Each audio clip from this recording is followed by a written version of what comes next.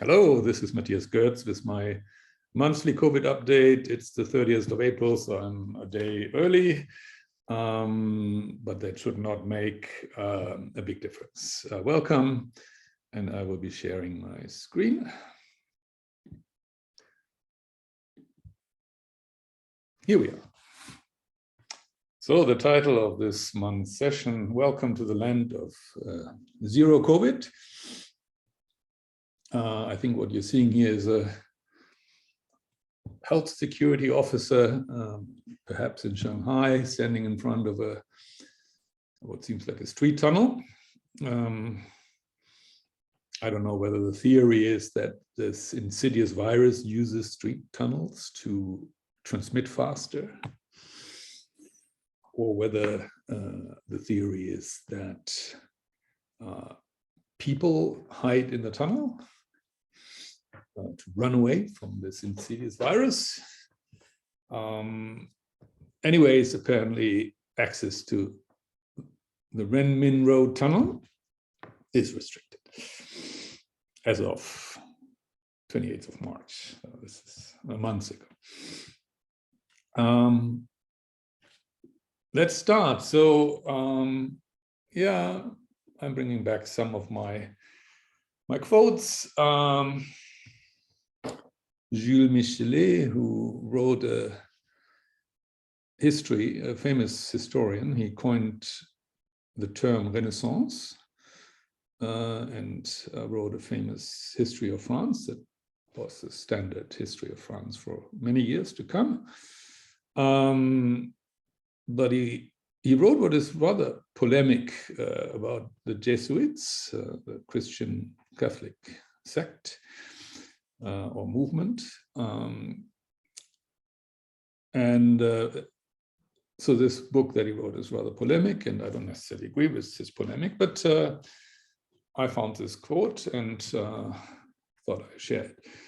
You read it for yourself.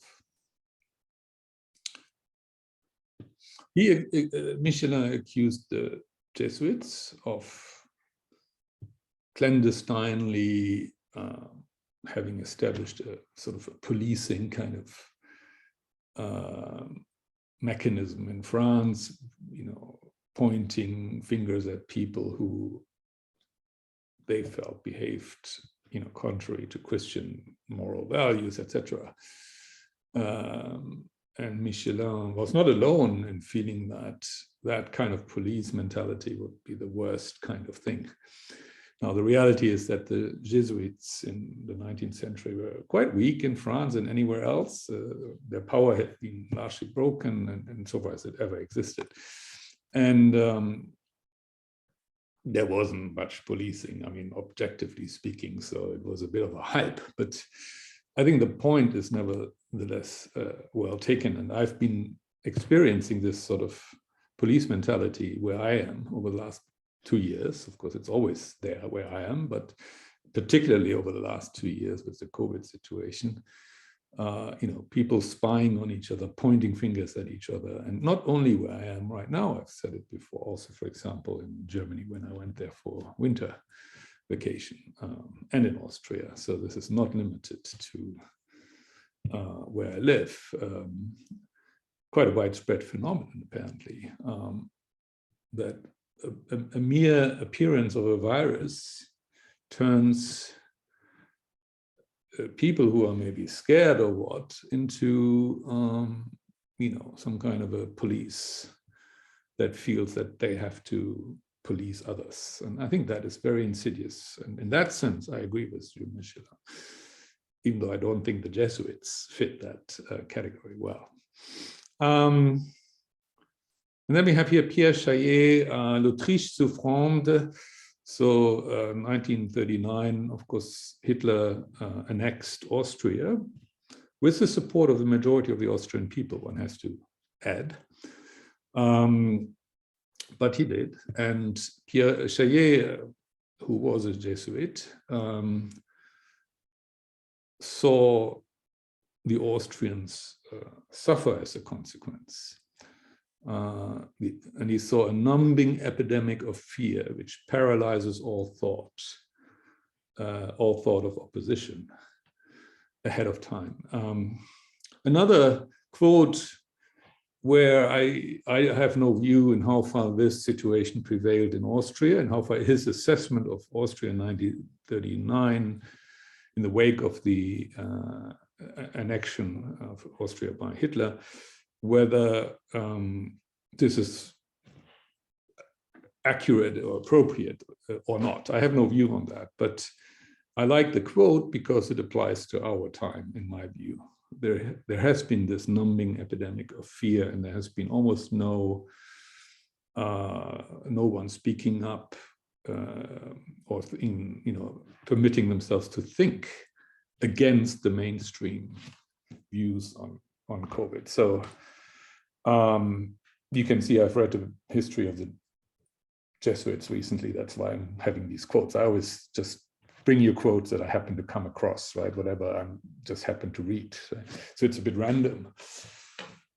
But these two I picked because I think they suit our situation actually quite well, irrespective of where they originally came from. It does suggest that nothing really changes, right? Plus ça change, plus ça, c'est la même chose, right? As everything changes, it still remains the same thing, right? So, yeah, those are my quotes. And here's one more quote. Karl Marx, our favorite: history repeats itself, first as tragedy and second as farce. You can apply that maybe to the invasion of the Ukraine, but I think you can also apply that to the COVID situation. If the early 20th century so-called Spanish flu pandemic was sort of the repetition of the Black Death as a tragedy, because many people did die, and it was quite dangerous because, remember, the flu can affect not just elderly people or people with,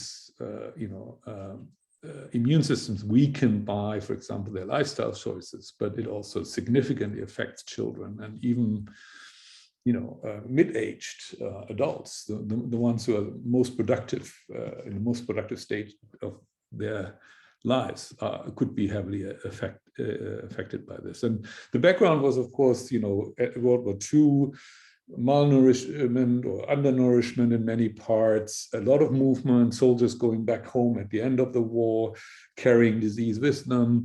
So a lot of movement in a situation where people's immune systems are generally weakened by the war and the circumstances of the war, including hunger and lack of vitamins and what.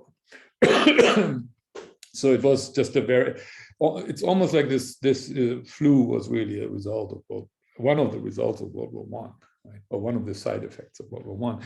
Had there been no World War I, presumably there would have been still a flu, but much, much less severe. The other thing that apparently came together with the war and its impact was 2 years of extremely bad weather in many parts of the world. So that was just a coincidence that is unlucky, right? But you could call that a tragedy. And, at the time, of course, people didn't have a lot of means to strengthen their immune system. They didn't have the vaccines we can produce now, for example. So maybe you could call that so-called Spanish flu. It actually wasn't Spanish in any way. It's been traced to US soldiers, but who knows, right, where originally it came from. And it doesn't matter, right? It's just sort of the word Spanish flu has become sort of common parlance, even though it's not in any way accurate or meaningful. Anyway, so I use it in apostrophes. But you could call that a tragedy, but certainly what happened in the last 2 years is a farce, right?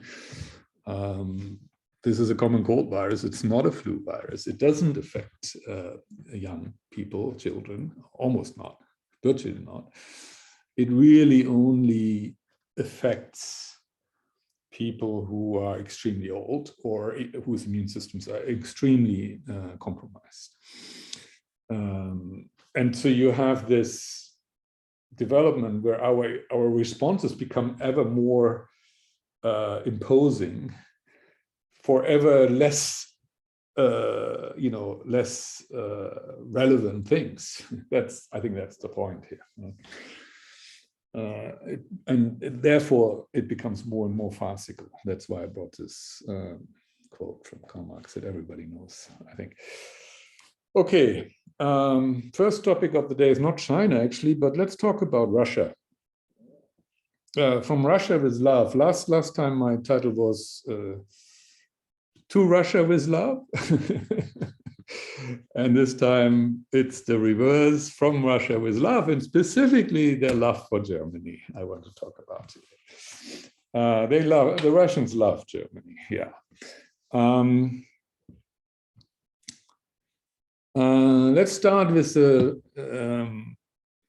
quote from the Financial Times from actually late last year when Merkel was still in government. It was just one of her last sort of things she did before she was replaced because her term had come to an end. Ukraine's new defense minister blamed Germany for blocking the supply of weaponry to Kiev through NATO, despite US warnings of a possible imminent invasion. This was in December, mid-December. Germany blocking the supply of weapons to Ukraine, okay? Now we are in April 2022, so in the meantime, the invasion has taken place. It started in February and is ongoing. Zelensky, the Ukrainian president, suggests that his country is now suffering the Russian aggression as a direct result of political decisions taken by Angela Merkel and Nicolas Sarkozy in 2008. Zelensky called out both former leaders for reportedly blocking Ukraine's admission to the NATO military alliance. Yeah, quite right, I think. As far as I can see, that's correct. Germany was the main, together, so Merkel together with Sarkozy, but I think especially Merkel was the driving force behind not letting Ukraine join NATO. If Ukraine was a NATO member today, in all likelihood this invasion would not have happened. Neither would have the annexation of the Crimea, because it's a whole different animal for Russia to invade a NATO member, given the Article 5 of the NATO agreement. So, yeah, I mean, if there's one person who you could point your fingers at and blame for this invasion, other than Putin and some people around him, it would be Merkel. And I think it is important to say that, and it is good to see that Zelensky is not shy to say so, even though he needs Germany's support, right? It didn't go down well in some parts of Germany, but it is essentially, I think, correct. Okay, now we are a week later, still in April. German politicians have reacted with surprise after Ukraine refused a visit by German President Steinmeier. The head of state recently admitted mistakes had been made in the past efforts at détente with Russia. So this refers directly to the same thing, because in 2008, when Merkel rejected or blocked Ukraine's admission to NATO, Steinmeier was the German foreign minister, and he's from the SPD. He's, the Social Democrats who historically are more pro-Russian. Merkel is actually not from the SPD. She's from the Conservatives, who are historically more skeptical. And her being an East German, she's in many ways particularly skeptical about Russia, but not least with the active lobbying of Steinmeier, did she block Ukraine's admission to NATO. And, just to be clear, there were some good reasons to block Ukraine's admission to NATO. I mean, the argument was Ukraine wasn't ready, it wasn't stable, it wasn't democratic enough. I don't want to get into that argument now. I don't I don't know the merits of that argument, and I don't think I want to spend time to investigate. But all I would say that there were, of course, some reasons given for the blockage. Whether those reasons were sufficient to put the Ukraine at a quite obvious risk, I'm not sure. Okay, but there were, of course, reasons given to be fair to all sides, right? And also, it wasn't just that Ukraine wasn't ready, but also that there was a general tendency in Germany, and I'll talk about that more, especially among the Social Democrats, to want to somehow find a way to cooperate with Russia, right? And I will talk about that in a moment, because it's not completely implausible, right? There's also merit in that view, right? But Steinmeier admitted it. In retrospect, it was a mistake. He didn't say exactly what was the mistake, but I think he was referring specifically to the blockage of the admission of Ukraine. Right? So if German politicians now react with surprise that Steinmeier is a persona non grata in the Ukraine, then I'm surprised at that. Of course, he's a persona non grata. If it was the current chancellor, I think Mr. Zelensky would, who is from the SPD, from the Social Democrats, Mr. Zelensky would welcome him because he needs every help he can get. And the current, acting chancellor is a very important player for him. He wouldn't reject his entry. But the president of Germany is a pure figurehead, and it happens to be the same person who engineered and architected the blockage of the Ukraine's admission to NATO, right? So there's no major damage for Ukraine to not let him into the country, not welcome into the country, and at the same time they can really send a strong message here. Merkel is no longer active, so Steinmeier is still active, so he's the one who bears the brunt now, but this was really Steinmeier and Merkel in tandem. But I think it's totally understandable, and I would say, well done, Zelensky. Right? It's a good move, right? I mean, it has to be said. It was, among other things, it was Germany that made this invasion possible. Right? And it has to be said. Now we have to move on from that, and Ukraine, as I said, needs Germany, but it has to be said, right? So I consider this a good move that they didn't welcome Steinmeier, right? Sorry. Okay, then we have, let me just clear this a little bit here.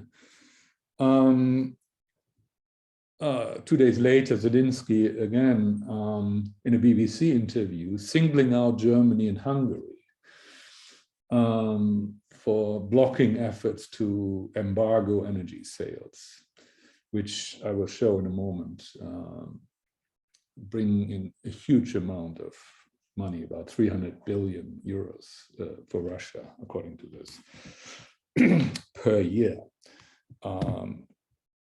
I have no idea why the BBC doesn't know that most energy contracts with Russia in euro. In fact, I don't know why the BBC doesn't seem to know that there is a currency called the euro. They have a tendency to then translate it into pounds, even though probably very little of that is denominated in pounds. And then in brackets, they give a dollar figure and they don't even tell you which dollar. So, I mean, this is one of those things about British media that I get really not upset about, but rather amused by, right? They just systematically deny the existence of the euro. These are not 250 billion pounds, and nor are they $326 billion, but they are actually about 300 billion euros. That's what they are, right? That Russia makes from their trade with, with Eurozone countries, right? And even non-Eurozone countries, because a lot of these contracts are in euro. Right? So don't allow the BBC to misinform you about the currencies here. Yes, I know they've just translated it into some other currency, but for what reason, I have absolutely, other than ideology, I have absolutely no idea. The euro is the most widely used, at least as a cash currency, the most widely used currency in the world. Not maybe as a investment or trading currency, which would be the US dollar. but as a cash currency, more people have euros in their pockets than any other, or in the bank account, than any other currency. So why the BBC doesn't know that there are euros and that these contracts are largely in euros, it defeats me. But apart from that, sorry for the digression, but I just have to make fun of that because it is just so silly. Apart from that, I think, it's quite right that Zelensky singled out Germany and Hungary. And I think that is, that is important to take note, right? That Germany is Russia's best ally at the moment, other than China, maybe India to some degree. But yeah, insofar as the West is concerned, Germany is Russia's best friend.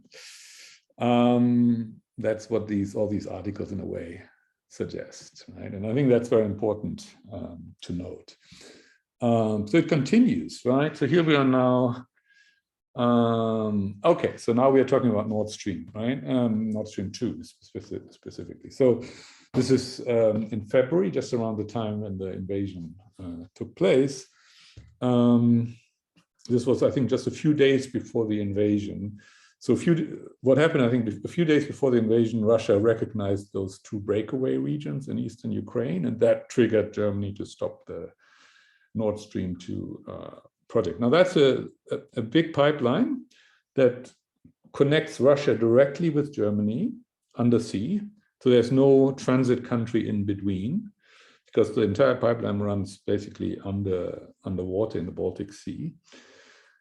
And it would basically double the capacity of Russian gas that could be transported directly to Germany. Let me show you some, some more data on this. So Nord Stream 2, sorry, some of this is from the German Wikipedia, so it's in German, but basically what it says is it's owned 100%, this Nord Stream 2 pipeline project is owned 100% by Gazprom, a Russian gas company. It's the chair of its supervisory board is none other than Gerhard Schröder, former German chancellor, and a big fan and friend of Putin. Yeah, and its capacity is 55 billion cubic meters per annum. Okay. Yeah. Then there is a company called Nord Stream. So this just now I mentioned is Nord Stream 2. Right? So the company Nord Stream runs the first Nord Stream pipeline, which has a similar capacity, in fact, slightly more, or maybe it's just overutilized, but which in 2020 transported 60 billion cubic meters of gas from Russia to Germany. So if Nord Stream 2, which has now been suspended, if that went online, it would be roughly doubling the capacity. Capacity doesn't always mean it being used right away, of course, but eventually, often this capacity then ends up being used. And it makes it possible to be used. Now, the Nord Stream 1, the original project, is 51% owned by Gazprom. And then the other 49% are for Western European energy companies. Okay, just to give you a picture. So what you see on this picture here is Russia in the east in orange, and Germany in the west in green. You see several major pipelines running over land, which are in this sort of turquoise color, from Russia either through Belarus and then through Poland into Germany and further west, or through the Ukraine. This is just some of them. There are some more further down in the south of Europe, towards Bulgaria, for example. But these are some of the major ones. So historically, gas from Russia has been transported to Central Europe via these land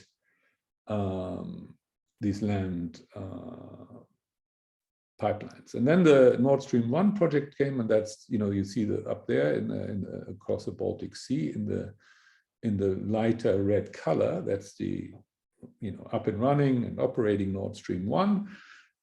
which last year or 2 years ago shipped 60 billion cubic meters of gas from Russia to Germany, which is a large amount. That's a lot of gas.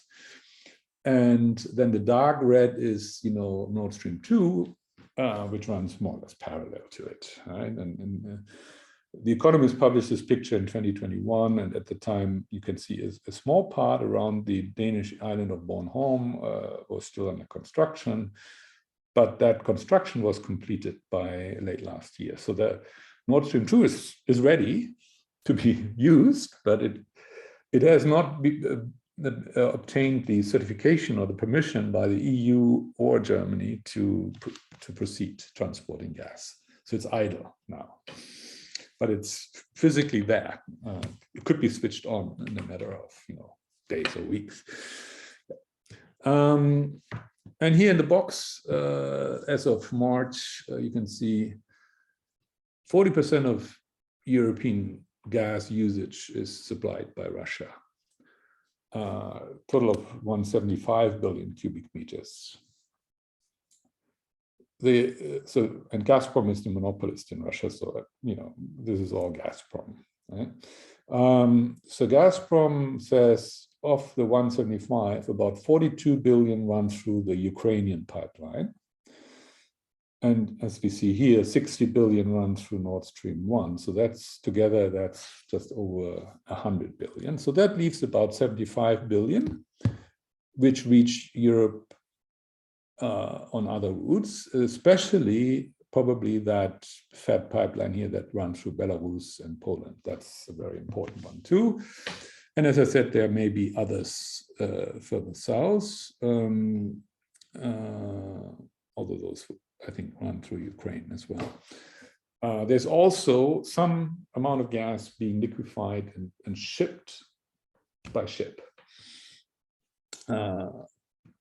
So you can see that if Nord Stream 2 went on stream with a capacity of 55 billion, it would immediately add 1/3 almost of total capacity. Yeah.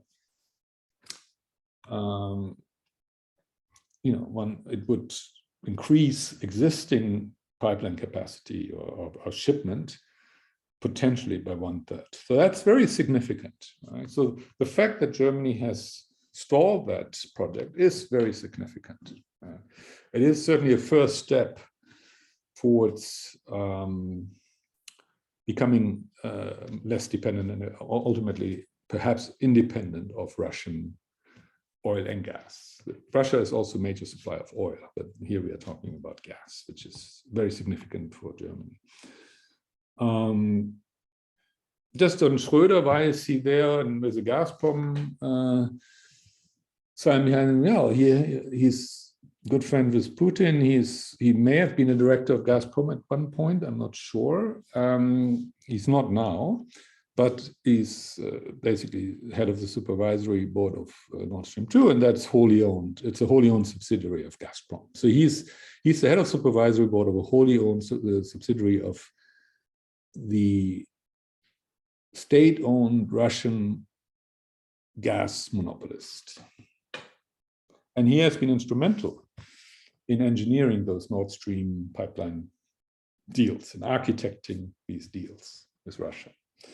And the idea was to say, I think the political idea behind it is to say, the reality is Russia is there, it's part of Europe, it's big, it's the biggest country in Europe in terms of population, bigger than Germany. Right? Russia has 140 million people and more than half of them are in Europe, I think. The rest is in Asia, right? They also, of course, have a very large area in Asia, east of the Ural Mountains. But I think the majority of the population is probably in Europe. And, Germany has 84 million, so that probably, insofar as Europe is concerned, they may be similar in size in terms of population. Right? Germany and Russia are the two big European players. If we're honest, right? France, yes, is number 3. UK thinks they are, but well, they always like to stay outside of Europe, so they don't quite know. but they are not one of the major players in Europe, and they haven't been for quite some time. They just don't really understand that, I think. The big players in Europe are Germany and Russia. And I think the idea, and they're very different political regimes and very different views on many things, but they are there, right? And I think the Germans, like Schröder, who are in his camp, would probably say we cannot get around partnering with Russia. We depend on their raw materials, just like China does or India does, and so on. But they are there, right? And if we don't have a amicable relationship with them, there's always going to be conflict, right? So I think the idea of these pipelines was to say, what if we tie Russia and Germany more closely to each other and create a mutual dependency? And that dependency is really mutual, right? Germany really needs this gas and Russia really needs those euros. Right? And if we create this mutual dependency, it will make Europe a more stable and more peaceful place, because it lowers the likelihood that Russia will go to war with us, Germany being part of NATO, right? Than with much of the rest of Europe, right? So that was, I think, the logic, and there's something to be said about that logic. Right? It's not completely nuts, right? In the long run, we have to find a way to peacefully coexist with Russia, and hopefully more than that, right? Get a rapprochement and a détente going. That was the word that Zelensky used, right? So I think there's a logic to this project. However, I think it's already long ago that it was clear that certainly Putin wasn't someone you could be very friendly with as a Western country, just because the way of thinking was just too separate. So with Russia in general, yes, but not with Putin, right? And he's been now the dictator of Russia for the last, 20 years or something. So I mean, that has been known for some time, that you can't really deal with Putin as if he was like a friendly partner, right? So I think that is the main criticism of this, right? The other main criticism is that it has even Nord Stream 1, with its 60 billion cubic meters of capacity, has reduced the amount of gas that runs through the Ukraine, especially. So when Gazprom says 42 billion cubic meters last year went through Ukraine, that is down from, a few years earlier, it would have been 50, 60, 70 billion cubic meters. So it's significant. It's still important, but the transit through Ukraine has decreased over the years, ever since Nord Stream 1 came on stream. And if Nord Stream 2 came on stream now, of course, it would further reduce what runs through Ukraine. And that's very significant for economic and political reasons. The economic reason is Ukraine makes money from the transit. So it transports Russian gas in the direction of Germany or Central Europe, and it gets a fee, a transport fee for that. It also maintains, obviously, the pipelines that run through there. Right? Even if the pipeline is maybe owned by Gazprom, I don't know.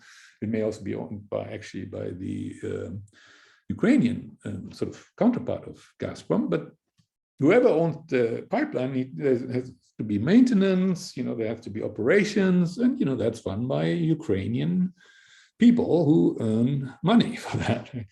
So there's a significant amount of money involved for Ukraine in just transporting this gas, through their country, even if they don't use the gas themselves, even if that gas ends up in Western Europe. So by bypassing the Ukraine, as well as Poland and Belarus, by having an undersea pipeline from Russia directly to Germany, these countries lose significant amounts of revenues, and especially for the Ukraine, that is quite a significant part of their annual budget. I'll show you in a moment.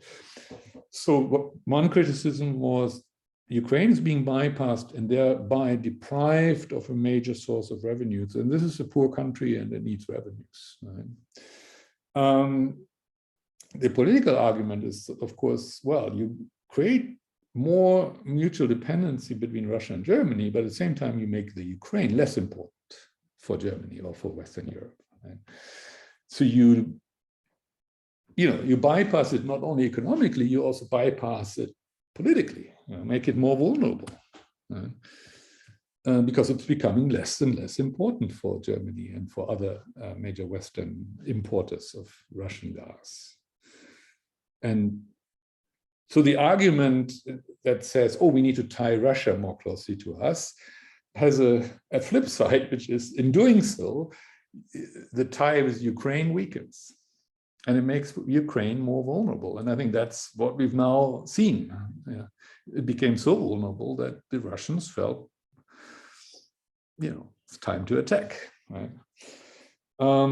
Anyway, so those are some of the historical circumstances of what's going on there. So, yeah, from Russia with love. Here, our beautiful, handsome couple, Putin and Schröder. This is obviously a while ago. Putin doesn't look quite as dapper anymore now. This is in 2005.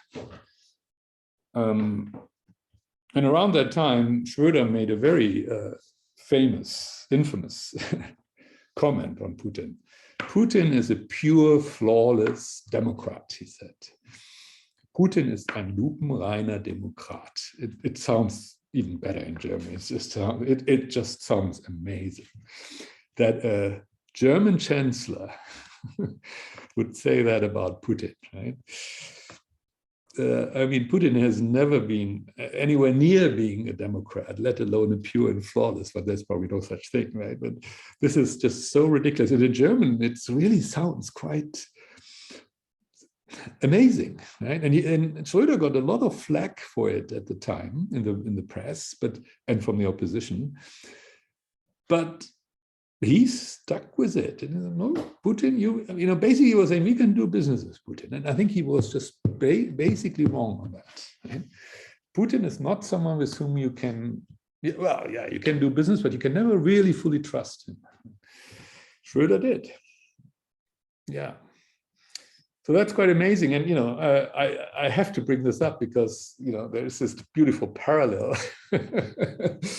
The famous Bruderkuss, the famous Brezhnev-Honecker kiss in East Berlin in 1979. They had some celebration for some event, right? Some anniversary or something. I think maybe the anniversary of the GDR, the German Democratic Republic in East Germany, right?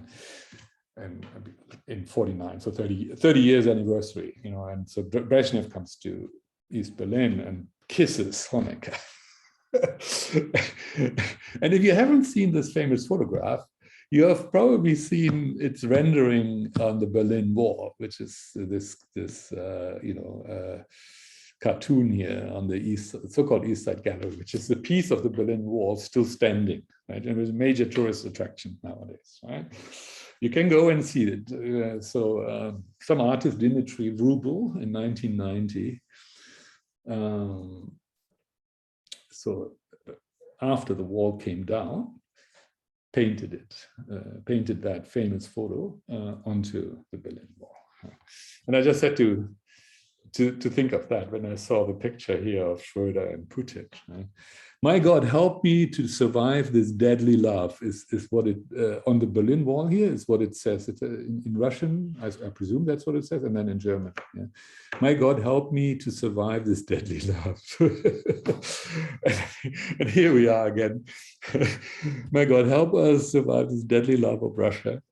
And of Putin.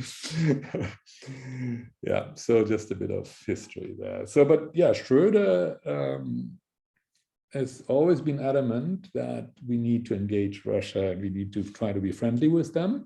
As I said, there's some rationale for that. I don't dispute that at all. I have some sympathy for it, but it was very clear long ago that Putin wasn't the guy with whom to do that. We should have done that much more with Yeltsin, but we didn't. Timing was wrong. Of course, Schröder was not chancellor when Yeltsin was around. So, yeah, or not long enough to do something there. So I don't remember exactly how they overlapped or not, but yeah. And maybe Putin wouldn't have liked Yeltsin anyway. Sorry, Schröder wouldn't have liked Yeltsin anyways. I don't know. But with Yeltsin, you probably could have done something. And we didn't. We failed at that time. And then Schröder comes too late and says, now let's do it. But then you don't have a Yeltsin anymore. You have a Putin, and that's a very different kind of animal.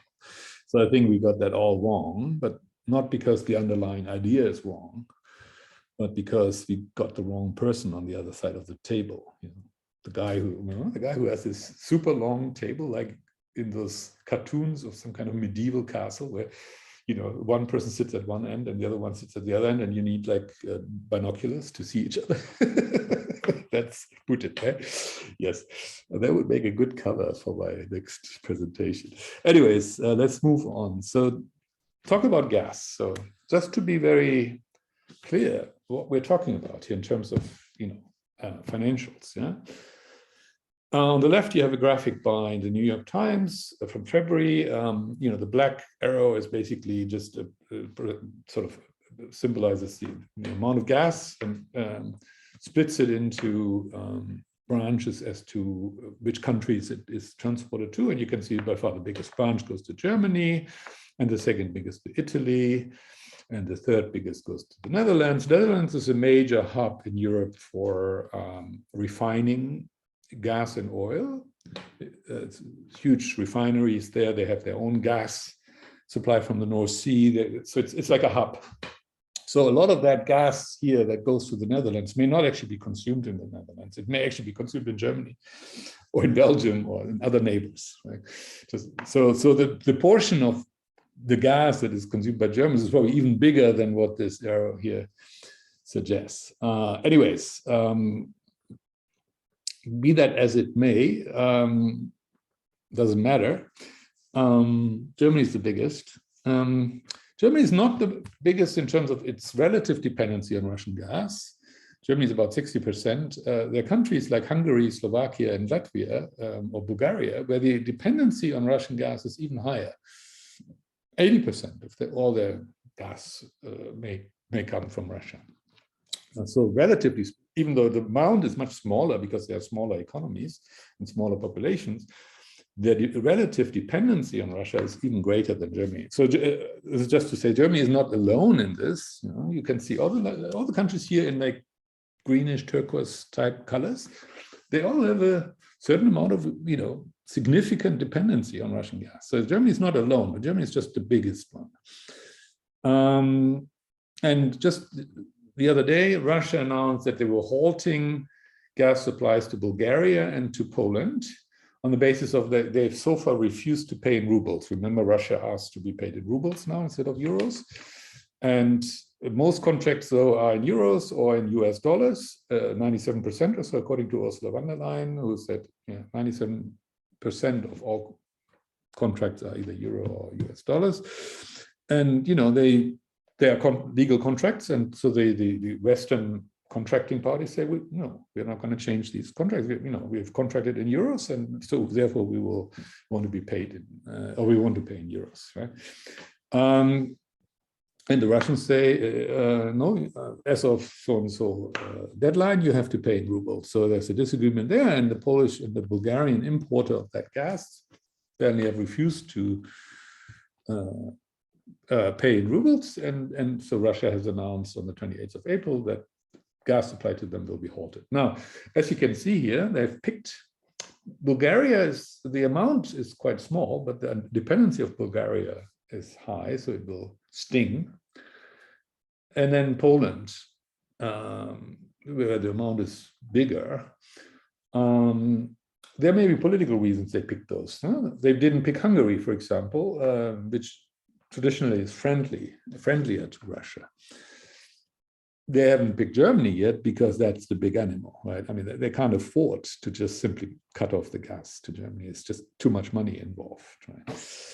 But if you want to cut off Bulgaria and Poland, is a warning shot on the part of the Russians, right? And say, look, we mean it, right? And I think there are a lot of importers in Western Europe now who are seriously saying, well, maybe we have to comply, right? Because our whole business goes away. And plus, of course, the gas is needed in industry and in households and so on. So, so the Russians are playing hardball here, but step by step, right? Let's see how that escalates. But the reason I say they cannot really afford to cut off Germany is because it's the bulk of this. And, just look at the numbers on the right now. So this shows, the amount of euros Russia is paid every day in millions of euros, okay? Every day for gas supply to the EU. And it runs from 1st of January this year to, well, some early March. So I don't have updated data now. We are in, late April, right? So this is not quite updated, but it gives you an interest. I find it very interesting. So what you see here is that the green line I just sort of put in by hand an average of daily payments, which fluctuate a little bit naturally, between 1st of January this year and the day before the invasion started, which is 23rd of April, 23rd of February. And you can see it was basically stable at about 200 million euros per day. 200 million euros every day. Okay? That's 1 billion euros in 5 days. That's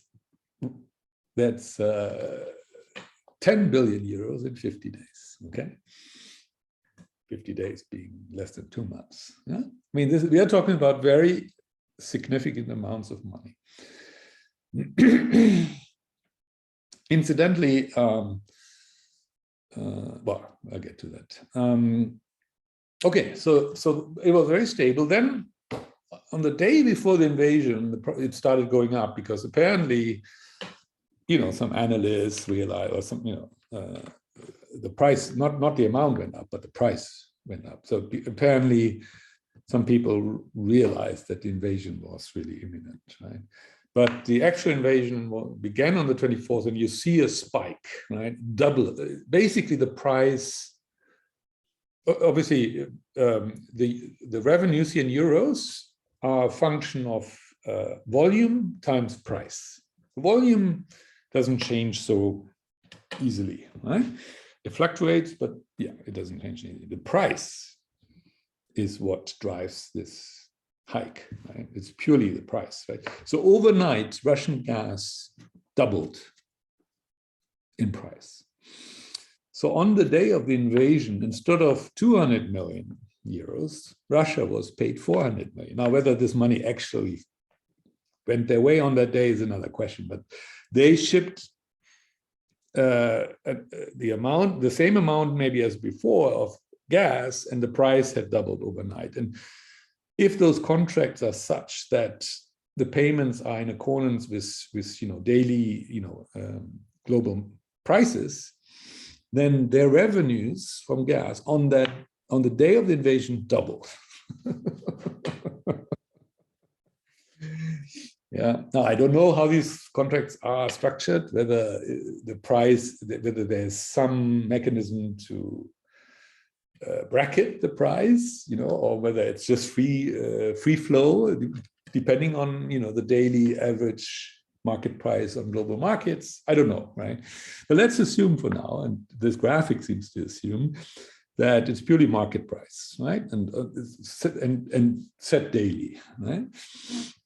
So on the day of the invasion, Russian revenues from European gas sales doubled. And then they dropped back a little bit the next day, but basically they remain high and by March 3rd, they were 3 times as high as in the stable period before. Right?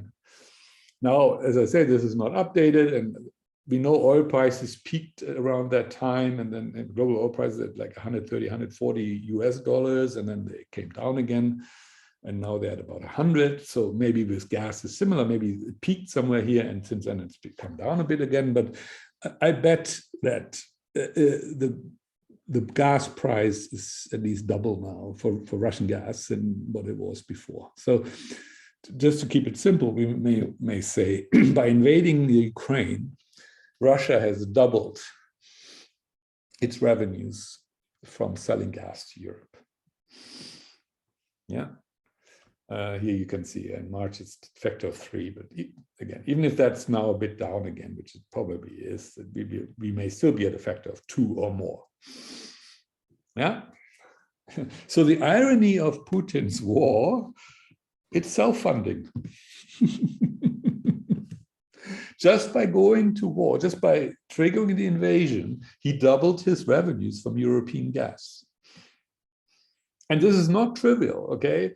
Europe is by far the biggest economic trade partner for Russia. It's 67%. It's 2/3 of all Russian trade is with the EU. In comparison, the US is 3%. Just to be very clear, the US has almost no leverage economically on Russia. UK is also about 3%. The EU is 67% of Russian trade. And a lot of that is, it's both import and export taken together, but a lot of that is, of course, European imports from Russia. And a lot of those European imports from Russia are oil and gas, especially gas. So this is a very significant part of the total trade for Russia. It's the whole world. Their second largest trading partner is China, which has about 20-something% of their trade. Yeah? The EU is 2/3, 66, 67 or something like that, percent of all Russian trade. Just to be very clear, because in the media that I perceive that is never really clarified. Here where I am, most information and interviews and so on are with the US, right? The US has almost no trade relations with Russia, and therefore they have very little leverage. I mean, they talk about sanctions all the time, but the US is almost nothing they can do. It is all the EU that is the one that has real leverage over Russia, but so does Russia over the EU, right? Because of this mutual dependency. That's why it's not so easy for the EU to just say, oh, we're just not going to import any gas anymore. My mother has a gas oven. You know, last month I asked her, I said, you have a gas oven to heat her heating system in her house, right, in winter. Yeah? Her heating system in her house is gas fired. I asked her, remind me, do you have a gas oven? She says, a gas heating system? And she says, yeah, like most households in Germany. It's very common. Yeah, and of course in winter, usage is very high because it's cold, right? So you have to heat the house all day long. No, parts of the house. And I told her, do you know that 60% of your electricity bill, or your not that too, but 60% of your gas bill goes straight to Putin? Because Germany has about 60% of all our gas comes from Russia. So assuming that my mother is representative of the average, 60% of the bill she pays every month goes to Putin and to Russia to fuel this war. And my mother was like, oh, those poor Ukrainians. And she grew up in World War II. She was like 6, 7 years old, and the bombs came, and she had to hide in the basement, and it was all very terrible, I'm sure. And she has this memory, right, from her childhood. And so she goes, oh, those poor Ukrainians, I feel for them. I can relate to, being bombed in like Mariupol, or, yeah. And I say, do you know? And then I asked her, are you using gas for your heating? And yeah. And I said, do you know that 60% of the money you pay every month goes to Putin? And that's what's funding the invasion of Ukraine. Your money is funding those bombs. Ooh, she didn't like that. No, she admitted to it. But she said, look, I can't freeze, can I? I mean, I can't just stop my heating. I mean, it's cold in Germany in winter. I said, yeah, no, don't don't stop heating. I said, but just, don't follow this hypocrisy about, oh, this is all so terrible. But it is Germany, above all others, that is funding this war. Right? It is my mother, among many, many millions of others, who are funding this war. It's not her fault that her her heating system is gas powered. I mean, there's been a long-standing policy in Germany to use gas, and I come back to that in a moment. You can't blame the individual household for that, but at least you can create that awareness, right? And say, look, and so maybe you start thinking about, is there an alternative, right? Or can you use less of it, right? At least don't be hypocritical, right? Oh, those poor Ukrainians, but then you pay for the bombs that are being dropped on them. Nolens volens, right? Not willingly, but at least you have to be conscious of it, and then you can start talking about what to do about it, right? And I think politicians in Germany are starting to think about what to do about it. I know, but a bit slow, right? Yeah, so that's my mother. Okay, so here's something from March 14th. Russian gas will continue to flow through Ukraine. Here's the next irony, right?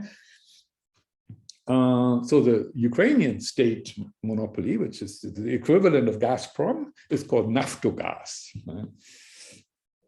And they say 42 billion cubic meters run through their pipelines. Yeah, that's more or less consistent with the number we saw earlier, 43, here they say 42, but depends on which day you look, right? But yeah, they admit that this amount of gas has been run through here and that prices are at a record high, but still, he says we need to continue doing it, right? So the Ukraine, it's not only Germany funding those bombs that are dropped on the Ukraine itself funds those bombs, right? Because the Ukraine continues to transport Russian gas that has just become twice as valuable as before, thanks to the invasion. They continue to transport it through to Western Europe. You would have thought that the Ukraine would say, no, stop immediately. I mean, on the day of the invasion, we stop because it helps the Russians fund their war effort. But no, they didn't stop. On the contrary, they say we need to continue. here's the best part. He's blaming the Nord Stream 1 and the Nord Stream 2 for taking, well, Nord Stream 2 has been halted, as I said, but Nord Stream 1, which is operating, and as I said, last year was almost 60 billion cubic meters, so more than, all the pipelines that Ukraine uses taken together. And he says here the Ukraine has actually 90 billion cubic meters spare capacity. So basically, the Nord Stream 1, the 60 billion they transport, they are completely taken away from Ukraine. They would previously, before it was constructed, would have been most likely run through Ukraine, maybe through Belarus and Poland as well, but a lot of that would have run through Ukraine. So the Ukraine has already suffered very significantly from Nord Stream 1, right? And they're asking that Nord Stream 1 be sanctioned and be stopped, right? So that more of the gas runs through the Ukraine, so they can get more revenues from the transmission of that gas, right? Because they will say, yeah, we need to have money to defend ourselves against the Russians. But the Russians make much more money from this gas that runs through the Ukraine than does Ukraine. Ukraine just gets a certain percentage of fee, right, for the transport. It doesn't, I think it doesn't own the gas. The gas is owned by Gazprom until it's shipped maybe to some point that has been agreed. At that point, ownership is transferred to the Western European gas company that is the partner of Gazprom, right, on the other side. Right? So at no point is the gas actually owned by Ukraine. It's just like if you allow a freighter aircraft to fly through your airspace, you may get a fee for that, but whatever is on that aircraft, you don't own that, right? Or if you allow a ship from another country to ship into your waters and use your ports, you may get a fee for that, but you don't own the goods that are on that ship, right?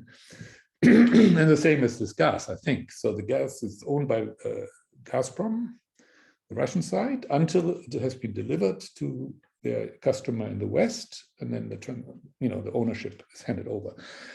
while it is running physically through the Ukraine, through that pipeline, Ukraine doesn't assume ownership of it. I don't think so. So Ukraine doesn't benefit from the price hike, right? Unless their fee was somewhat linked to the total value of what's shipped, but it's unlikely. Usually those fees for transport are fixed, right? I don't know, right? But most likely their fees are not affected by, they're only affected by volume and not by the price of gas, is my guess, right? If they ship more, they will get more fee, right? But if the price of the gas goes up and down, it doesn't affect the transport company. In other words, the whole windfall from the invasion goes to Russia. Yeah? However, the Ukraine, as long as the gas runs through their pipelines, they get their fee, right? So basically, this guy is saying, by all means, let the Russians earn like a fortune every day from gas shipped through Ukraine, as long as we get our little cut. And he's blaming the Nord Stream 1 people for taking part of that cut away by bypassing the Ukraine, right? Rather than talking about, oh, shit, we are funding the Russians' invasion of our own country by continuing to ship their gas. Nobody's talking about discontinuing that shipment. So that's very ironic too, right? Now, the Ukraine's revenues from this transit fee are about $2 billion US. And last year it was down by 25%. And as I said, it was probably down in previous years as well. So it's been coming down because of Nord Stream 1. But still, their fees will have been higher in the past, but they're still at $2 billion a year. That's not trivial for a country like Ukraine, which has a fairly limited government budget. That's quite a significant amount of money for them. So it's understandable that they say, please don't cut off more, and please, Germany, stop your Nord Stream 1 so that the gas goes back through our pipeline, so at least we get that money, right? But it is very ironic. I mean, why don't they just say to the Germans instead, well, can you please make up for the shortfall and just give us the money? We need, or the EU, just give us money, right? Which the EU is doing, and the US especially is doing. So, but they literally beg to be allowed to transport more Russian gas through their pipelines. Russia being in the process of invading them. I mean, that is really, really ironic, right? And you might say, yeah, but the gas is the same. And if instead of through Nord Stream 1, it runs through Ukraine, they get money. If it runs through Nord Stream 1, they don't get money. So otherwise, all other things are being equal because the price isn't dependent on that, and the volume isn't dependent on it either because there's capacity there. So yes, I logically I understand that argument that they say, all other things being equal, we are better off if that Russian gas runs through our pipelines and not Nord Stream 1. Yeah, ceteris paribus, all other things being equal. I understand that logic. It's rational, but it is very ironic that a country that has been invaded begs to serve that invading country, Russia, more with their services. That is very ironic. So I think you can see all these ironies here. I think what this says is there's this mutual dependency of Europe and Russia, and it makes this invasion and what the invasion triggers so ironic, right? I mean, it's ironic that Russia can basically fund the invasion just by invading. So the invasion itself triggers such a price hike in gas and oil prices that Russia basically, it funds itself. In fact, maybe Russia makes a profit on the invasion. I don't know. I mean, they lose a lot of material every day, and they lose economically because of sanctions and so on. But they also substantially gain from the increase in gas prices, right? And the increased gas prices will continue to be there probably as long as the invasion goes on. So the Russians have an economic incentive to keep the invasion going. And in a very funny way, the Ukrainians have an incentive too to keep it going, because as long as the invasion is going, they can, back the West for goodies and, money and these kinds of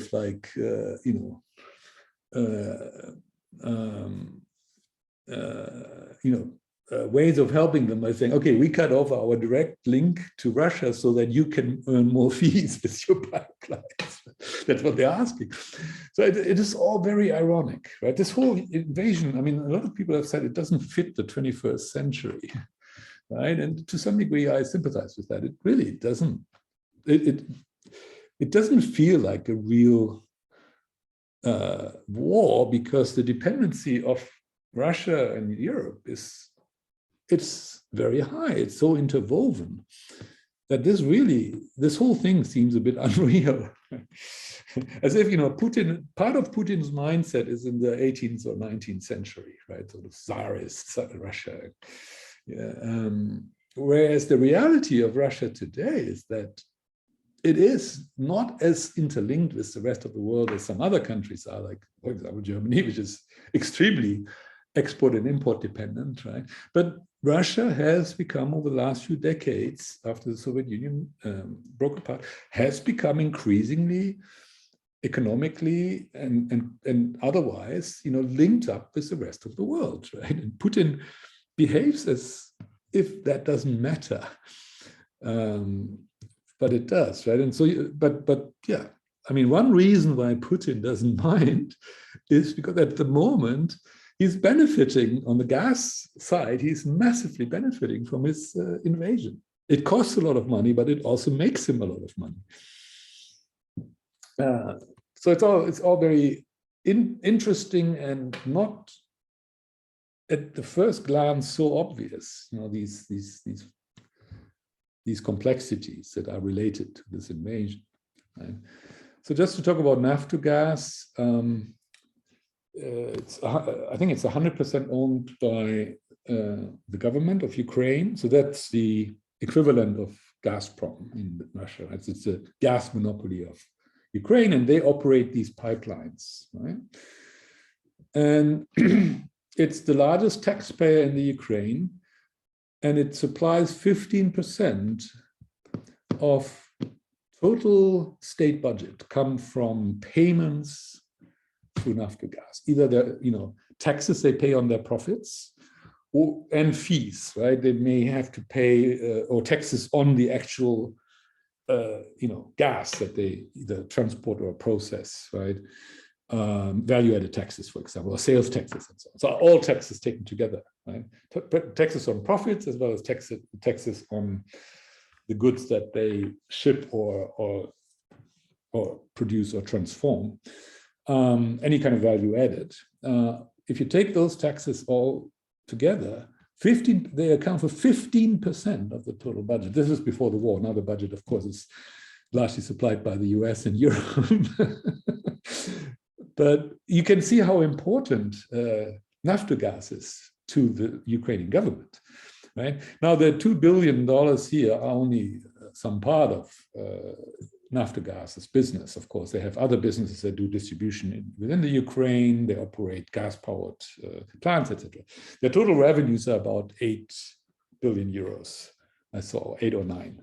So these $2 billion out of 8 or 9 billion euro revenues. So it's like 1/5, 20% of Naftogaz's revenues, right? But still, right? So out of the 15%, 1/5 of that is what, about 3%. 3% of the total state budget is supplied just by this transport of gas, right? And as I said, it was much higher before Nord Stream 1 came on stream. So if Nord Stream 1, if what the guy said on the previous page, if please stop it. On this page, please stop it. If Germany actually did that, and the gas would then be redirected through Ukraine, this amount would easily double, right? More than double, right? So instead of $2 billion, maybe it would be $5 billion. And then, which again, then out of 8 billion euros total revenues would be more than half. Well, but not quite true because it adds on top of the total as well. So it would be maybe, instead of 20%, it would become 30 or 40%. Of all the tax money that goes from Naftogaz to the government. Right? meaning about 5% or more of the total budget. Right? So it's significant. Right? Significant. It's not as significant as you might have thought, but it is significant for the Ukraine. But it's so ironic that they say, please, please, please let us transport Russian gas. And on every cubic meter, Russia at the moment earns a fortune, which it uses to fuel its invasion. So it's very perverse. Let's continue with this love story here. Yeah, there's another thing I just missed, but Naftogaz has been involved in quite a lot of corruption scandals. And there is a view here that a lot of their profits or fees or whatever revenues are being sort of privatized in some way or another through corruption or through illegal, irregularities. And and end up in the pockets of Ukrainian billionaires. So basically, Germany and the EU, their consumers, German consumers and EU consumers, basically they give Gazprom 500 million euros a day, just to say a number, right? Gazprom pays 2 to 4 billion euro to Modstream per year in fees. And it pays just under 2 billion euro per year to Naftogaz. It also pays, because it's 50% owned by government, it pays significant profits, taxes, and fees to the government of Russia. And out of some of that money that it pays to Naftogaz goes into the pocket of the Ukrainian government after the Ukrainian billionaires having, hived off their share. Maybe Mr. Zelensky should first of all stop the corruption, and then he would probably keep a lot more of the revenues from Naftogaz. Instead of asking the Germans to stop Nord Stream 1, he should first of all look after his own procedures there. But anyways, that's another story. But it is so funny, right? Basically, the German and the EU consumers are funding Putin. They're also to some degree funding Zelensky, and those two people are at war. It's a great picture. From Russia with love to Germany. Thank you, Germany. Thank you for doing that. Cool. So the irony of Putin's war is it doesn't only fund Putin's own war, it also funds his invasion, right? It also funds Zelensky's war. Right. And there is a nice cartoon here that's actually dated before, just before the invasion, 12th of February, so just before the invasion, in Der Spiegel, very reputable German weekly magazine. So what you see is, I think on the one side, the Ukrainian tanks, and on the other side, the Russian tanks, and you have Germany. This is maybe Olaf Scholz, the chancellor, like this sort of ice cream and popcorn seller in a movie cinema, going around, popcorn anybody, ice cream anybody, so dishing out to both sides. And that's exactly the story I tried to tell on the previous slide, right? Germany's funding both sides. Not entirely, but to a significant amount. And Germany itself is just sort of the popcorn seller there. Love this cartoon. Okay, now to talk about Germany a bit. So you may say, well, why is Germany so bent on Russian gas? And I guess the story there is that, in a nutshell, apart from the politics of wanting to, tie with Russia and have a mutual dependency and so on, and Russia doesn't have very much to offer to Germany except, well, two things. One, raw materials that it can supply, and to consumers who can buy German goods, right? So the Germans happily export their cars and consumer items and whatnot to Russia, but to have some kind of a balanced trade, they want to import something as well. And the only thing that Russia really has to offer to Germany is its raw materials, and especially oil and gas. Right? Yeah, I mean, they are also a big vendor of weapons, but the NATO members, as a matter of principle, don't buy Russian weapons. Right? So that would be the other item Russia has to offer. They have good weapons. Right? But yeah, from the German point of view, to have trade with Russia, to not have a purely one-sided trade, which no country in the long run would really accept, they have to import something from Russia. And what they most like from the things that Russia has to offer is gas. So there's a political dimension there, or it's like a trade dimension, but there's also, importantly, an environmental dimension. So here the Green Party in Germany has been sort of a natural ally of the Social Democrats and saying, yeah, we also like the Russian gas, right? Why? Because one, Germany is committed to gently phasing out fossil fuels that are considered very dirty, namely lignite and black coal, of which Germany has their own domestic supply, right? But even though Germany has these mines in-house, so to speak, it has committed to slowly phasing them out, even though that means, jobs are lost and right? Why? Because they're considered the dirtiest in terms of CO2 output, the dirtiest of all the options, right? The other thing Germany has done under Merkel is to decide to exit nuclear. Nuclear is here at the bottom, the violet color. Quite a significant, in 2002, quite a significant part of Germany. This is just electricity generation. This is not total primary energy consumption. So it doesn't include like fuel for cars, for engines or something like that, right? Liquid fuel. This is only fuel that goes into power generation, okay? So but that's a big chunk of total power, fuel consumption. But there are other things, right? So just to be clear, but this is electricity generation, and one of the between 1/5 and 1/4 of all feedstock was nuclear, right?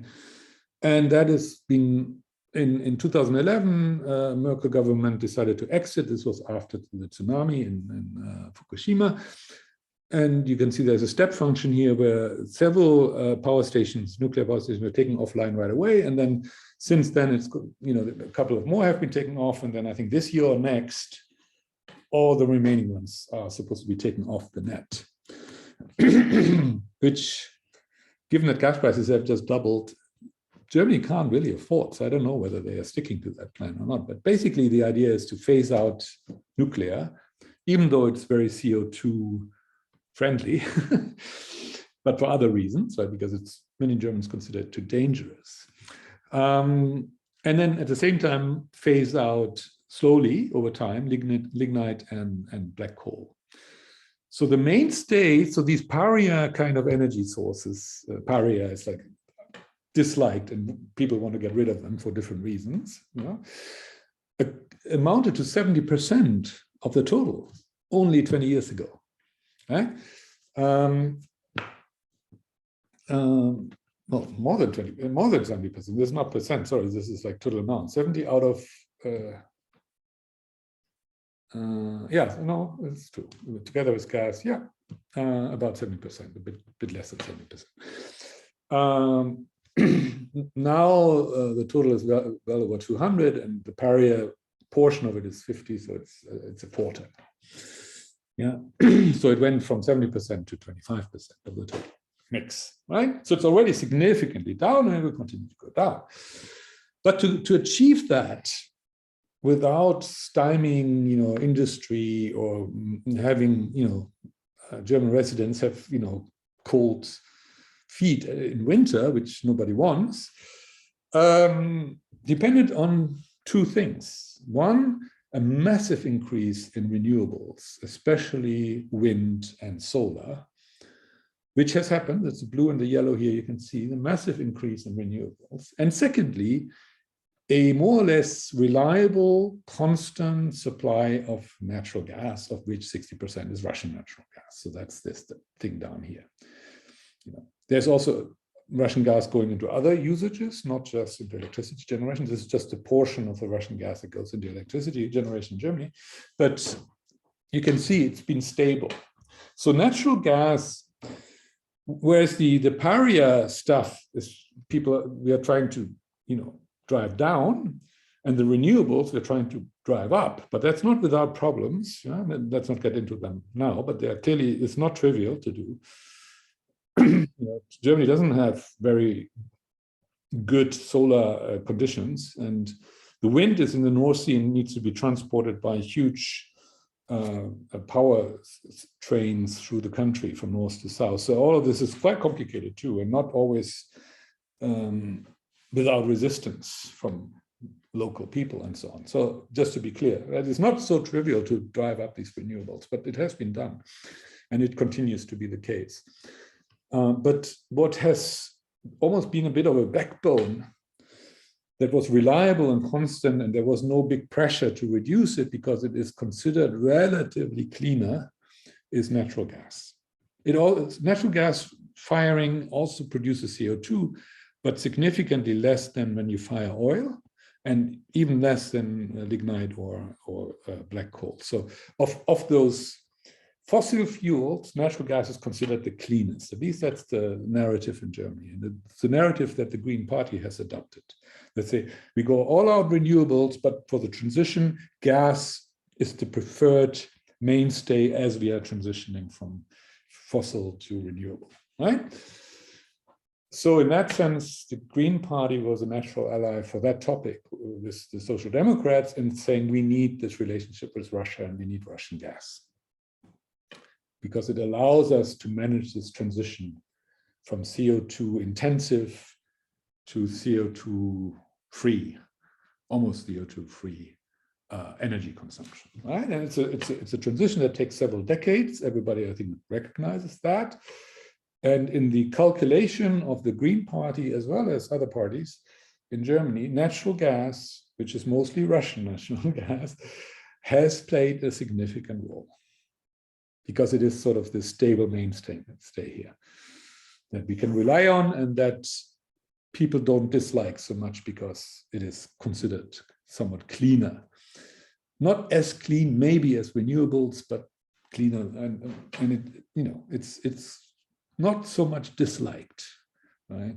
Even wind, as I said, is disliked by many people because to transport the electricity to the markets where it's actually being consumed, you need huge amounts of electric pylons and cables, huge, massive investments, that cut right through the countryside, right? And right past towns and villages, right? And a lot of people don't like these huge electricity transport arteries right in the backyard. So don't assume that wind or solar is like that easy, right? And natural gas was like almost everybody's like, not darling, I wouldn't say darling, but fallback, a sort of a acceptable fallback. Yeah, and that's, I think, is one reason why Germany has been quite dependent on Russia. So in addition to the political and maybe just the pure economics of having to trade and exchange, Germany actually loves Russian gas.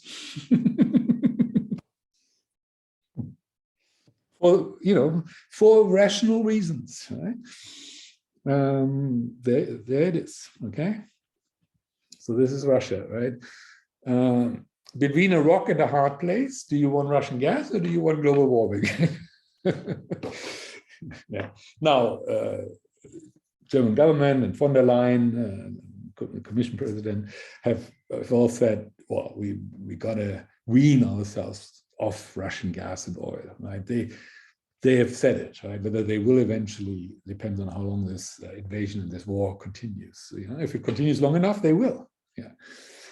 But it takes years, right, to do that. But they have taken steps, and some European countries that are less dependent have taken more radical steps, but they can do it because they're less dependent. Germany cannot be that radical. That would just be irrational because there's so much industry and households hanging on this. It would be, a government would be toppled in like no time if it just said, "Oh, we'll just close off the gas supply." I mean, it would be the end of any government in Germany. Yeah, so they have to take it step by step, and maybe. And for the Greens that are now part of the government, right, is especially hard because their biggest goal when they were founded in the 70s was to get rid of nuclear. And that is now on the verge of being achieved. As I said, the plan, I think, was this year or next for the last nuclear stations in Germany to be closed, right? A major, major goal for the Greens. In fact, that's their DNA. That's how they got started as a party in the first place, was their opposition specifically to nuclear power. It wasn't that they were a broad-based green, environmental. That came a little bit later. It came along. But their original battle cry was get rid of nuclear.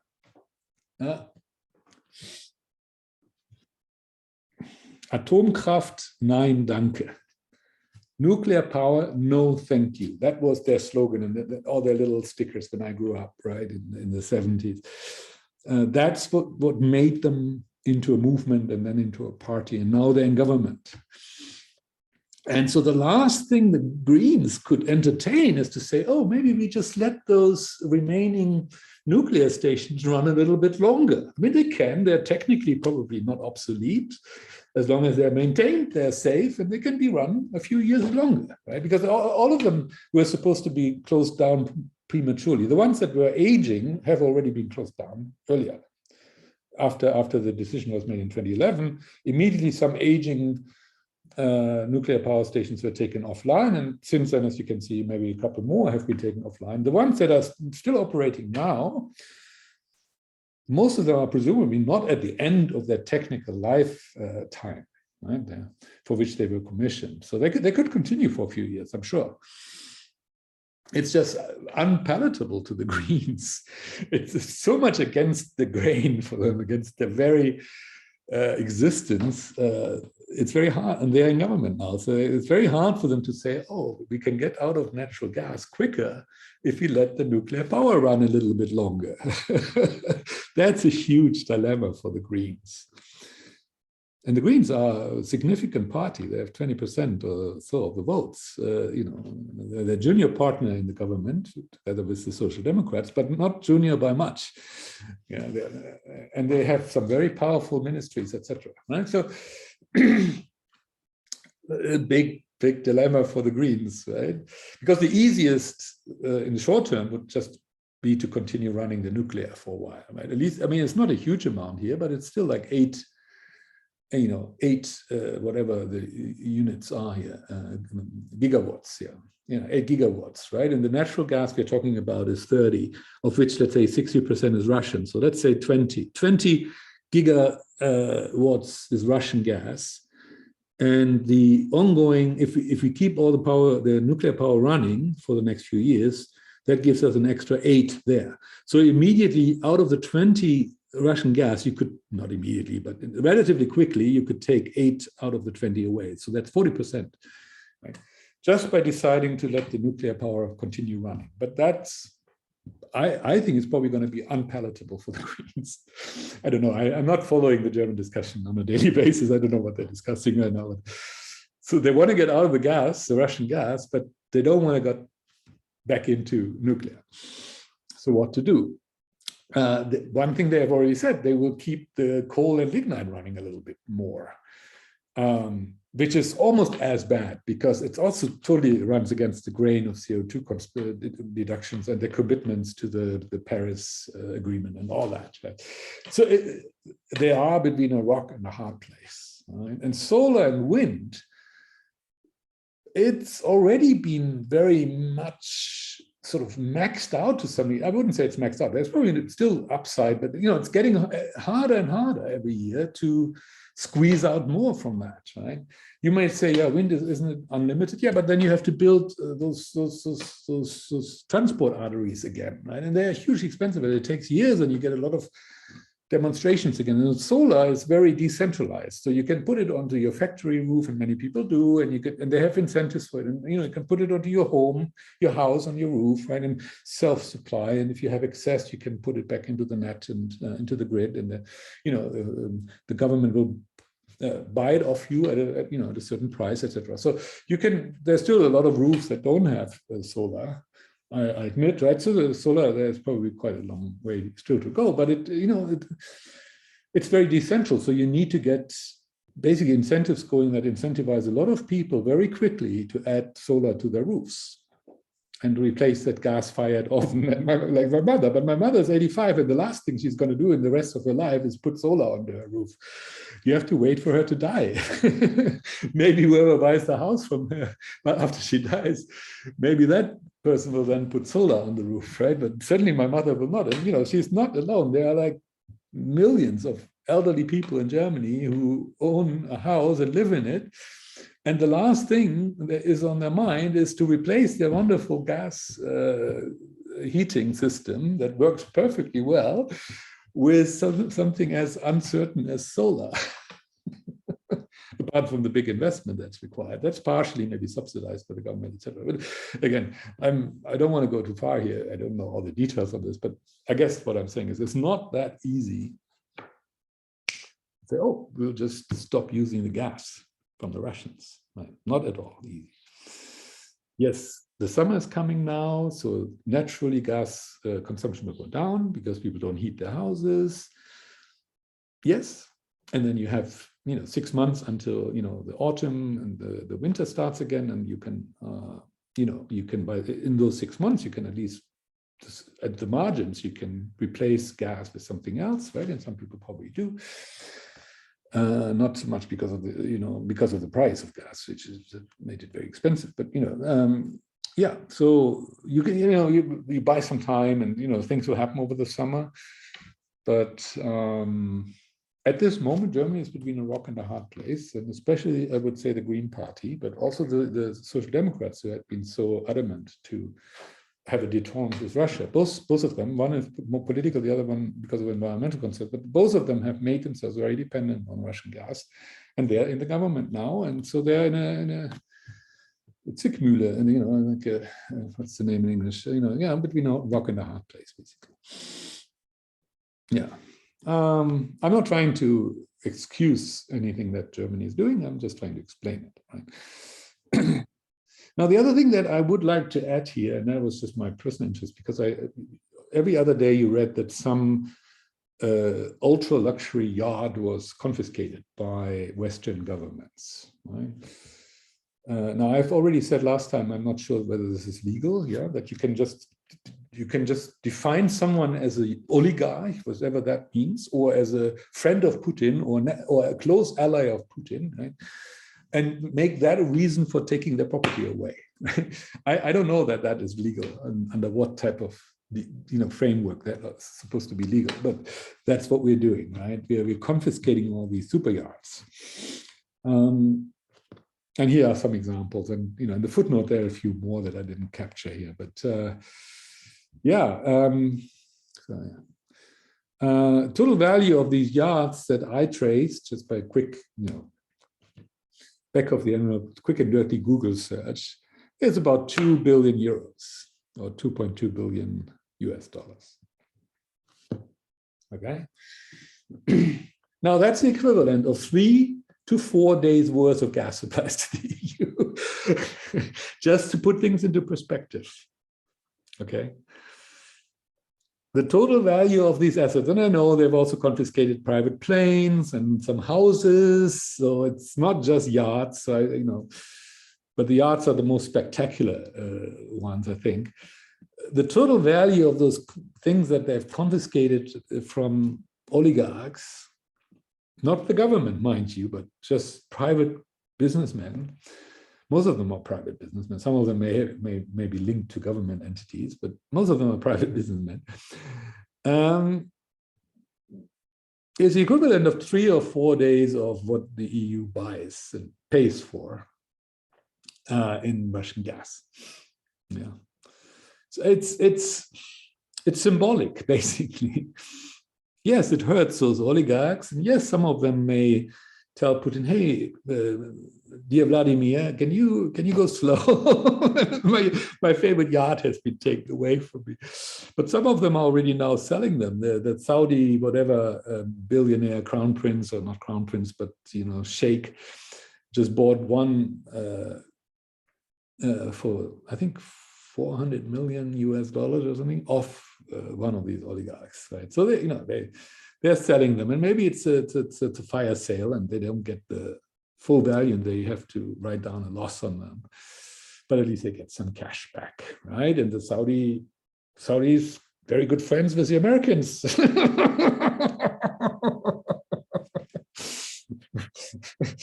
Never mind human rights issues. So yeah, let the Saudis buy those yachts. So it's all very funny. I don't really care about super yachts, but I just wanted to know how big is this? Because it's made into such a big deal, like this confiscations. And as I say, I think it's legally, to me, it's very dubious, because these are private businessmen whose property is being taken away from them without due process, right? It seems to me as a layperson. So I find this all very, very funny and dubious and strange and slightly silly. But then you look at what it's worth a rounding error. It's worth 3 to 4 days of gas supplies. Now the war is already going into its third month, so that's already 60 to 90 days. You get me? I mean, this is so absurd. I call it gunboat diplomacy, 21st century style. Gunboat diplomacy in the early 20th century was you would force a foreign government into doing something against their will and against their better knowledge by sending a heavily armed gunboat into the harbor and saying, "We'll shoot at your government buildings unless you do what we want you to do." That was gunboat diplomacy in the early 20th century. So now we're in the early 21st century, and it's changed. We no longer send our battleships to scare and awe other people. No, we take their property away. Or not even the property of those people who are actually making these decisions, such as Putin, but rather the property of people who we deem to be somewhat close to Putin, right? Whatever that exactly is supposed to mean, right? And I have no doubt that some of these oligarchs are, or maybe all of them, are close to Putin, because in a dictatorship, the only way to do big business is to be close to the government. So there's no other way to do it, right? You can't even blame them for that. In their political context in which they are operating, they cannot help but try to be close to the government, because otherwise the government would just pull the plug on them, right? So in a way, by definition, they are all close to Putin, but that is not a reason. So are many others, right? I mean, everybody who wants to do business in a place like Russia, in some ways or another, has to be collaborating with the government. It's inevitable, right? So to take their property away just on the basis of that seems utterly wrong, I guess. But what I'm saying on this slide is, not only does it seem utterly wrong, it's also immaterial. It doesn't move the needle. Sorry, it's just symbolic. So I don't really know what it's supposed to do. Let's talk about the Ukraine, and I talked about this before. Last time I showed some charts about where are the Russian speakers, and thinking about what might be the war objectives for Putin now. What you see on this chart is, first of all, a map of Ukraine. The green area is the one that is not occupied by Russian troops, and the pink colored is where the Russian troops are at this moment. This is actually about 12 days ago, so the Russians have actually made some gains in some areas in the Donbas. But despite their concentrating their efforts onto the Donbas and the south and east of the Ukraine. And despite officially kind of, or semi-officially launching an offensive there about 10 days ago or so, so far they haven't made a huge amount of headway, which is interesting, and I'll talk about that. But just to talk about, where, I mean, one of the reasons Putin says he invaded, he doesn't call it an invasion, he calls it a special operation, but he invaded, is that, he wants to liberate or, protect, Russian-speaking groups in the Ukraine, and they are significant. And so what I show here is that the fat line to the east and to the south, meaning Crimea and Donbas, in those regions, above 50%, and in some parts above 75% of the population are Russian-speaking. Doesn't mean they're ethnic Russians. They may consider themselves ethnic Ukrainians, but Russian is their first language. Right? And I'll talk about how this came about, this sort of Russianization of the Ukrainians in those parts. I'll talk about that in a moment. But so the fact is, in the Crimea, also the majority of people actually consider themselves ethnic Russians. In the Donbas, the majority consider themselves Ukrainians by ethnicity, but Russian-speaking. And then you have the dotted line, which is in the south and east of that dotted line, more than 25% are Russian speakers. And what you generally as a tendency have is that in the cities, the proportion of Russian speakers tends to be much higher in industrial zones. In the countryside and in the villages, it tends to be a lot lower. The small towns are often entirely Ukrainian speaking. But the big cities and the areas where there's a lot of heavy industry, those tend to be often Russian speaking.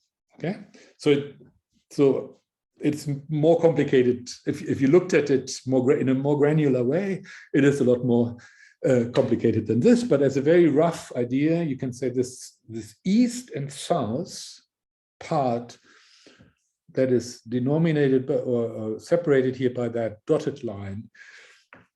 Broadly speaking, that's the part of the Ukraine where the Russians may feel, isn't that really Russia?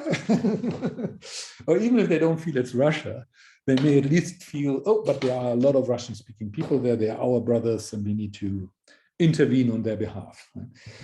I mentioned before, it's not just Putin who wanted this war. There's actually, probably at this moment, maybe still a majority of Russians who support it. We don't know exactly. And I mean, in a dictatorship, it's never, I mean, you don't even know whether the polls that are being taken properly and in an unbiased way and so on. And of course, all the media, not all, but most of the media are controlled by the government. So I mean, anyways, people don't get access to the truth, right, via the media. So whatever their opinion may be, it has to be qualified by that, right? I mean, you can't really have an opinion if you're if you live in a dictatorship, right? It's not really possible to, well, it is possible, but it's very hard to have an independent opinion on anything, right? So yeah, but the fact of the matter, it seems to be that a lot of Russians in Russia up to now have been supportive of this intervention, and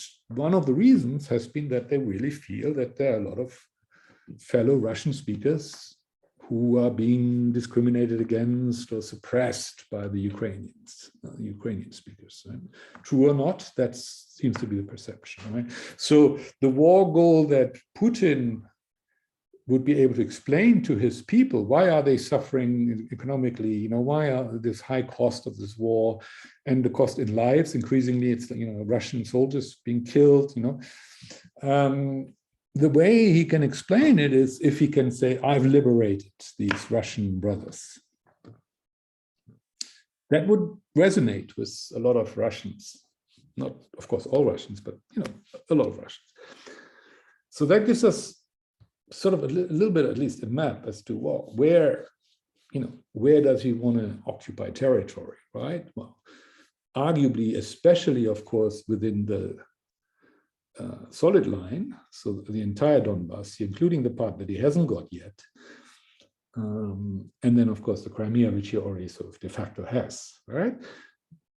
But having said that, there are good reasons to assume he wouldn't stop at that. He would want to go even further because, you know, there are areas down there that have significant amounts of Russian speakers, especially in the cities. And then there are, of course, strategic things. If you want to carve off territory from another country and absorb it into your own country, or even if you keep it like semi-autonomous or whatever the solution, you want to make it controllable, right? So that's where this land bridge, this Mariupol land bridge comes in. That, you know, it's been talked about so much. It's the land linkage between the Crimea and the Donbas is very important strategically, right?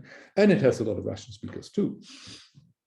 So, I mean, you should not assume that once he's got it now, that Putin is ever going to give that up again, because that linkage is strategically very important.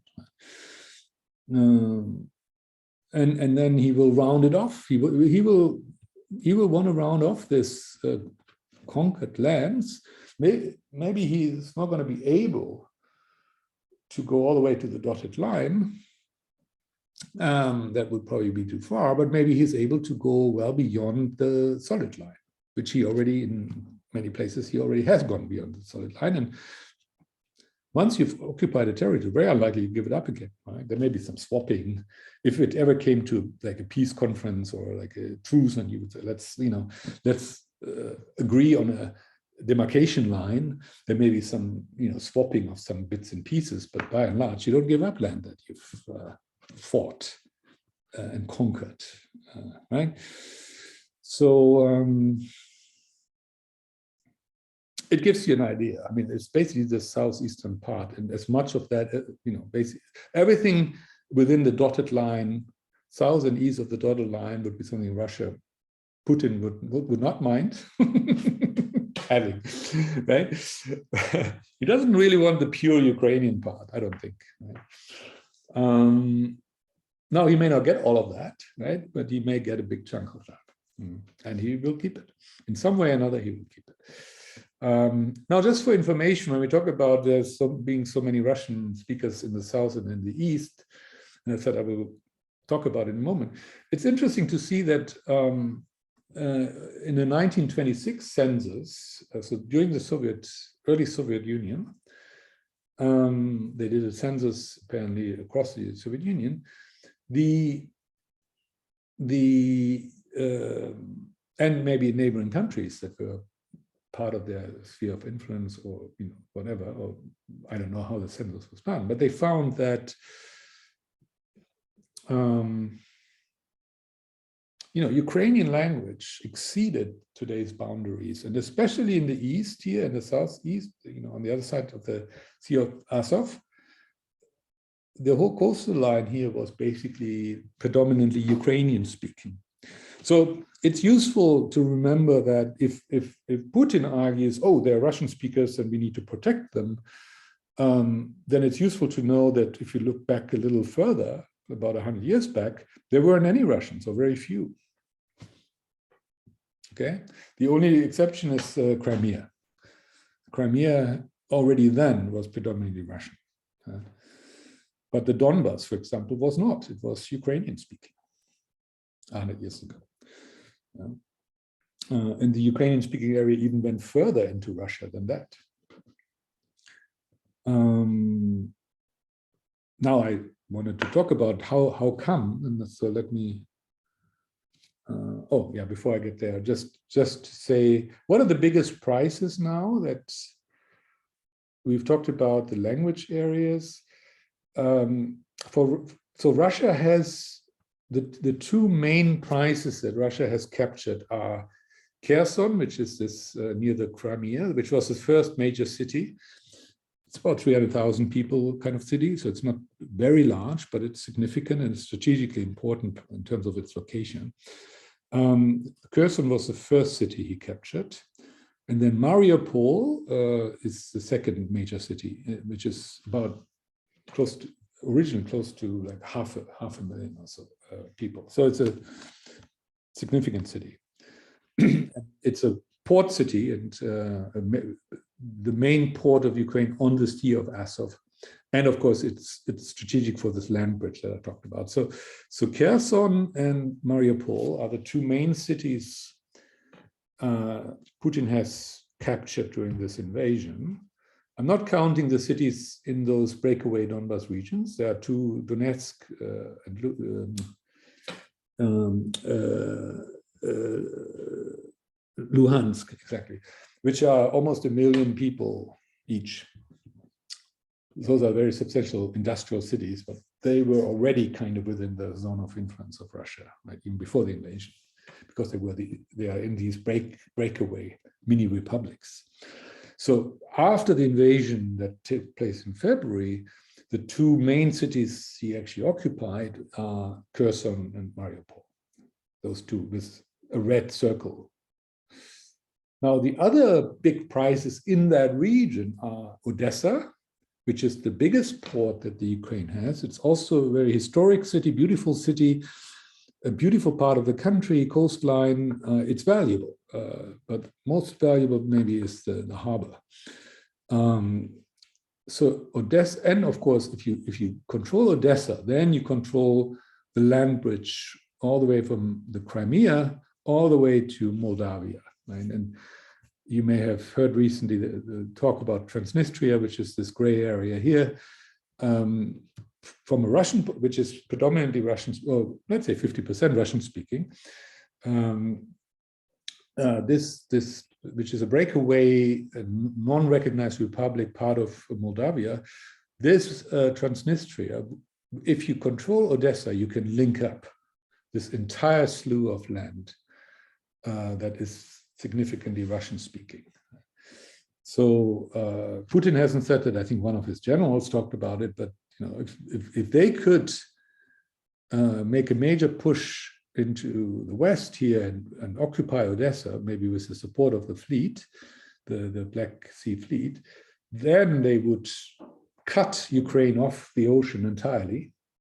Ukraine would become a landlocked country, which is very significant for such a big country not to have a harbor.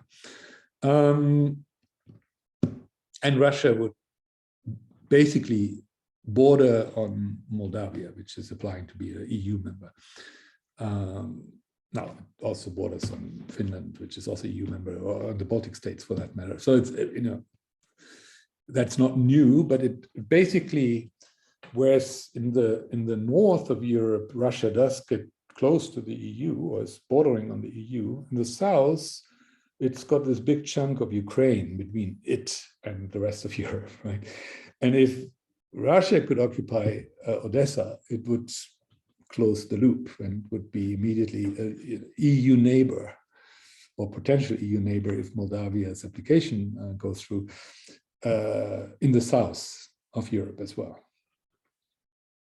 Yeah, so that's very significant. This whole slew of land here is strategically very important to Russia. So in a way, Odessa would be a big prize. Whether they are able to conquer it is another question because of the strong resistance by the Ukraine and the weapons supplies from the West. They may not. They may not be able to get it, but they would love to, right? The other big prizes are Kharkiv, which is this city here, very close to where the current front line runs, and it's been hotly contested. In fact, the Ukrainians have launched something of a counteroffensive there to make sure that they keep Kharkiv. So at the moment, Kharkiv is Ukrainian, and they do everything they can at the moment to keep it that way. But that would be another big prize, because Kharkiv is actually the second biggest city after Kiev, more than 1 million people. So it's really a very significant city, bigger than Odessa even in terms of population. And the third one that is could be a big prize is Dnipro, which is here in the middle here. Also about 1 million people, inhabitants, at the heart of this whole region here. There's some areas which are industrial. And there's also a lot of agriculture here. So this whole region down there is basically the breadbasket, where a lot of that grain supply that Ukraine normally does into the rest of the world comes from that region. And Dnipro is sort of at the heart of that. So that's in a way another big price. Yeah. So Odessa, Kharkiv, and Dnipro are the ones that Russia would love to get if they could, right? And of course, Ukraine would love to not give them, right?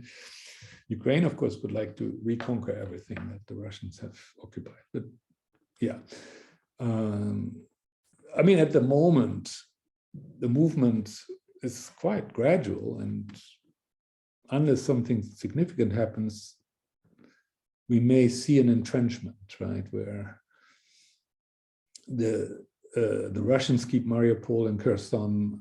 The Kherson is contested. You know, and Ukraine has been launching some counter-offensive in the Kherson area. I think they're really trying hard to get Kherson back. You know, Mariupol would be very difficult to get back because it's stuck in the middle. But at least at the moment, looks like Ukraine is able to defend places like Odessa and Dnipro and Kharkiv. So that's the current situation. So I wanted to talk about how come that you know, that Ukrainian language area used to be even bigger than what it is today, and there were very few Russian speakers. And you know, one thing that is interesting, if you look about 250 years back, the whole area here in yellow was called wild fields or wilderness, and it was very sparsely populated. There were virtually no cities. They were mostly semi-nomadic folks living a lifestyle not so different from the Scythians, you know, when the Greeks first colonized parts of the Crimea or the Black Sea coast, you know, 2,500 years ago. Until the 18th or 19th century, not very much had changed in those parts that are yellow here for 2,500 years. People were still largely semi-nomadic, herders, maybe some degree of agriculture, small towns and hamlets, and no cities, no industry. So it was Ukrainian speaking, but very sparsely populated. So it's almost not very meaningful to talk about it is Ukrainian speaking. There were almost no people there. It was a wilderness, right? And it was a borderland for the main political actors. And those were 3 or 4. The Russian Empire in the northeast, the Habsburg dominions, you know, Holy Roman Empire, emperor, who was at the same time, of course, master of the Habsburg lands in the west. Then a very significant Central European state called the Polish-Lithuanian Commonwealth, which at that time, as you can see here, stretched deep into what's today the Ukraine. So in fact, the majority of what's today considered the Ukrainian borders, the majority of that land actually at that time belonged to this Polish-Lithuanian Commonwealth, which was really a Polish-Lithuanian-Ukrainian Commonwealth. But it was very stretched, and all the southeast of that country, so the yellow line would be the boundary of the Polish-Lithuanian Commonwealth. It stretched very deep there into this yellow wilderness, but it was just borderlands for them of very little commercial economic value, though maybe of strategic value, right? As a crossroads between north and south and east and west. And then to the south of those 3 European players was the Ottoman Empire, which at that time, at the beginning at least of the second half of the 17th century, still occupied the entire Black Sea coast. Either it was Ottoman territory or it was vassal states, you know, Crim Tatars or the Golden Horde, you know, so there were various political entities along the coast of the Black Sea that in some way or another all were vassal states of the Ottoman Empire. So what you see on this map is that I've put some red arrows and some blue arrows, which are to indicate it was the Russian Empire and the Habsburgs who were the sort of expansive powers, pushing into this land that we now call Ukraine. It was the Polish-Lithuanian Commonwealth on the one hand and the Ottoman Empire on the other, who were sort of receding, step by step being pushed out. That's what these arrows here indicate. So the bottom line there is it was in the second half of the 17th century, so about 250 years ago, that Russia first really made significant inroads into the territory we today consider Ukraine. Before that, there were no Russians there. There were Ukrainians. Ukrainians and Russians are very closely related ethnically, so let's be clear on that as well, right? But they were even then already considered two different ethnicities and also different languages. Closely related, but different. So in today's usage, the so-called Donbas, which most analysts use that word for certain Ukrainian provinces here, right? So that's the word Donbas, how it is used is usually that part. It firmly, in the second half of the 17th century, firmly was part of that wilderness. There was literally nothing there in terms of human civilization, except some semi-nomadic people. It was empty land. It's like the prairies in North America in the mid-19th century. There were some American Indians there hunting, yes, but largely unpopulated and in a certain way up for grabs. At least that's the perception always of those people who are expansionary, right? Oh, empty land up for grabs. No, it wasn't entirely empty. There were American Indians hunting there, and they needed those hunting grounds for their survival, and they had developed a culture and a way of living that was appropriate for that prairie area. But as soon as the white men started building trains running through that, they started to take it away, right? And you have something similar here in this part of Eastern Europe. About 100 years earlier. You imagine this yellow area just like the American prairies, and imagine the Russians and the Habsburgs are just like, you know, the eastern states and then California after the gold rush, and from both sides they were just starting to really impede onto that largely empty land in between. Right? And that's really what started to happen in the second half of the 17th century. And then it accelerated, okay? Yeah. So today's Donbas, 250 years ago, was empty. There were very few people. They will have been Ukrainian speaking, but there were very few of them. There were no Russians. Okay? Now fast forward to 1921. This is a nice, kind of like a Soviet propaganda poster, but you know, it's indicative, and it reads in Russian: "The Donbas is the heart of Russia, the beating heart of Russia." Imagine that. I mean, this land that 150 years earlier had been basically empty, within 150 years had become the beating heart of Russia. And why is that so? Because not only because Russia conquered it, but under Russian rule, the Industrial Revolution came that way. It came late in Russia, generally, but it came, right? It came mostly in the second half of the 19th century, right? So sorry, this is not 150 years apart, this is 250 years apart, sorry. Yeah. In the second half of 19th century, industrialization happened. And what happened is that here around the Caspian Sea, there are major gas and oil fields. That's, by the way, one of the areas where all that gas is coming from today, right? There's gas and oil, and even Hitler knew that. That's one reason he wanted to expand all the way to near the Caucasus, right? Because there were major gas and oil fields there that he also wanted to tap into, right? So down here, it's not shown, but down there is a major gas and oil. Now, the Donbas has coal. It had been known for some time that there was coal, but the really, you know, systematic mining of coal only happened in the 19th century, right?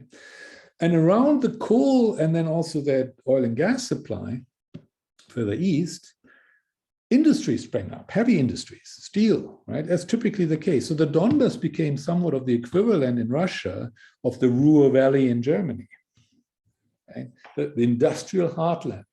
So from being virtually empty, within 200 years or so, it became the heartland of Russian industry.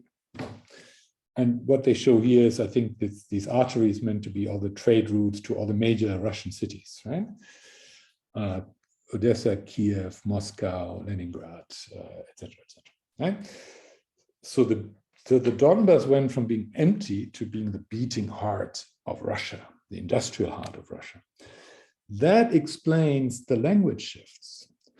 So before it was purely Ukrainian speaking, but there were almost no people.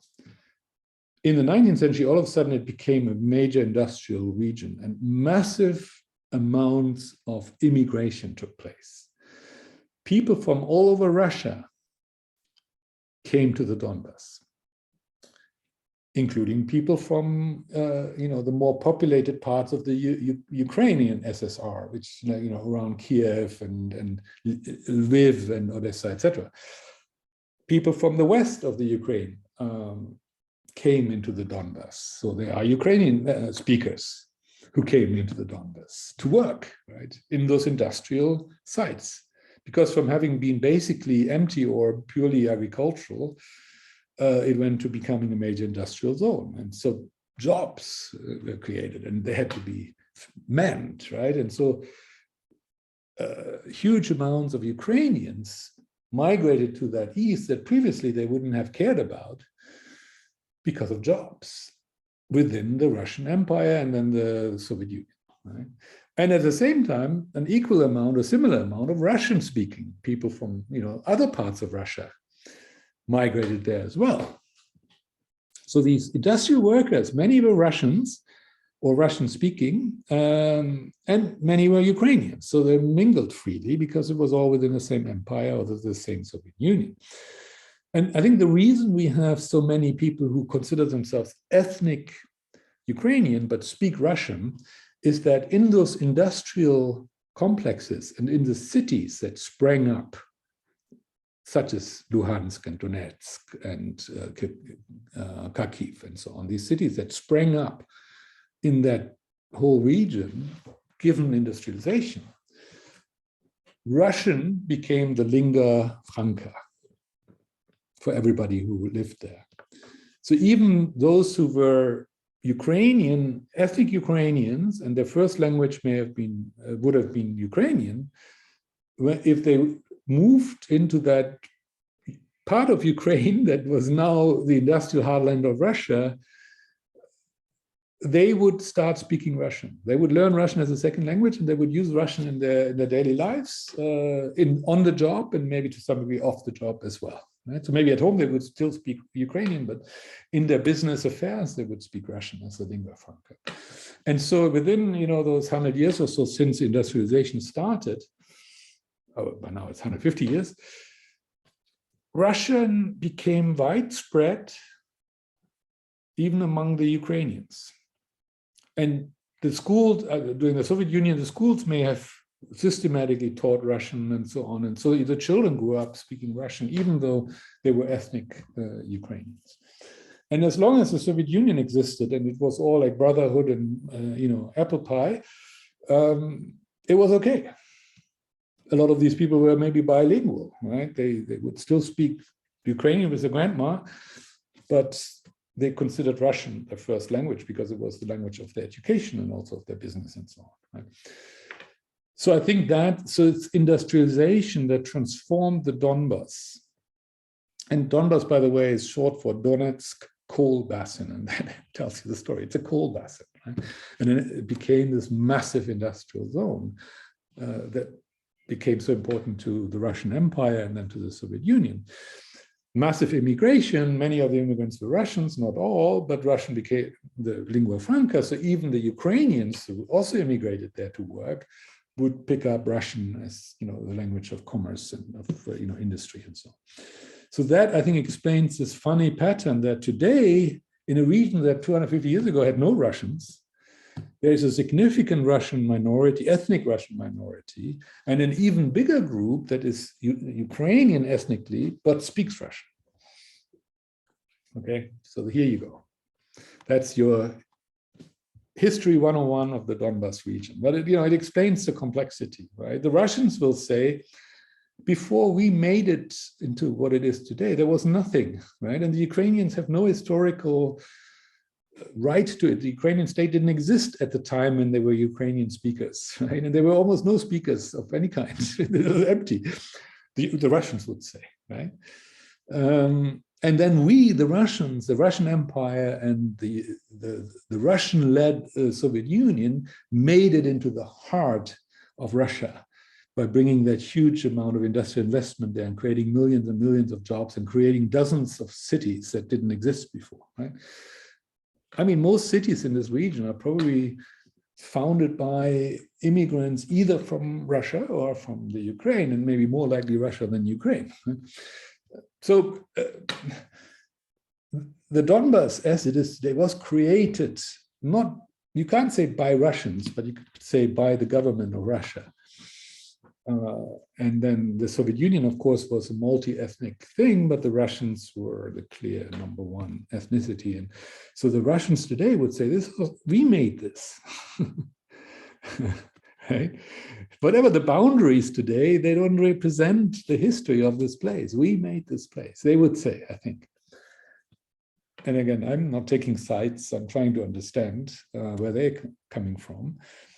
And I can relate to that, right? Now, the Ukrainians, of course, will say, yeah, but before we opened ourselves up to you guys to come in and exploit our raw materials. This was Ukrainian-speaking land. Huh? Yes, sparsely populated, wild fields, but it was Ukrainian, always. Long before you Russians ever set your sight on it. And you were imperialists who came in and took our land away and then colonized it and exploited our raw materials and took most of the value. That's a story a Ukrainian might tell. You see, also plausible, right? So in a way, both stories are not entirely wrong, right? But just to say, like so many parts of Europe, it is not straightforward. And of course, today we impose on that our ideology that, oh, state boundaries cannot be touched unless you're the US, and of course you can invade. But unless you're the US, you're not allowed to touch any state boundaries. Well, unless you're Israel, for example, and that's different too, right? So unless you're more equal than others, state boundaries are not to be touched, right? That's our ideology today, irrespective of whether those state boundaries have a strong historical or geographical anchor or not, right? And I accept that too, right? Because I mean, you can't have a world in which people can just sort of change boundaries left, right, and center as they wish, right? That wouldn't work, right? So you have to have some stability of boundaries, right? And some guarantee that those boundaries are being accepted on both sides of the boundary. Otherwise, you're in permanent conflict, right? And it doesn't serve anybody. So I respect that ideology as well, but. I mean, we have to recognize that a lot of boundaries, including in Europe, came about by historical accidents, by some kind of fiat. Someone sat down and drew a line, and this is it, right? And without any real linkage to the actual complexity of the history of that place, right? That's very common in Europe, right? And a lot of boundaries were redrawn in the 20th century. I mean, today people say, oh, how can this happen in the 21st century that one country in Europe attacks another? Well, in the 21st century, I'm sorry. Well, look, the last 100 years have seen more boundary changes in Europe than ever before. People have a very short memory, right? So just because we are now in the 21st century doesn't mean it has stopped completely, right? So, I mean, and all the boundaries you have today in Europe, in one way or another, they're all artificial. Right? Very few of them are really geographic. A few of them are geographic and they're quite stable, right? Like the Pyrenees between France and Spain have been quite stable, the boundary for a long time, although even that can be contested, right? Because the Basques, for example, would say, oh, but we got cut in the middle and half of us are in the French side and the other half in the Spanish side, and this isn't right. And they have a point too, right? So even that boundary that looks so stable and so natural because there's a mountain range, even that is questionable, right? Anyways, let's not go there. Let's just say that you can have very different narratives. You can have a Ukrainian narrative that says this was always Ukraine and the Russians, the Russian imperialists, exploited, colonized and exploited it. And if you're Russian, you say this was empty land and we made it what it is today. And we are the ones who invested all of this and all this effort and the sweat and tears and so on. And, we made it into what it is today and it's ours. And so, and then both sides, they will just argue past each other. Yeah. But that's the sort of the quick and dirty history of the Donbas. Yeah. So the key thing that happened from the left image to the right image is industrialization, both before World War I and then especially also after World War I during the Soviet time, right? But also already before World War I during the Tsarist Empire, the industrialization of the Donbas had already started. And then there was a gradual, if you like, Russification. And I would say until maybe World War II, it wasn't like a deliberate Russification. It was just de facto. Lots of these workers were Russians, especially the most senior workers, the ones who gave the orders. They were often Russians because they were, skilled labor was often from Russia.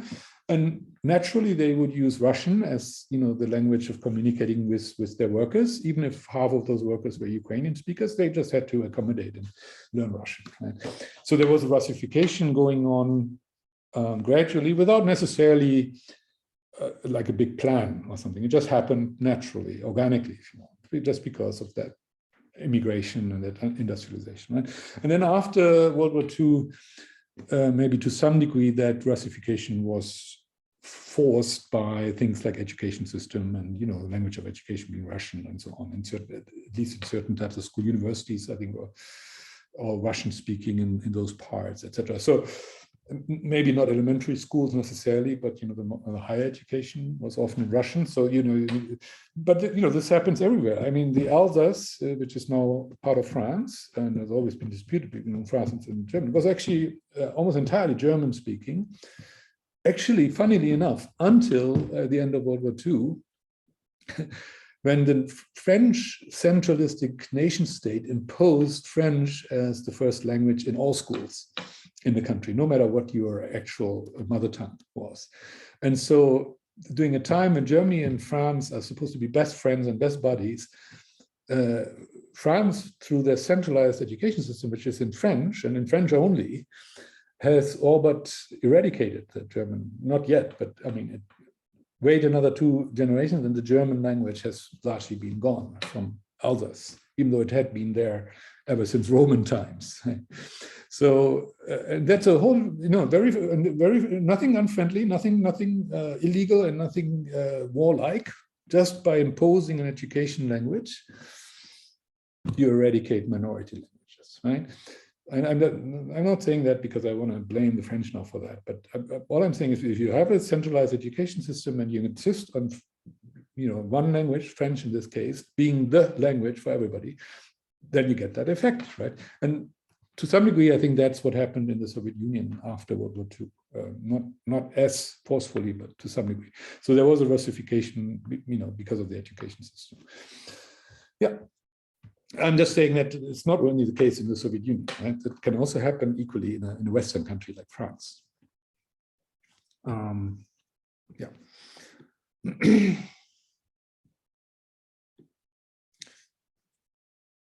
So progression since 18th April. So the Russians reallocated their troops. They left the northern part around Kiev. And, the Ukrainian troops took it back.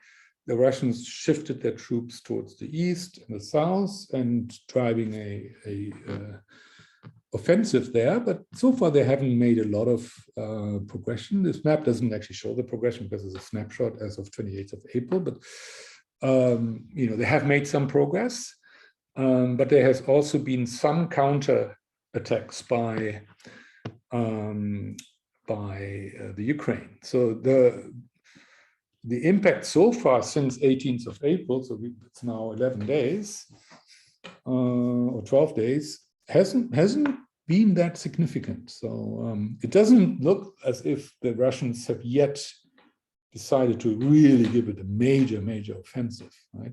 It almost looks more like, yeah, we reallocate our troops, but we reinforce them to some degree, but we basically, it's more like a slow, steady pushing, a bit like, the trench warfare, not quite, but, in World War I, it's not trench warfare yet, but, it's a sort of slow progression rather than a massive, attack. So there's a battle for the Donbas going on, which is the main area where the Russian troops currently are trying to advance. There's a battle, including Kharkiv, which is that 1 million people city here, right? In this part, it's just near where the current borderline is between the two armies. The other one is Kherson down here, right? Which, as I said, Kherson is contested now. The Ukrainians have launched a significant counter attack there because I think they're really keen on regaining Kherson. Russia announced a referendum, so they seem to believe they can awe the population of Kherson into openly saying that they want to be Russian, but not likely, because then immediately after the Russians announced the referendum, there were pro-Ukrainian rallies in Kherson, and it totally didn't look as if the majority of them would like to be Russians or independent or something, autonomous or whatever, right? The majority, it seems, want to be Ukrainian. So that the question of the referendum, maybe it's on the back burner. But yeah, I mean, it gives you a little bit of a feel for what the Russians are after. They are starting to consolidate their positions, rounding them off where they can. And then they're starting to say, well, we are starting to turn these regions that we've occupied militarily, we are starting to impose some kind of civil regime on them as well, right? Whether it's via referenda or not, but they're starting to say we will start administering them. So as we saw these breakaway provinces in the Far East, we may soon see more breakaway provinces, right, under Russian leadership, right? Now, then we have the Transnistria region I talked about. There've been, explosions there. That, it's unclear exactly what is going on, but their general has said that if we can get Odessa, then we will get all the way to Transnistria and connect with our brothers in Transnistria. So Transnistria also has a significant Russian-speaking population, maybe about half of the population.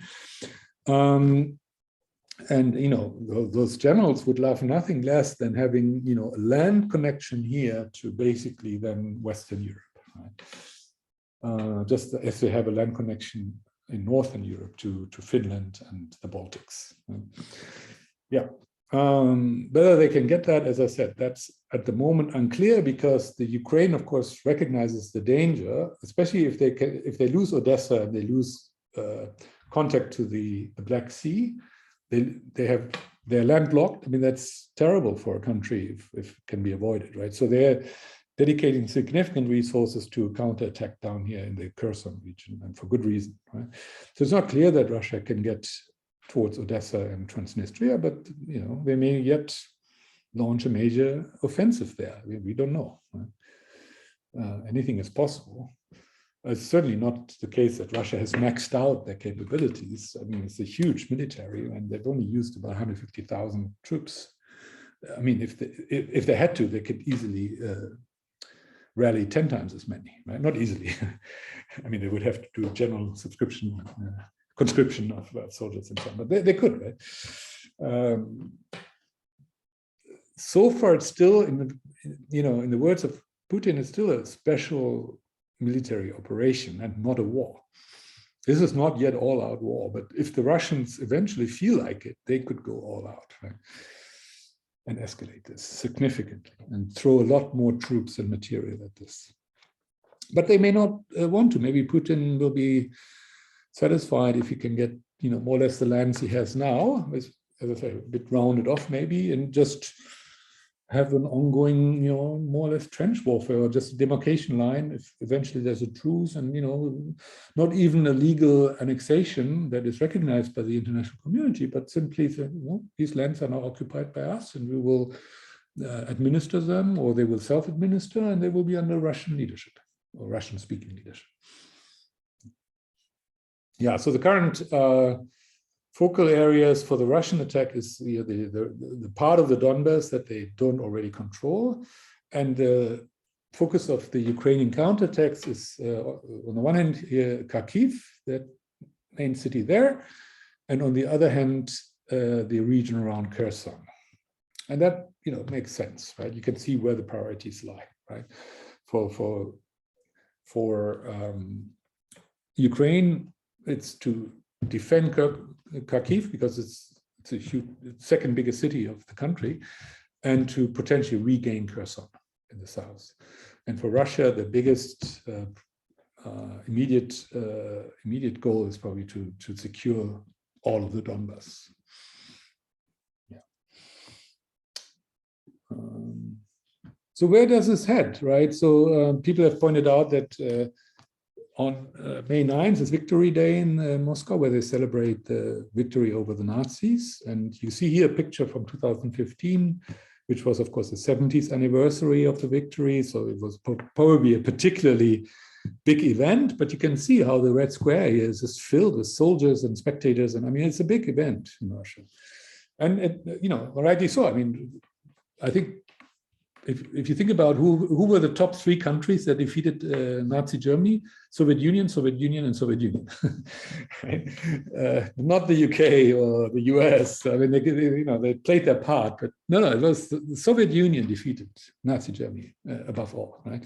And they know that. They may be the only ones who know that, but the rest of the world may not acknowledge that. The rest of the world talks about D-Day and Normandy invasion and all these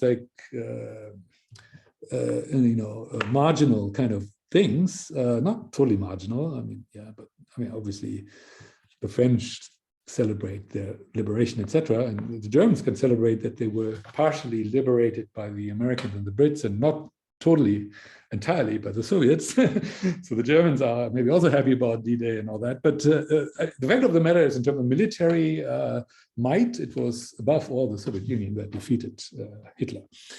And so they rightly celebrate that. They lost 20 million people in this war, both soldiers and civilians, more than any other country, more than China even, I think.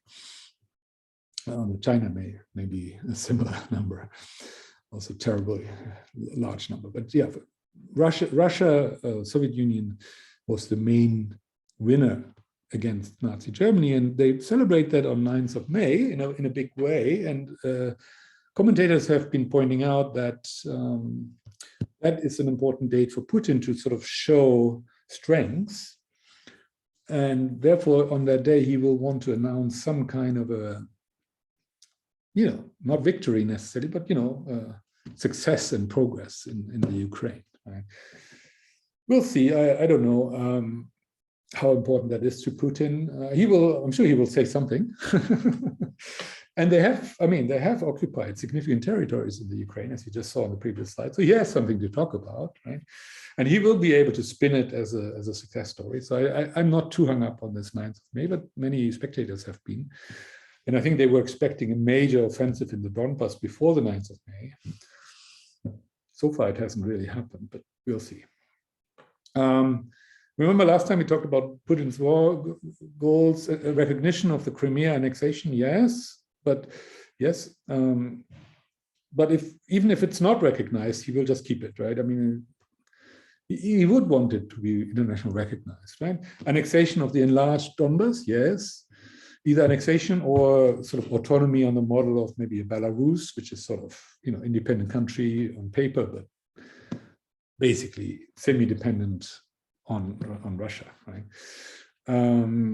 Or something like those breakaway provinces in Georgia or Transnistria, which aren't even recognized international countries. They're just sort of de facto independent or autonomous, but not de jure, and not, you know, and depend on Russia. So some of these models, right? Mariupol corridor, yeah, achieved. He won't give that up again. Regime change, no, I think that one he has given up on, right? So the reason he withdrew from the Kiev area is because initially he may have thought, oh, if my troops can reach Kiev in a matter of a few weeks and, you know, occupy and either take the government of Zelensky prisoner, or if not that, then at least, you know, force them to flee to, let's say, Lviv in the west or some other place. He could have literally put in place a new government, like a Russian, pro-Russian puppet government in Kiev, right? That didn't happen, right?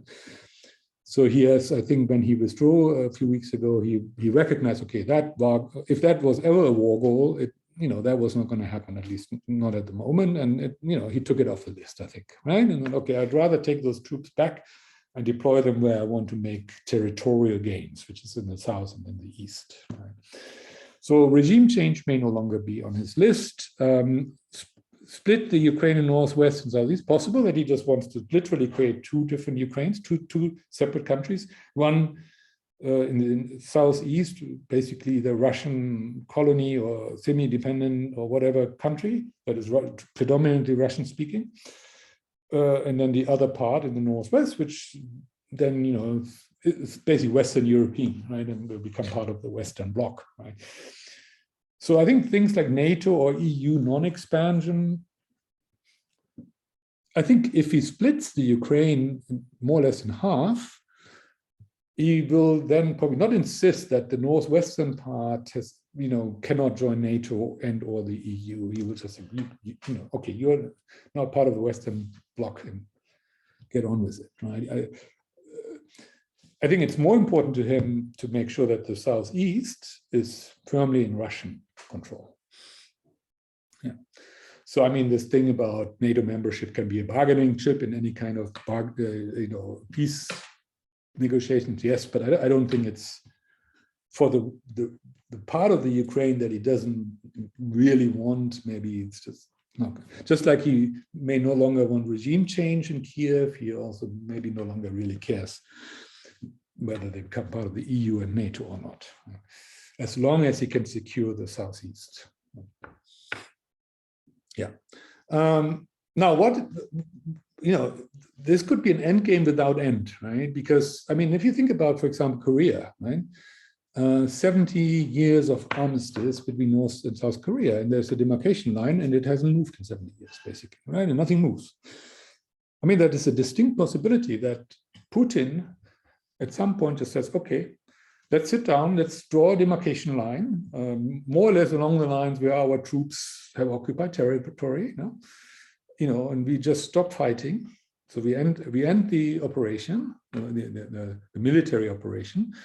We draw a demarcation line and we just agree that, you know, you're on this side and we're on this side, and that's it, right? You know, and then you basically have two Ukraines. One will be, you know, Russian dominated, and the other one will be Western. Just like Korea. It's totally possible, right? Or you get something more like Transnistria, which for 30 years has been a de facto breakaway province of Moldavia. Now, it's interesting to know that even before the Soviet, this was part of the Soviet Union, both Transnistria and Moldavia were part of the Soviet Union. Before the Soviet Union actually broke apart, Transnistria already said, we want to remain Russian, or we want to remain part of whatever remains of the Soviet Union. We don't want to be part of Moldavia. Not all Transnistrian people would agree, because there are Moldavians living there, Moldavian-speaking people, but they are in many places in the minority. So apparently the narrative of those who had most power in the Transnistrian region was, they never wanted to be part of Moldavia. So legally speaking, they became part of Moldavia, but didn't really want to from the beginning. Right? So for 30 years, they've resisted that and says, no, then we run our own affairs on our side of the Dnieper or whatever that river. Yeah. And we run our own autonomous affairs, and yes, we are not recognized internationally. We don't care, but we run ourselves as if we were a country. So you have this open wound in the heart of Europe now for 30 years, where there is a breakaway de facto country, not recognized by anybody, not even by Russia, I think, but Russian dominated with some Russian troops that partout does not want to be part of Moldavia, doesn't want to be part of Ukraine either. So it's sort of a slither of land in the middle that's neither here nor there. Now this could become an independent country. In Europe, we do have small independent countries like Andorra, for example, on boundaries, or Luxembourg, or Liechtenstein, that are on boundaries between bigger countries, and they do well, right? I'm not saying this is not possible, but so far there's just been no resolution, and so you get this hanging situation. That could happen to those parts of the Ukraine that Russia refuses to return. That they turn it into a set of independent republics. Maybe they even then recognize them, even unilaterally recognize them, and they all become a bit like Transnistria. Maybe only recognized by Russia and not by anybody else, but de facto running their own affairs under Russian leadership, right? Or similarly in Georgia, right? Georgia in 1993, it's another part of the Soviet Union that became notionally independent, but then immediately after they became independent, there was a civil war because there were different groups. And some of them wanted their own state, they wanted to be independent, others wanted just autonomy within Georgia, others wanted to reunite with Russia because they felt more Russian. So all kinds of different things. After so many years of civil war, I mean, things settled down. There was some intervention by Russia, but not too much, but things settled down, and the way it is today, that Georgia is a single country, but two provinces, Abkhazia and South Ossetia, Abkhazia and South Ossetia, are de facto outside of the government control, right? Just like Transnistria in Moldavia. Right? They are de facto autonomous or even independent. Right? There's also then down there in the southwest, Adjara, near the Turkish border, which also during the civil war tried to break away, and they made a deal with the Georgian government, I think, they recognize the Georgian government as their sovereign, but they have significant local autonomy, right? So that's yet another model. Right? Whereas those two other provinces here, they don't recognize the authority of the Georgian government. But the international community considers them to be part of Georgia. So the international community accepts the sovereignty of the Georgian government over these provinces, but the local people don't. So I mean, these are just examples of what can happen. And all of these situations, what they have in common, whatever the details, is that they can last for generations. I mean, the Korean separation now for 70 years. And they just become entrenched. There's no end game because it just gets stuck. And the longer it lasts, the harder it gets to unstuck. So there's a real risk, I think, of the Ukraine to, come to look a bit like Georgia, or worst case, maybe like Korea, North and South. Yeah. And the thing is, for example, the EU is not necessarily helpful in that.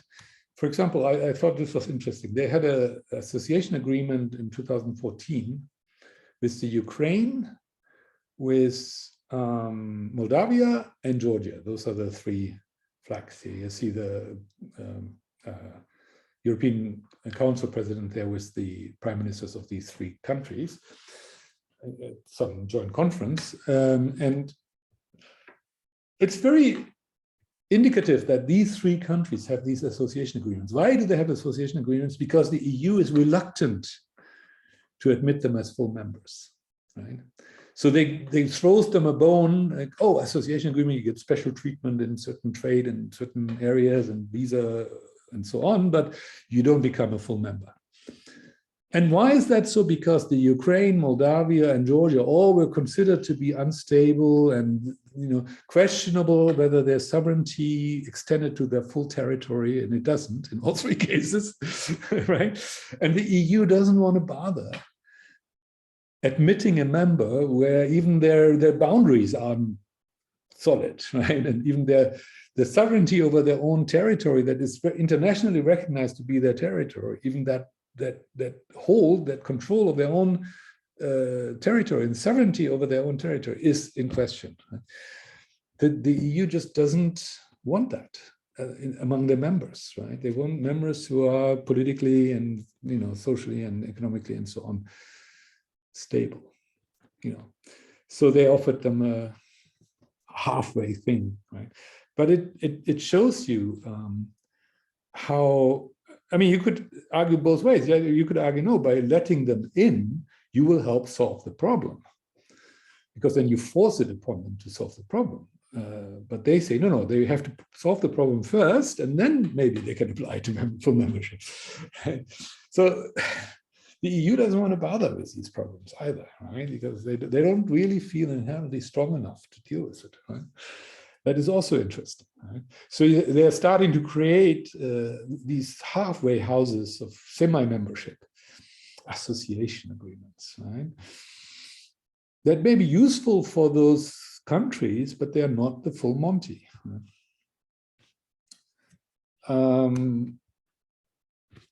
Yeah, I mean, I can also understand the EU point of view that they say we cannot bother to have, we have already enough problems with our 27 members, and then our 28th member UK breaking away, and then look how difficult it is even there. And imagine we take on like Georgia, and two of the provinces don't even recognize the sovereignty of Georgia, and therefore they will not recognize the sovereignty of EU law either, right? I mean, I have sympathy for the EU not wanting to bother with these things, but in terms of helping Georgia to become a peaceful, settled, stable country, the EU could actually help them a lot by taking them on, right? Because it would almost force the issue, right? And they could then put massive investments into these breakaway provinces, and sooner or later those provinces might say, oh, actually, it's not so bad to be part of Georgia, part of the EU, right? It can be very lucrative for the population, and then the mood may then change, right? It's totally perfectly possible, but the EU doesn't want to go that far. So it's either a weakness of the EU, or if you like, it's a rational choice. You can call it that. But it is not fully helpful if they give these countries just an association agreement, rather than just saying, okay, we make you member, but you have to commit to developing those regions and making everything, giving them enough local autonomy and everything that makes it palatable for those regions to accept your sovereignty. Right? The EU could say that we make a condition, we take you in first and we help you then, but you have to do that. Right? It would accelerate that process. Whereas if they say, oh, only after you've solved all these issues, then you can apply, it may never happen. Right? Yeah. So, I mean, again, I try to understand both sides of the thing, but so what can happen with Ukraine? They are now saying they are applying to the EU.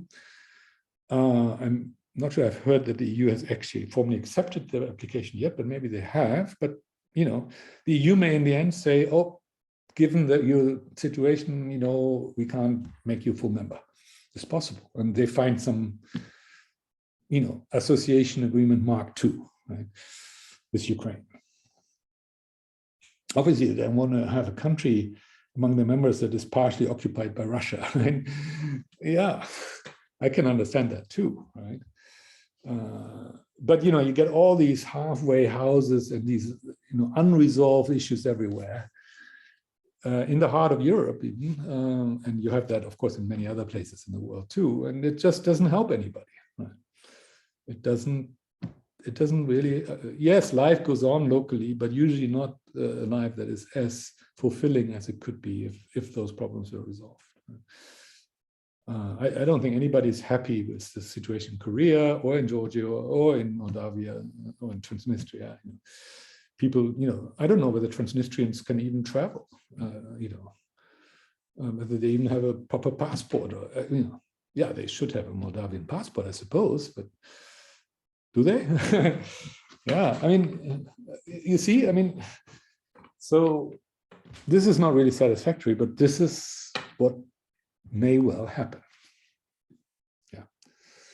There could also, another possibility is, which is potentially worse, is that the spiral just continues, right, between Russia and the West.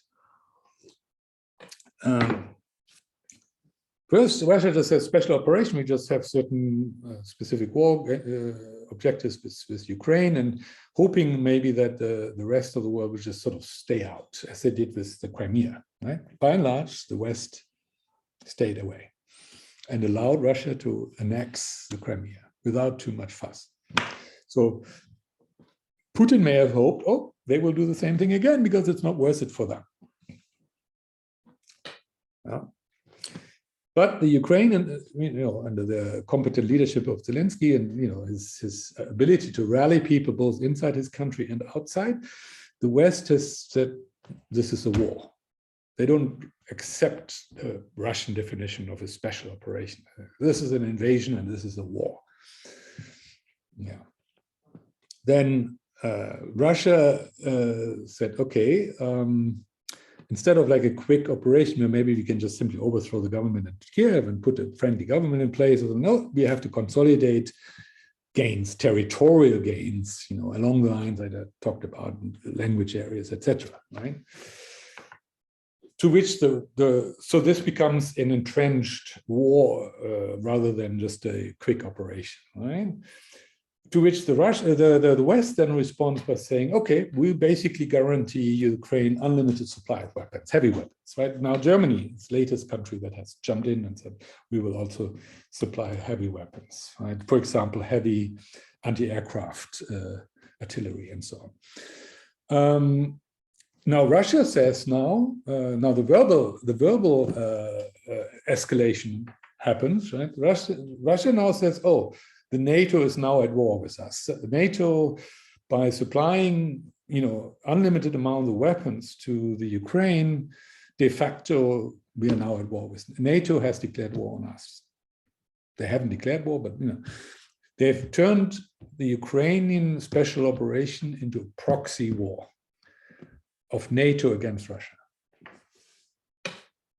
In response to which, the British, I think, foreign minister the other day said, we will not stop until all of Ukraine has been liberated, or, all of the Ukrainian territory has to stay part of the Ukraine. So that's now, now the West, at least the UK, is starting to pronounce their war goals, right? Not just support and help defend the Ukraine, but they are now starting to define goals that are clearly not compatible with the Russian goals, right? So, I don't know where this ends, this spiral, but the other day, Putin reminded everybody that he has the world's biggest nuclear arsenal, and he said, basically, and we are going to use it if we have to, right? And in the moment where he convinces himself and the people around him and his population at large that NATO is basically at war with Russia, at that moment he has enough rationale to say, well, to defend ourselves we have to go to the extreme and use nuclear weapons. This is not out of the question, right? And whatever whatever people might feel about who is at fault, etc., it doesn't really matter, fault or guilt. What matters is the perception is of a spiral, and the perception on the Russian part is that they're the ones who are being suppressed by the Western imperialists and have been suppressed by them for several decades now. And that's the narrative, and at least that Putin has been pushing and that many people in Russia believe. And if Putin if we give Putin and we, the West, if we give Putin enough ammunition to basically convince his people that they're under threat from NATO, right? He may get them to a point to say we have to launch a preemptive strike on NATO, and that preemptive strike has, at least in a tactical way, has to involve nuclear weapons. Right? This is all possible. So I think we need to be mindful here that there is right now an escalation, at least on a verbal level, that is potentially very dangerous, I think. I don't have a resolution to this, but I'm just pointing out that this isn't trivial, what's going on there, and this is potentially very, very explosive, right? So that's chapter 1. Took a while, but let's have a quick breathing.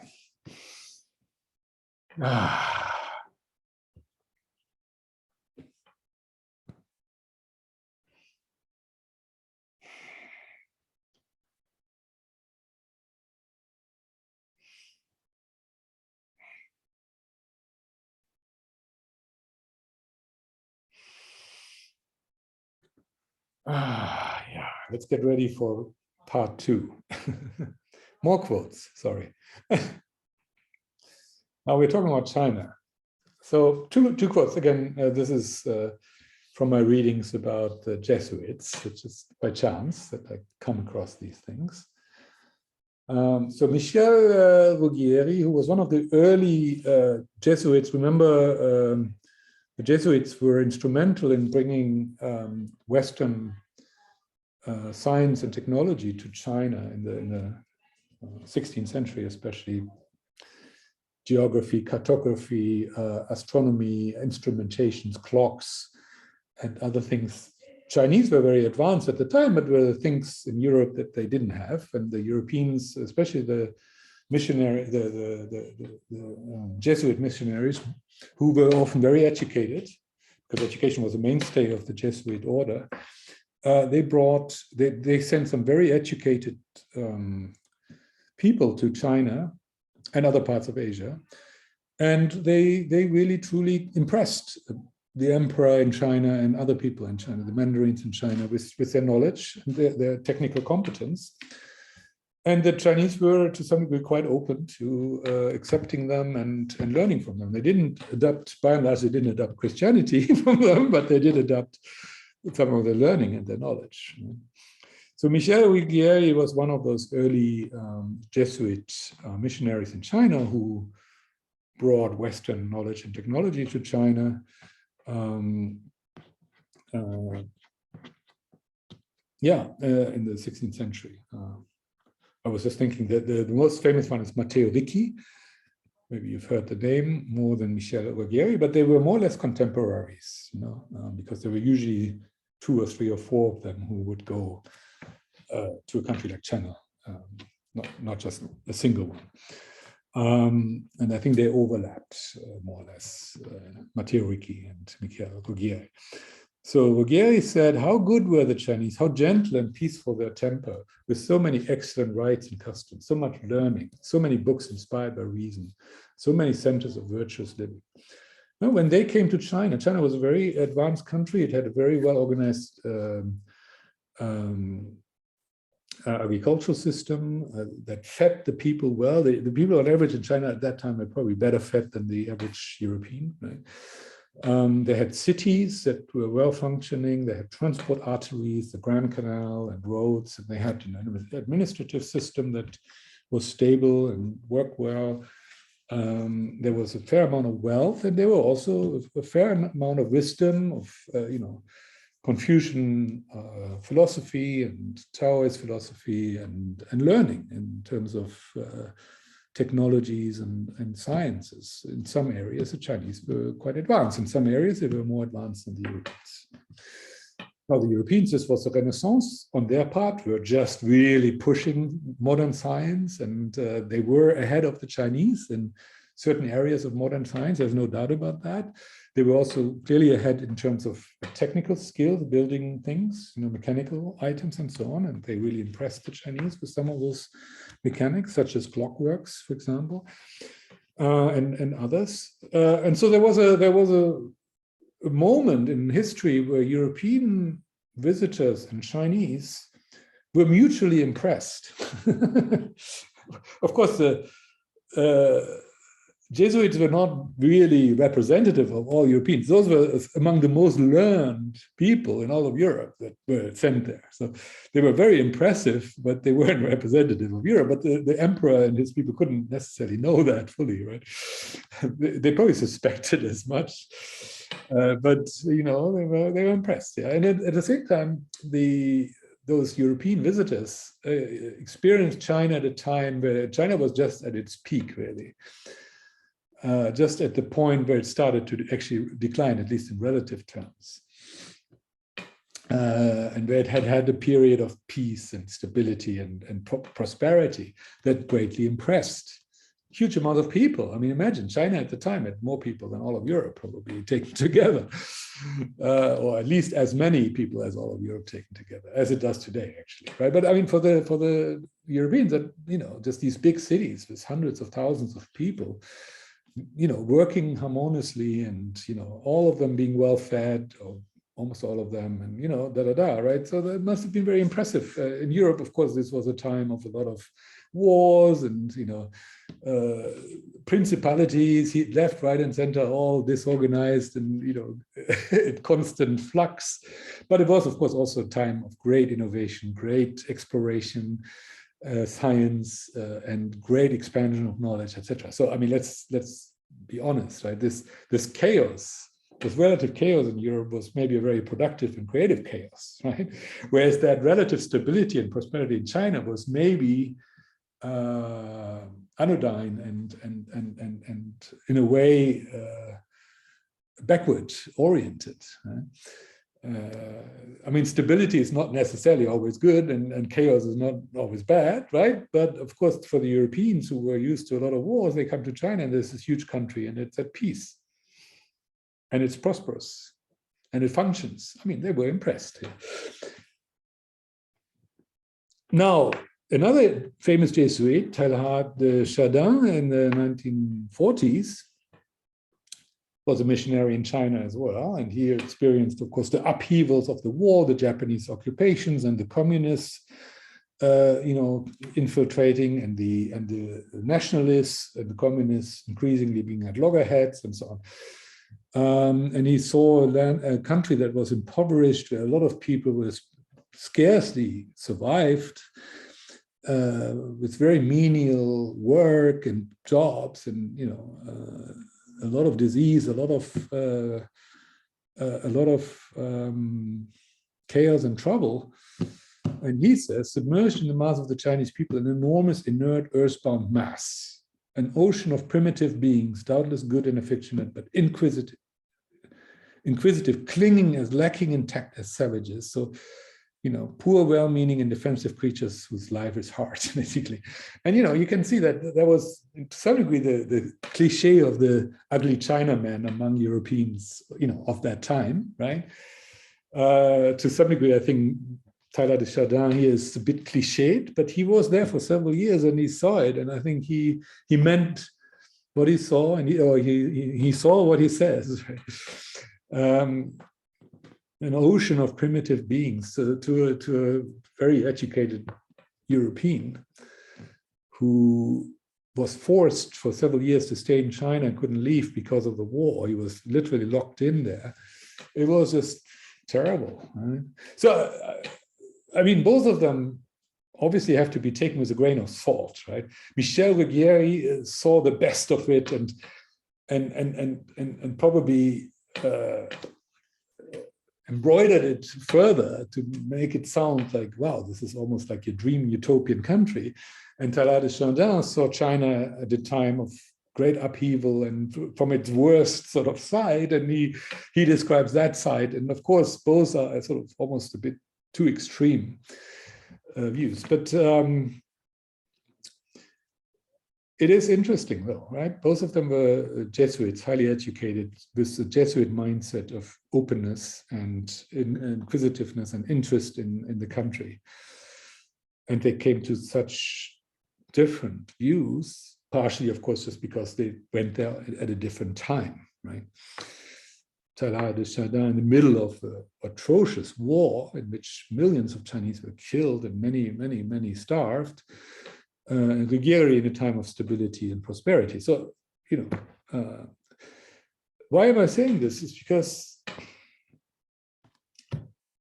I guess one has to be careful to say too much about China. It's a huge country, and any snapshot, and I will provide a snapshot in a moment, so this is almost by way of cautioning and relativizing what I'm about to say. I think I and all of us need to be cognizant of the fact that, you know, China is a big country. There are many different aspects to it. There are many different perspectives on China that one can take, right? And it's not a simple equation. So what I'm about to say, you know, I want to qualify it that way and say, take it with a grain of salt, right? But, you know, I'm not going to say much actually, but I'm going to show some pictures. Yeah, this is Shanghai 3 weeks ago. If you test positive for COVID, actually you can't test positive for COVID. If you test positive for SARS-CoV-2, this is what happens to you in Shanghai. Yeah. I mean, I don't know. I don't have any words.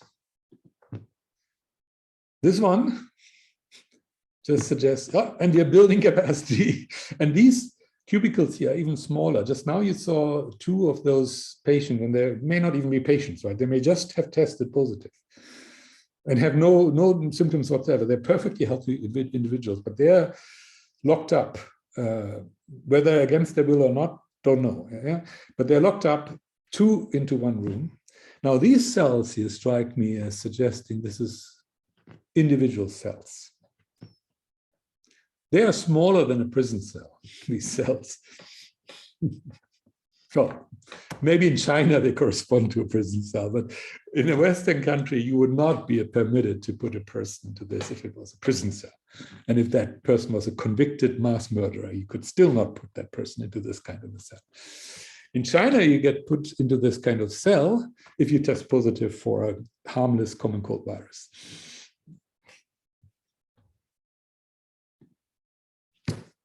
That's funny. These people are basically being helpful. They are actually, I think, bringing food to those people inside those halls,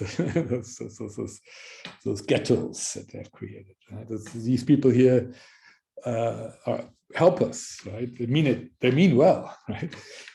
But just look at these people. I mean, fully wrapped up in these hilarious astronaut uniforms, and it's amazing. Yeah, and this one I love, right? Because you may say, "Oh, how cute!" But actually, what it tells me is, in China right now, you better be a dog. The last thing you want to do in China right now is be human.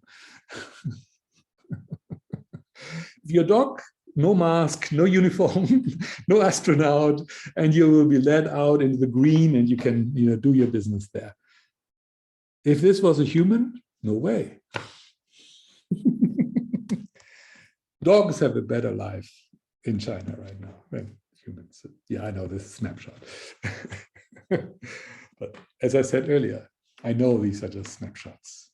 And I know these pictures are one-sided, and, you know, the Chinese government would claim, oh, we've done such a great job of keeping the virus at bay and keeping our people healthy and blah, blah, blah, blah, blah. I know. And it's not fair because actually there's no forum here on my little presentation for a Chinese government official to tell their side of the story. But since they own the media in China, they tell their side of the story all the time. So I take the liberty to tell a different story, even though my story is also one-sided. Yes, I know. Now here's some data, maybe slightly less one-sided.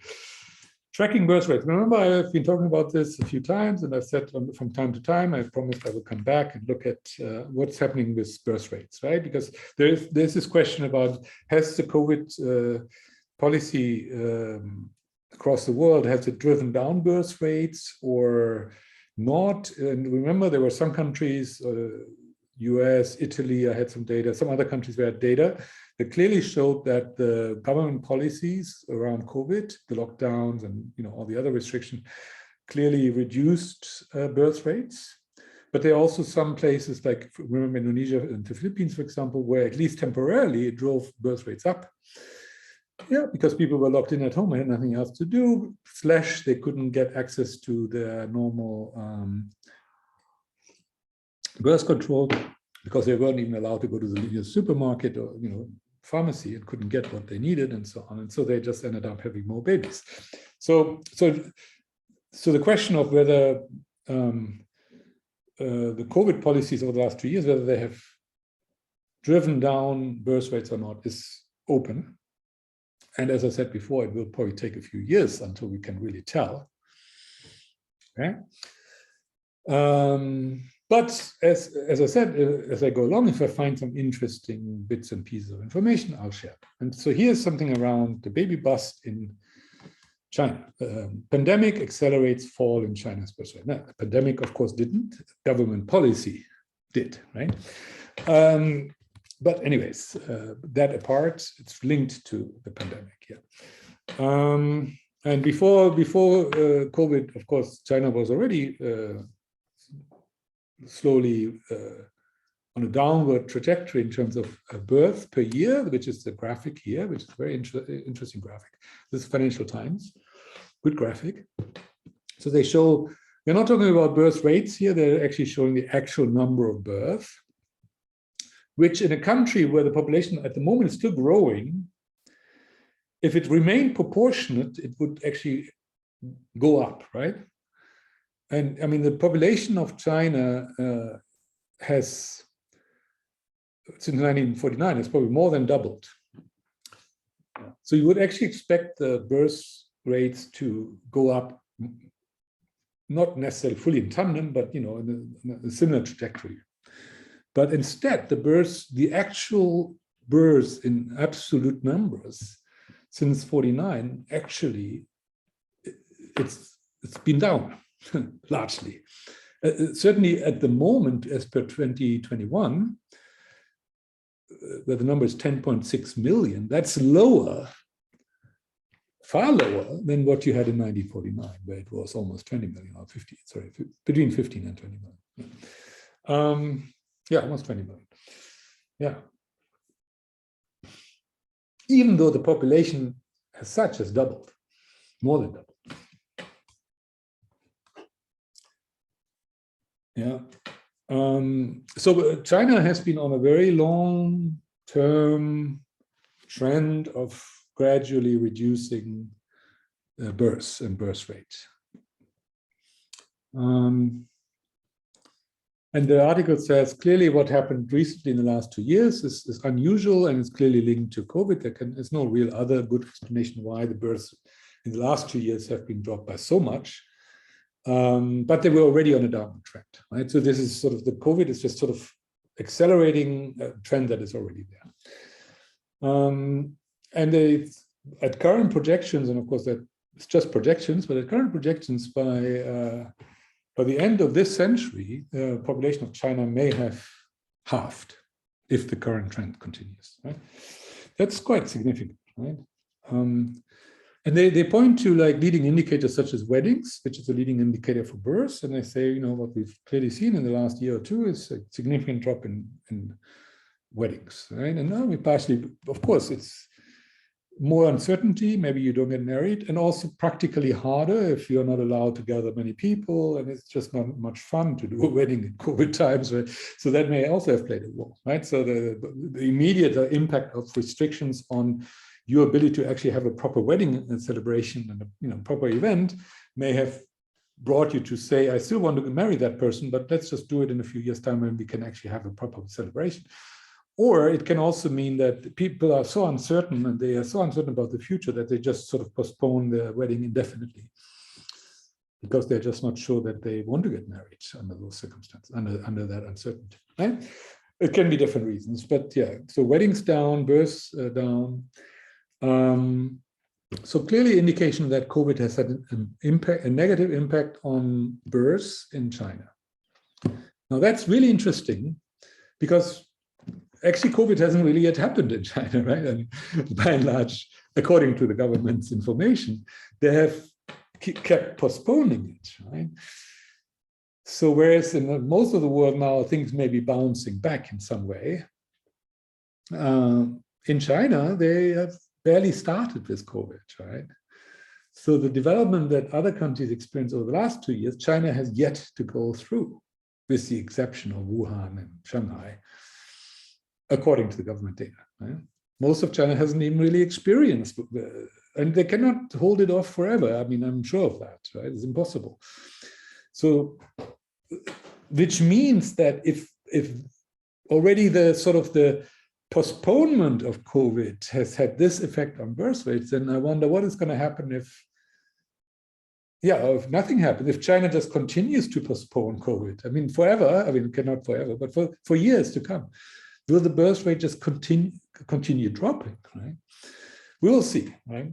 But China is, I mean, in Italy or the US, you might have seen a drop in births during the COVID period, but you would expect now that it probably is already coming back up. I haven't seen the data, mind you, but that's what you would expect.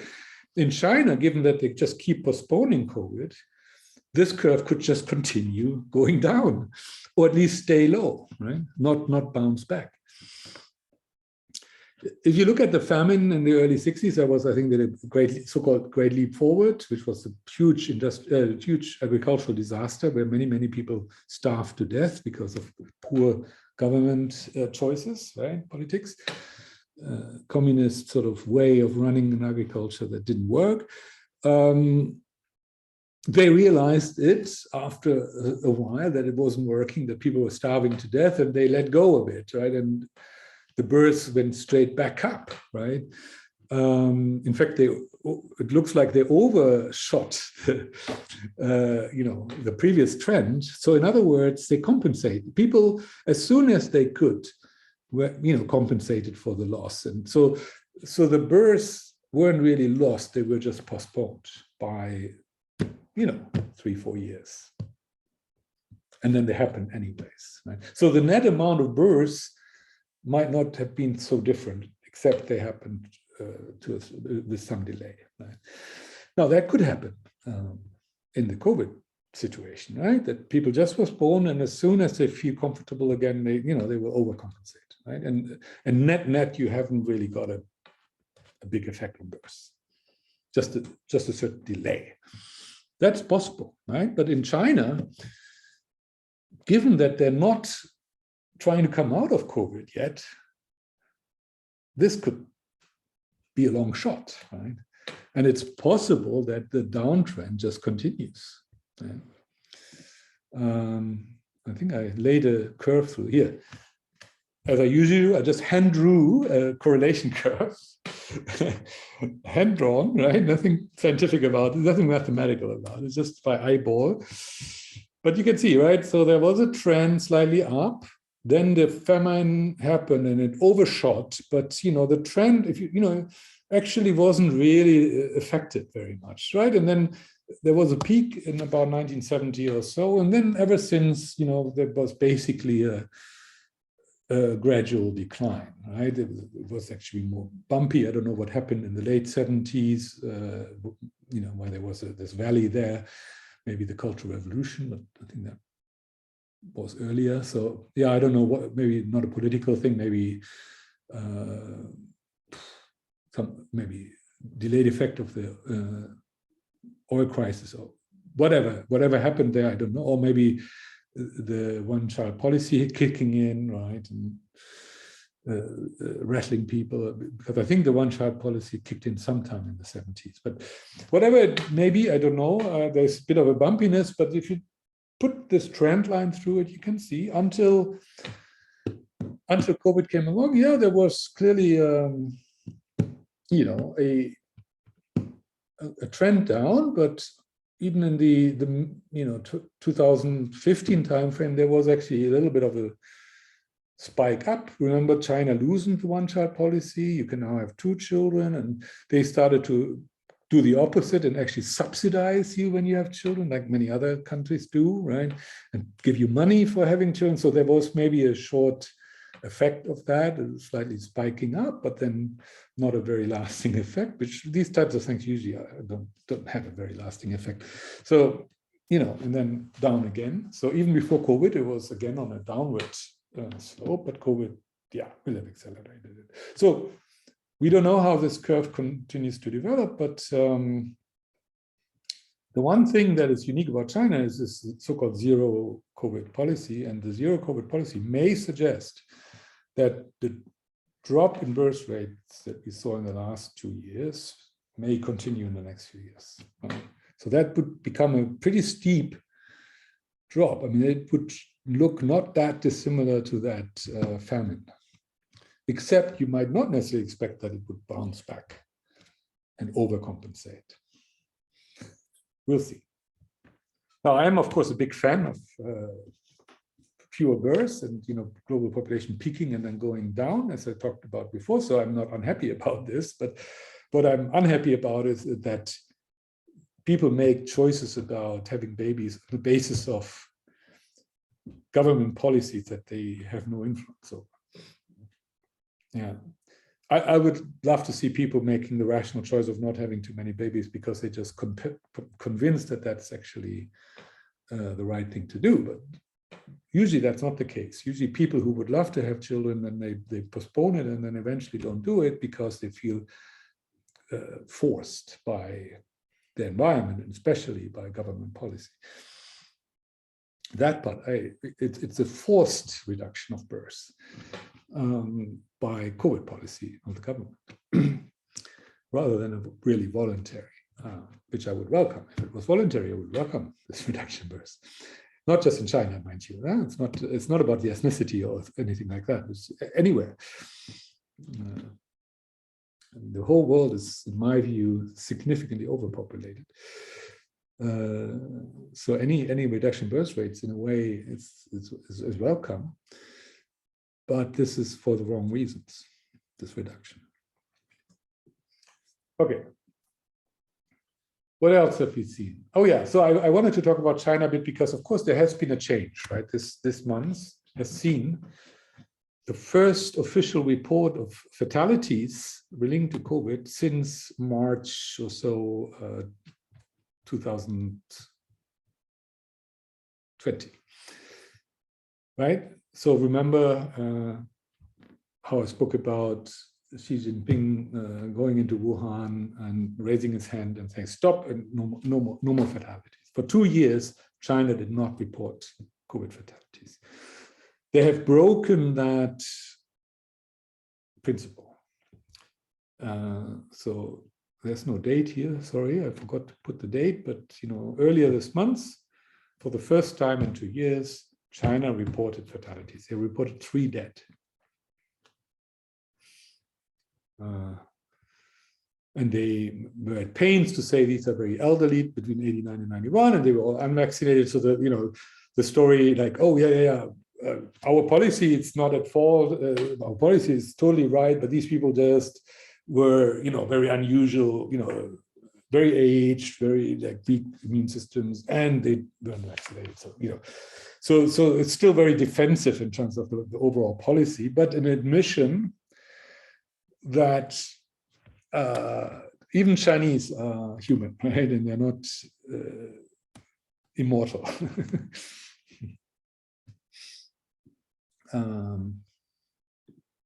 Remember, déjà vu, yeah?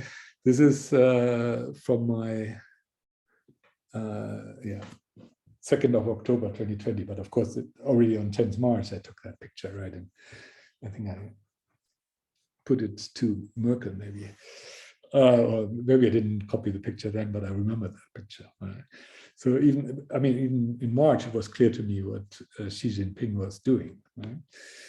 Remember then in my report on 2nd of November, which was I think my first such presentation, I made fun of it, remember, and I compared it with Neo here.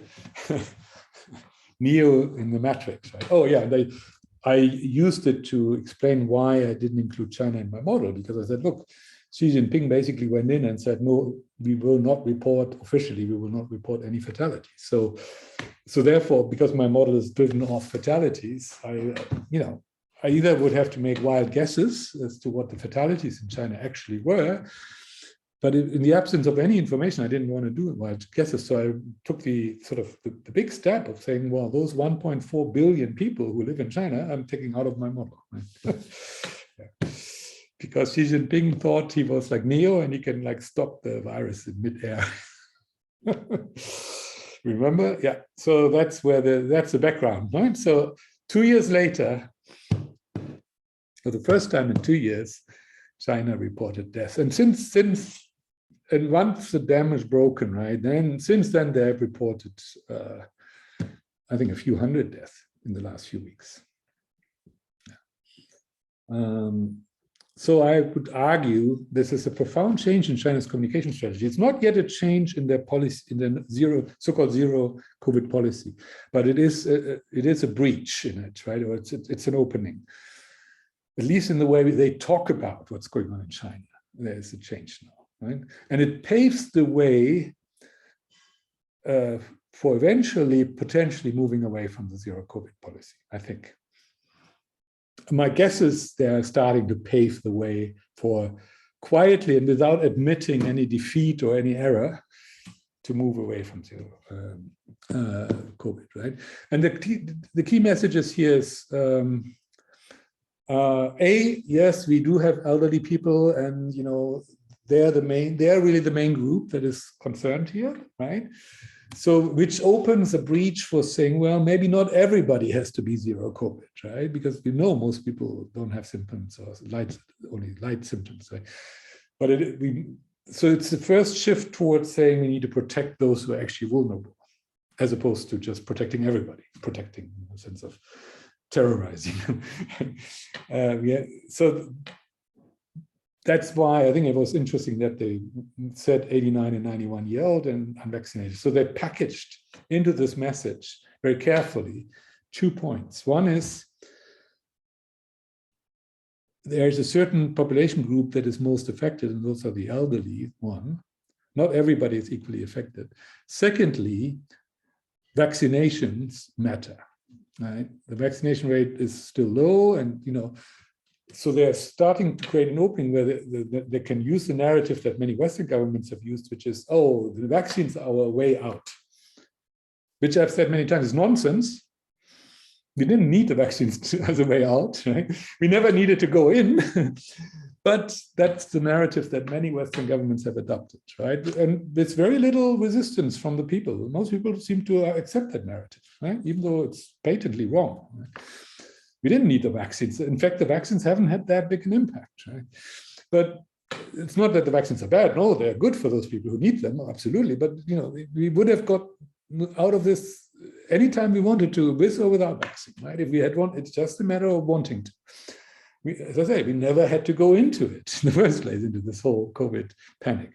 Anyway, but the governments in many countries have chosen to make the vaccine the hook on which they can pull themselves out of the self-created quagmire, right? Just like Baron Munchausen, who pulls himself by his own hair, right, out of the quagmire.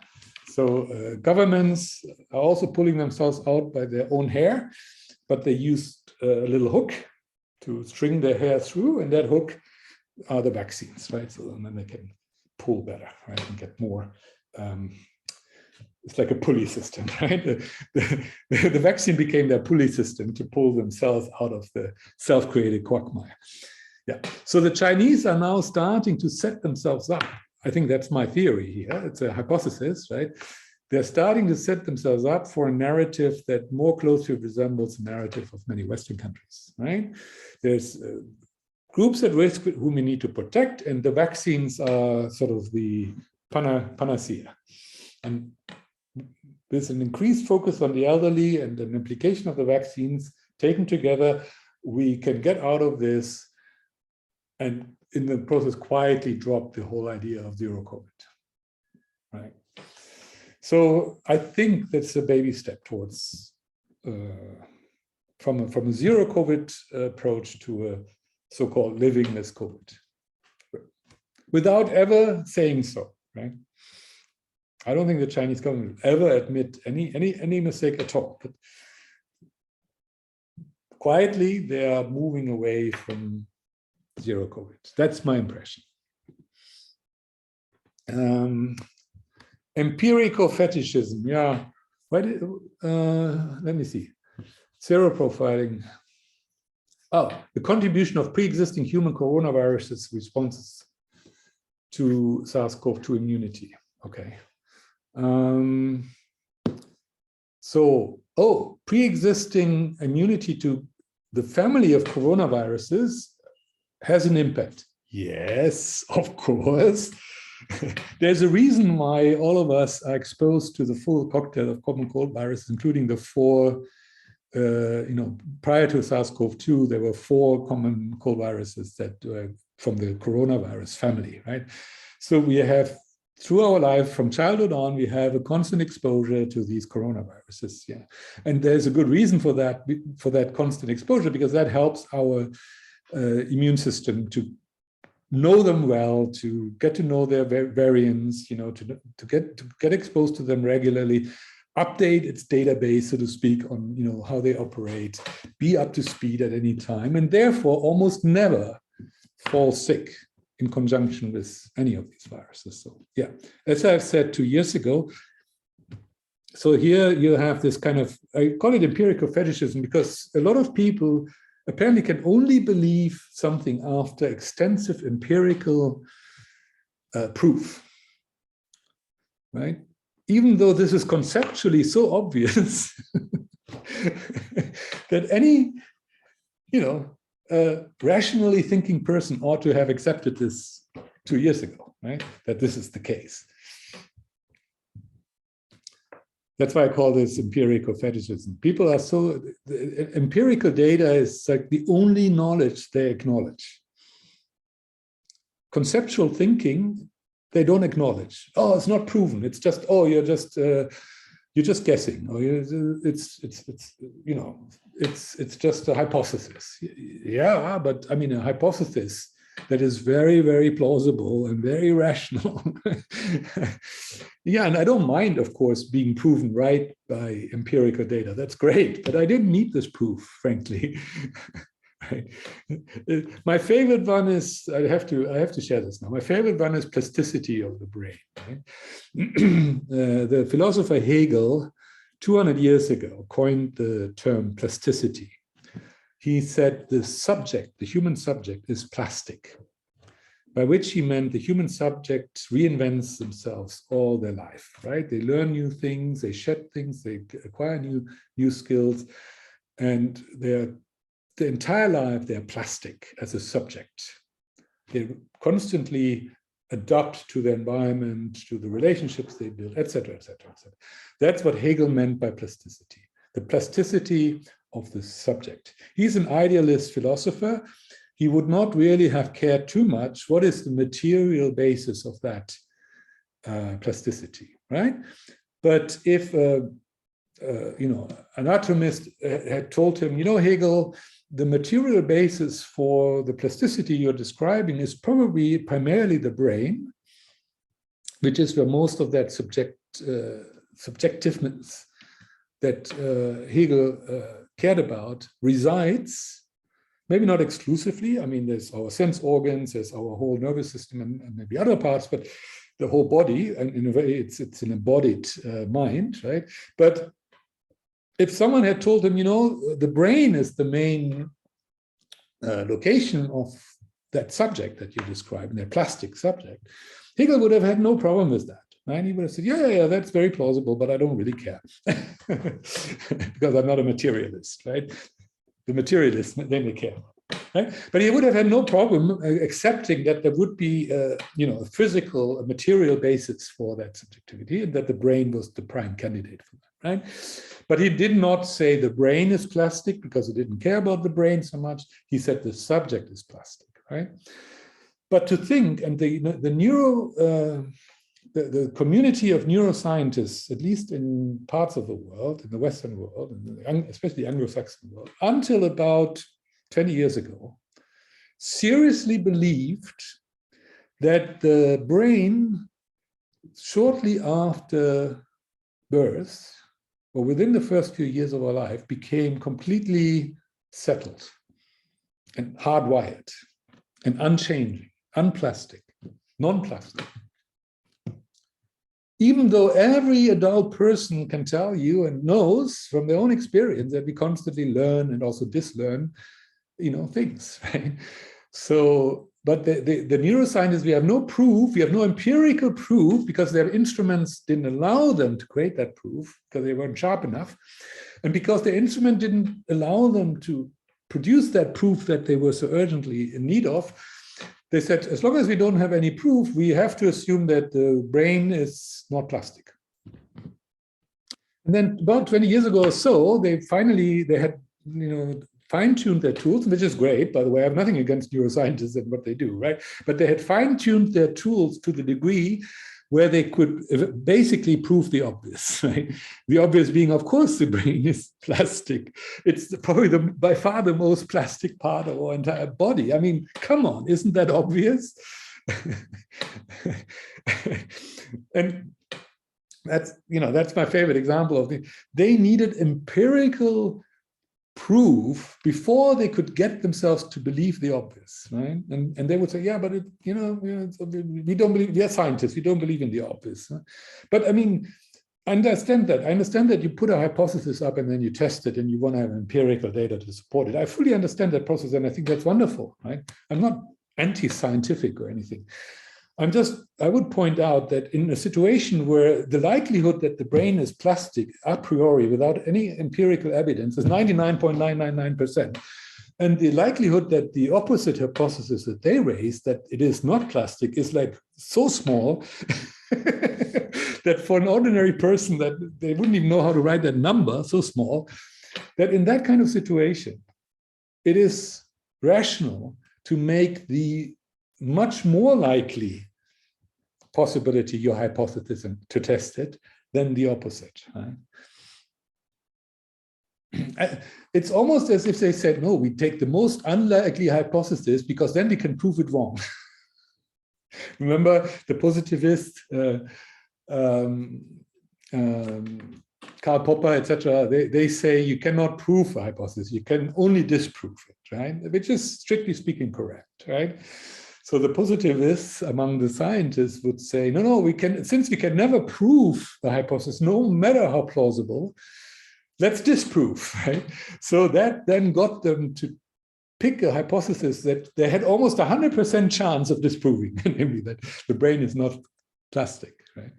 But so they are just playing positivistic games, and then they call that science, right?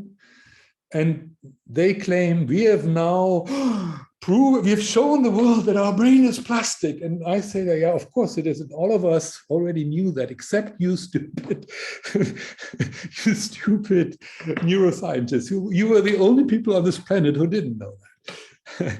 Why? Because you have this perverse positivistic mind that only things that are empirically shown are known, A.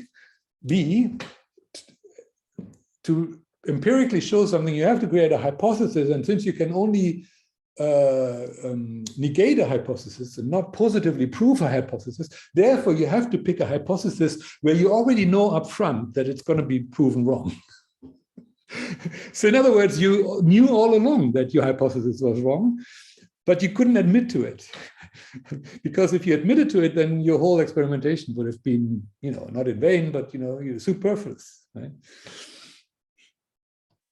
So either you're extremely smart or you're extremely stupid. I don't know which one, but. So here we have the same thing again. Yeah. So empirically, they have now demonstrated that having been exposed to other coronaviruses that are very similar, that are also common cold viruses, just like SARS-CoV-2, has an impact on our immune reaction to SARS-CoV-2. Yes, of course. Biology 101.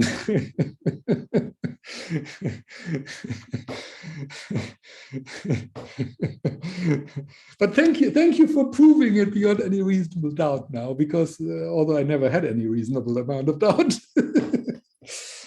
Yeah, so this is this kind of empirical fetishism, which I think is damaging. I mean, there's nothing wrong with this piece of research, by the way.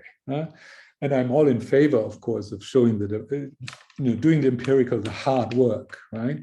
Putting up a hypothesis, that's a creative part, and then do the hard work and prove it or disprove it, right? Or at least if you don't disprove it, at least you've supported and solidified it. You haven't proven it, but you've solidified it, right? So that's what they did here. That's very good, basic core scientific activity, wonderful. And then publish it and get accolades for it. I have no problem with any of that, except don't allow politicians, for example, to do the wrong things and get delayed in doing the right things because they're waiting for your stupid scientific proof, which comes years after it's needed, right? Usually. It was obvious that this is the case. And any politician could have known that 2 years ago. Right? And you scientists keep whispering into these politicians aren't that bright, right? They're not stupid either, but they're not that bright, right? And you keep whispering into their ears, oh, follow the scientific advice, follow science, science, science. That's wrong. Science is always years behind the curve. This is 2 years too late. Conceptual thinking can do this like this.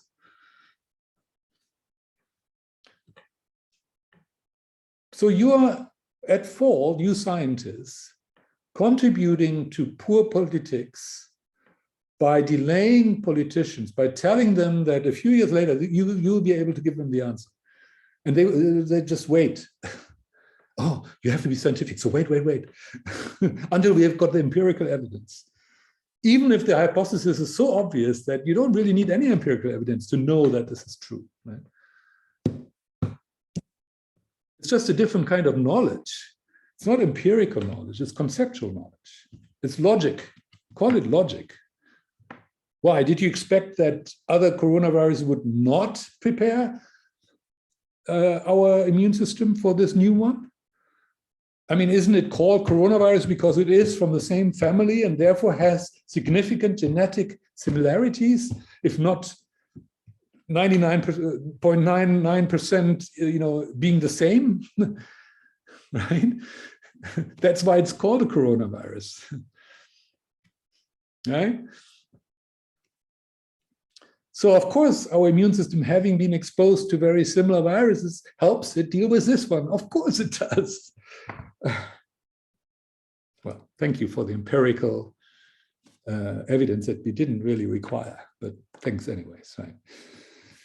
Yeah, and they keep going here. Yes, of course. Well, I said yes, of course. So people who, having been exposed to other coronaviruses helps us in our exposure to this new one. Yes, of course.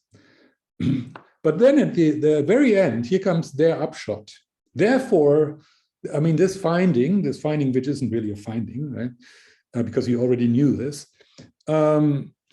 underscores the importance of exploring cross-protective responses for comprehensive coronavirus prevention. So here's the danger now. They think they have found something tremendous, though they haven't. They think this, what they found, of course, only applies to coronaviruses, right?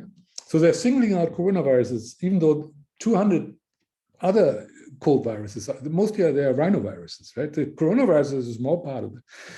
So anyways, since their findings only apply to coronaviruses, all the other 200 cold viruses they don't care about, right?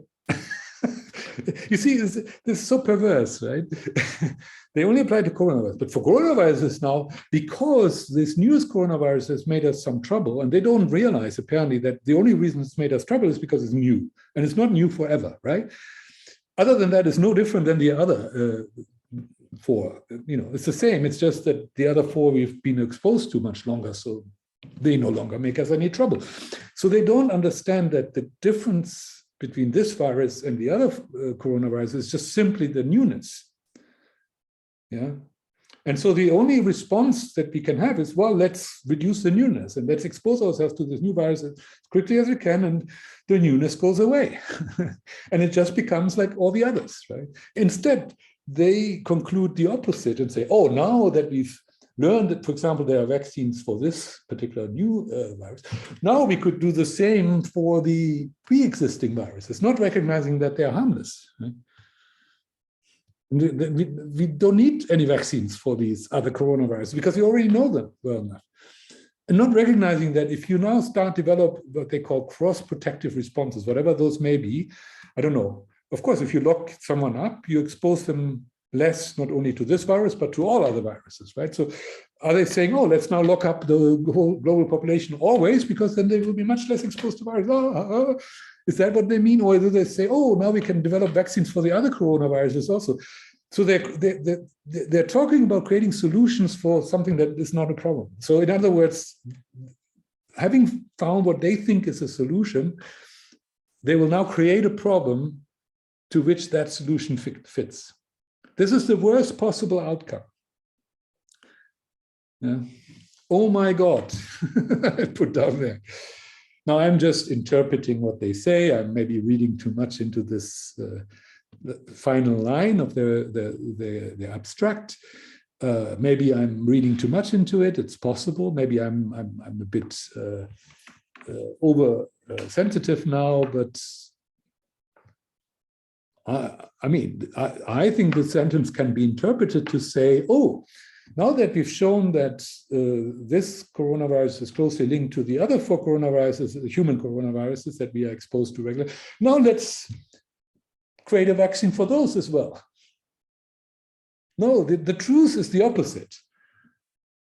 The opposite being, actually, we don't need any vaccines for any of them, because this one is just like the other ones. As soon as we've exposed to him a few times, we'll be fine, right? And actually, the vaccines prevent us from being fully exposed to it. So that may actually be in a negative.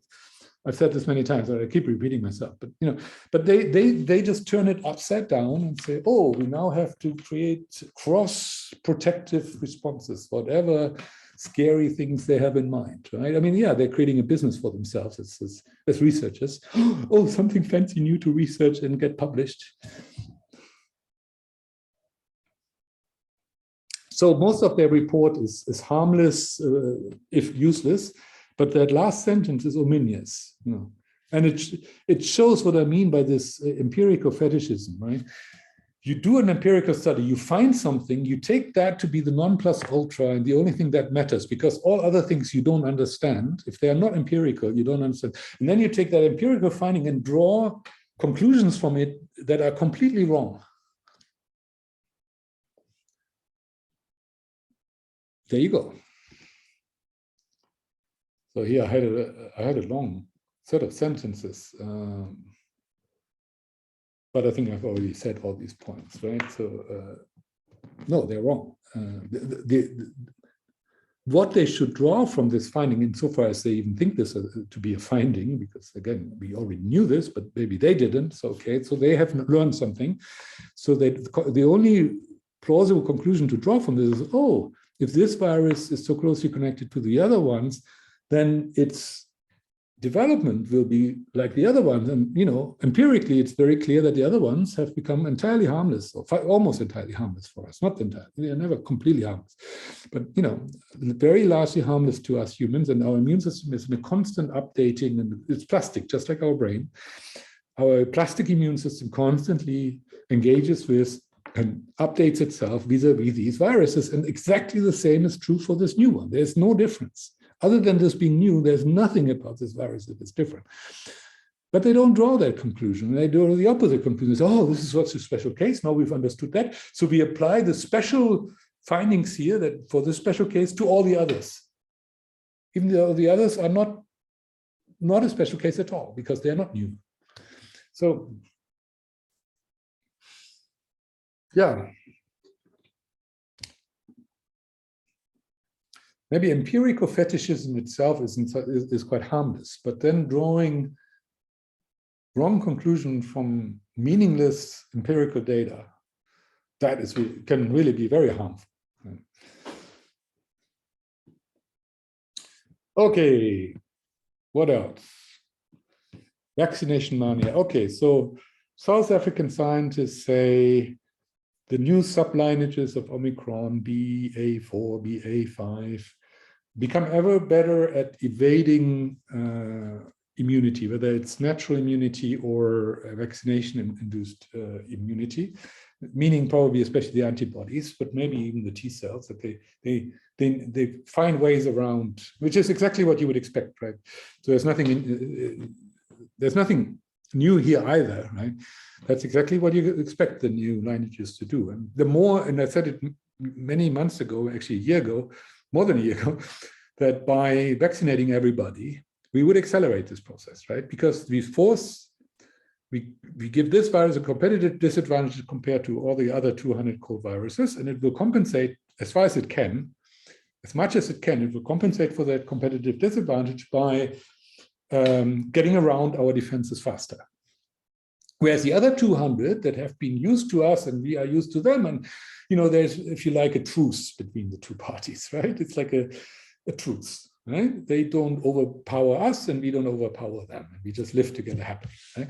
This new one, by trying to suppress it, we just force it to find ways around our suppression, and it's a constant war, right?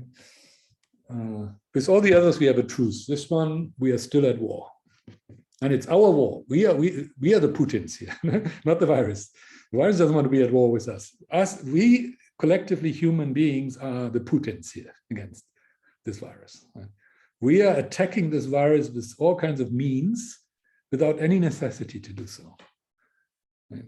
Solely contrarian to nature, what we're doing. Yes, we have a right to protect ourselves. I said that many times before as well. And yes, those of us who are really at risk and who feel they are at risk have every right in the world to protect themselves. I accept that completely. But no government in the world has a right to force all of us to take a vaccine that most of us don't need, especially since that vaccine may backfire. Right? So that's the point, right? Yes, self-protection, absolutely. Collective enforcement of the wrong mechanism, absolutely not. Yeah. All right. So, I mean, I love these South African scientists. They're very much ahead of the curve all the time. And I don't know whether Omicron and others, they've just appeared in South Africa early, or they're just very good at, because they deal with a lot of virus stuff down there in Africa. I think maybe they're just really switched on. But, I would really want to laud the African scientists, South African scientists that have repeatedly made headlines for finding interesting new things. Now, as I say, this is kind of as expected. But unlike the previous page where I was a bit dismissive of the empirical findings, here I'm not dismissive because it comes in a timely way. And we don't know at what rate. We know the tendency of the viruses to become better at evading us, but through these experiments, they can actually find at what rate, right? I remember we talked about Omicron when it first came about, and they really found that like it was 10 times slower in the lung.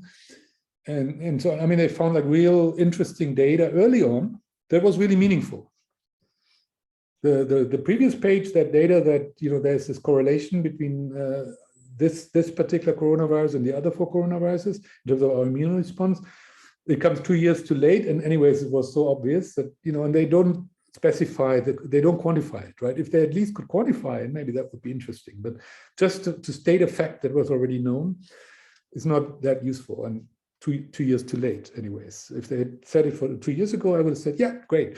Right? But these guys here, they say something very quickly that is not surprising. It's as expected, but still, it's they show it very quickly, and often they are able to show real numbers around it. In this case, they don't really. But around Omicron, they showed some really interesting numbers based on some experiments early on. So I want to laud the South African scientists. I don't know by name who they are, but there seems to be a whole group doing great stuff. Right? And they, their conclusion here is a logical one, unlike the previous article, right? Our main scenario for Omicron BA4 and BA5 is that it increases infections, yes, but does not translate into large hospitalization of death. That's exactly what you would expect, and they are not afraid to say so. They say our main scenario. They say, okay, we don't know for sure. This is not yet empirically proven, but that's logical. So I love that, because here you have scientists who have a scenario that is plausible. Right? On the previous page, you have scientists who don't. Right? That's a big difference. Yeah. So well done to South Africa. I think I don't need those highlights. Okay. More on vaccination mania. Oh, that one wasn't really on vaccination mania. I was just sort of saying, look, the virus will continue evolving, and but it doesn't necessarily mean anything bad, right? That's what they say, and that's in line with what we've been saying. Good that scientists say that, not just philosophers. Denmark, the first country to halt its COVID vaccination program.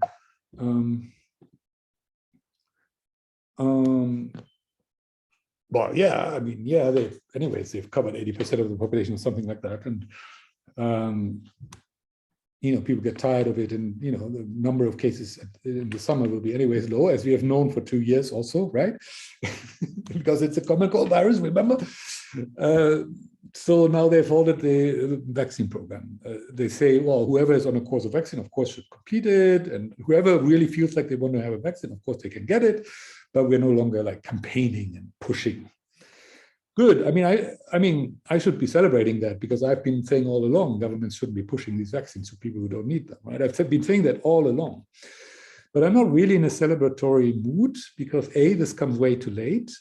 B, Denmark is a small country. I mean, we need to see this from all countries. Well, hopefully Denmark at least triggers something here, maybe, yeah. And C, because, it's always good to read the final sentence, right? They will probably need to vaccinate against COVID again in the fall, in the autumn. See, so they haven't gotten it, actually. They're just saying, yeah, temporarily in the summer, because there's anyways no activity, we don't push our vaccines. But as soon as the autumn comes, we will probably have to vaccinate again. No, that's wrong. Well, not entirely wrong. Yes, some people who are at risk, similar to influenza, may want to get an annual shot once a year in autumn. I have no objection to that. Elderly who feel at risk, yeah, no objection to that. If that's what they mean, then I'm okay, right?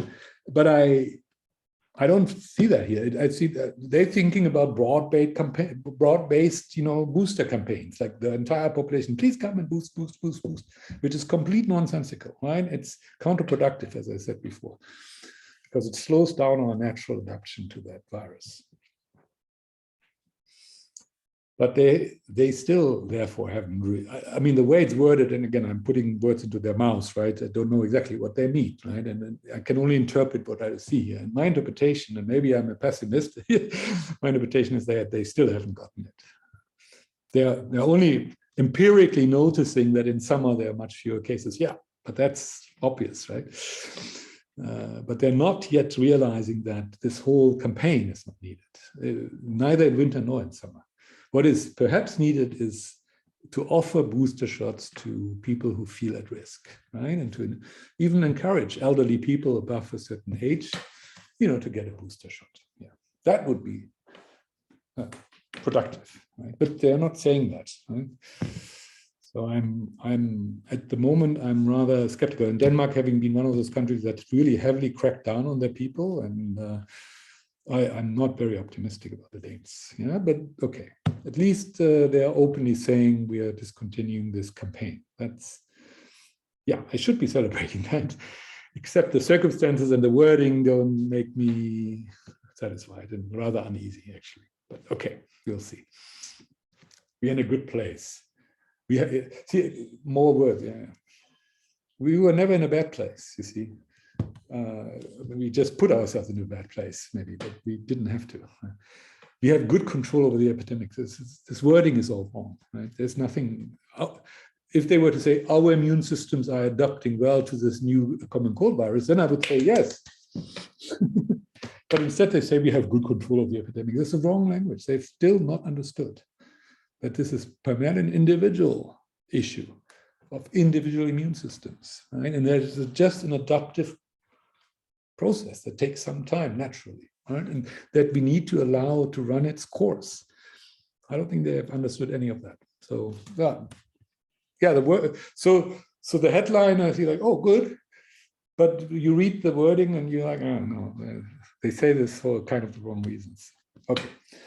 Penetration. Study shows 99% of Indonesia's Java Island have antibodies. Okay, good. Of course, that's a combination of natural immunization and vaccination. Indonesia by now has pretty high vaccination, 60% or so. And in Britain, they found in the whole country also 99%. Now, that's not unexpected. Maybe in Britain, I would have said, yeah, totally expected. In Indonesia, I wasn't quite sure because the excess mortality figures that I'm using, they are still a bit all over the place. And, you know, the Economist doesn't have for Indonesia. And so for Indonesia, I had a bit of like still a question mark. So this sort of just confirms. And of course, Java is very densely populated and some of the outer islands will not have exactly the same level of penetration, neither vaccination level nor a natural penetration because people are not living as densely together. But, you know, directionally, yeah. So that gives us a good figure for Indonesia. Right? So this is not really surprising, but what it did do is it incentivized me to say, because in my one of my slides, I'm talking about herd immunity at 90%. I've now changed that to 99% because so many countries now are at 99%. Combination of natural plus vaccination overlaid, even though a lot of it is double counting. A lot of countries now are already at 99%, I think. And so I've no longer talked about 90% herd immunity, but 99%. Just to let you know. So that was sort of, the idea to that was triggered by these articles. That, yeah, really, it's time to, I mean, acknowledge that in many countries, 99% of the population have antibodies, right? Either natural or vaccine, or both. Right? Many people have both. Yeah. Okay. No need for all these details. Oh, this is another one that's interesting. The EU made an estimate that between 60 and 80% of the EU population have had COVID at least once.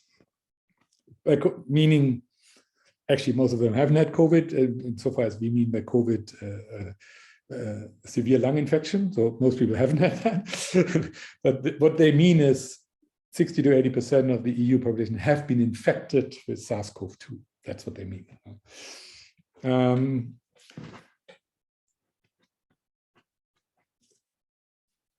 But, you know, oh, I forgot to highlight here, but, you know, in preparing for this less acute phase, EU governments at the Commission should ramp up immunization of children. So again, they have some interesting data here, yeah, which, you know, is consistent with mine. I think in my model, the EU countries taken together would probably be at about 60%, mostly pulled down by Germany because Germany is below 50% in my model. And Germany is the biggest country in the EU, so it pulls down the average quite a bit. You know, UK, Italy, Spain, for example, have more than 60%. They are 70%. So I don't.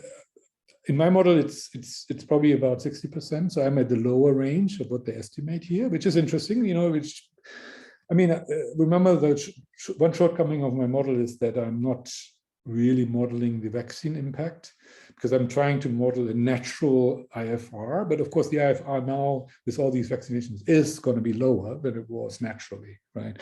So actually in places with lots of vaccination early, like such as Europe and North America, the actual penetration, even with like the actual infection rate is bound to be higher than what my model predicts. So if my model predicts 60% for the EU, then yeah, what they are saying, it could be up to 80%. It's probably right. Yeah, So I mean, it corresponds to what I'm saying, right? And I'm at the low end of that range because that's derived from the way my model is built, right? It's a limitation of my model that I deliberately decided not to try to model a post-vaccination IFR, right? Because I was interested in the question, what would have been the natural IFR if we had not had the vaccination, right? I was interested in that question. And there's no doubt that vaccinations lower the IFR, right? Once they're there, once they've been given to the right people, right? And that happened earlier in Europe and North America than in most other parts. And so therefore, in those places, the modeled the modeled infection rate will be quite a bit lower than the actual. Whereas in countries where vaccinations came late, they will not have made a big difference at all, right? And therefore, the modeled infection rate is bound to be quite close to the actual. If my model, I mean, otherwise is correct, right? Which I think it is, broadly speaking, right? It doesn't mean it can't be improved, right? But for what it is, it probably gets it is right. And in those countries where vaccines came in late and slow, it's more right than in those where vaccines came in early. And that's because I'm deliberately saying I could have maybe created a separate column and said, here's the natural IFR, and then here's post-vaccination, or here's how the vaccination drives the time. But that would have been really, really difficult to model. And so it would have been a lot of work, and I just decided not to do that. Yeah, but so I'm comfortable with 60 to 80%. I think that's realistic, yeah. It could well be at the upper end, the 80%. I would almost think so. I don't know, they don't really say how they modeled this, so I don't know their methodology, but I'm comfortable with the result. But then they sneak in here. So therefore we are now in this less acute phase, they say, because everybody already has some immunity, right? Everybody's been there, right? So now let's immunize the children. It's completely illogical again, right? It's the opposite of what they should conclude from this. So it's just like that earlier comment, right? They have an empirical piece of data that is quite interesting, or at least, strikes me as plausible and correct. And then they draw the wrong conclusions from it. So what's the point? It's almost like we would be better off not having this data. if it leads them to, for some reason, draw implausible conclusions from plausible data. I don't know what the hell they're doing.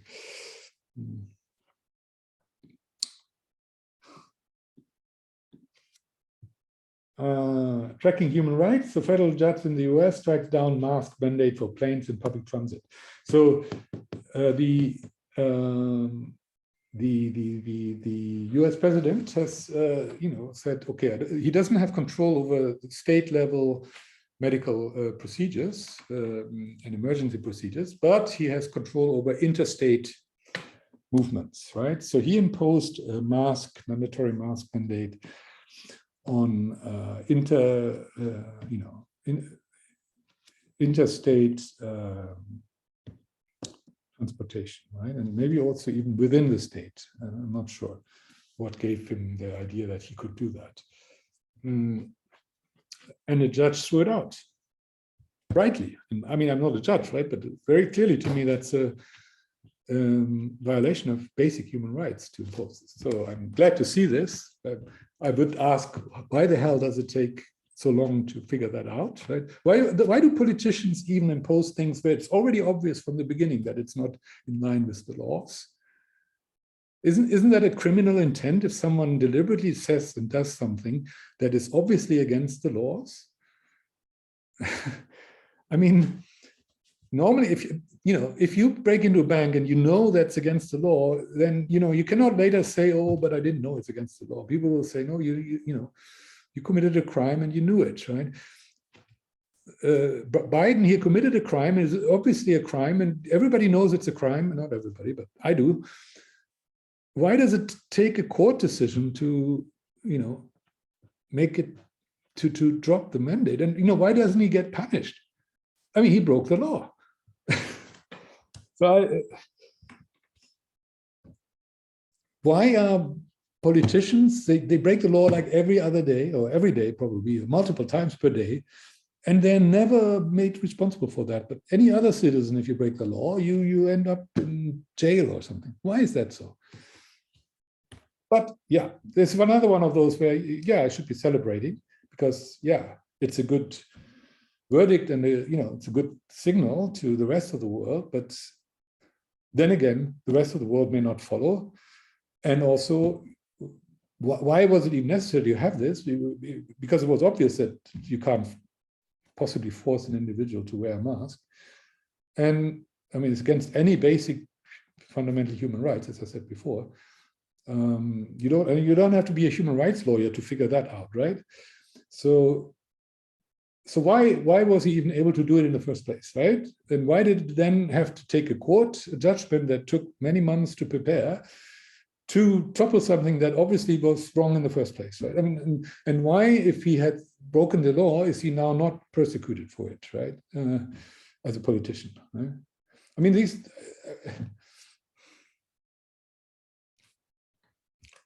Why are politicians above the law? And why can they do things, whatever they want? As long as they have some majority somewhere, they can do what they want. Why don't we have a protection for the individual that is actually working? I guess that's my question. A protection against, state terror. Yeah, before I get too heated, we do another break. And then we go to COVID.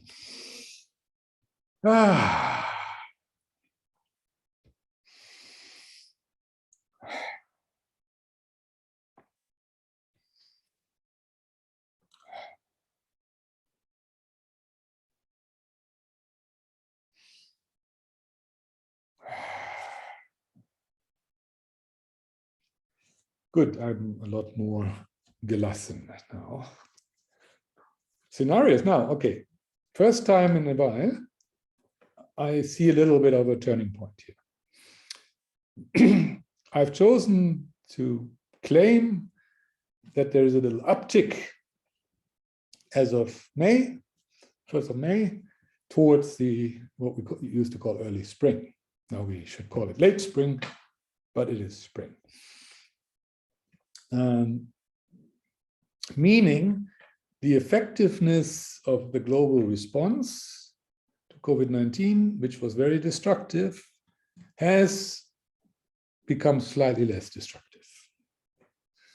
And there's a slew of reasons I say that. Australia has dropped the zero COVID policy. Israel has dropped all entry requirements, including a vaccine requirement. New Zealand has sort of dropped their zero COVID policy, although they still have very strict entry requirements. Austria decided not to proceed with a law that they had actually already passed to make vaccines mandatory. Remember, I was very upset about that law, and they've chosen not to proceed with that. Germany, trying to think why I have Germany on the list. Don't know. Yeah, Germany then a little later subsequently also took the idea. They had been debating to make vaccines mandatory. They took that idea off the table. So Austria had gone one step further. They had already approved it. Germany just was debating it, and then they decided not to proceed with the debate and just take it off the table. Taiwan has officially declared an end to their zero COVID policy, although it's still very much difficult to enter Taiwan, I think, but yeah, so I think they are starting to move towards sort of some kind of living with the virus policy. US federal, I think that was the judgment just now that I talked about. That is also a step in the right direction, even if I say, well, we shouldn't have needed that step in the first place, but that's true for all of these things, right? None of those should have happened in the first place. But yeah, so the US federal court has made a judgment that I think goes in the right direction, which is you can't force people to wear a mask, not even on public transport, nowhere. And Denmark, okay, yeah, Denmark said, okay, we are officially ending our vaccination campaign. If with the caveat, we may restart it in autumn. Yeah.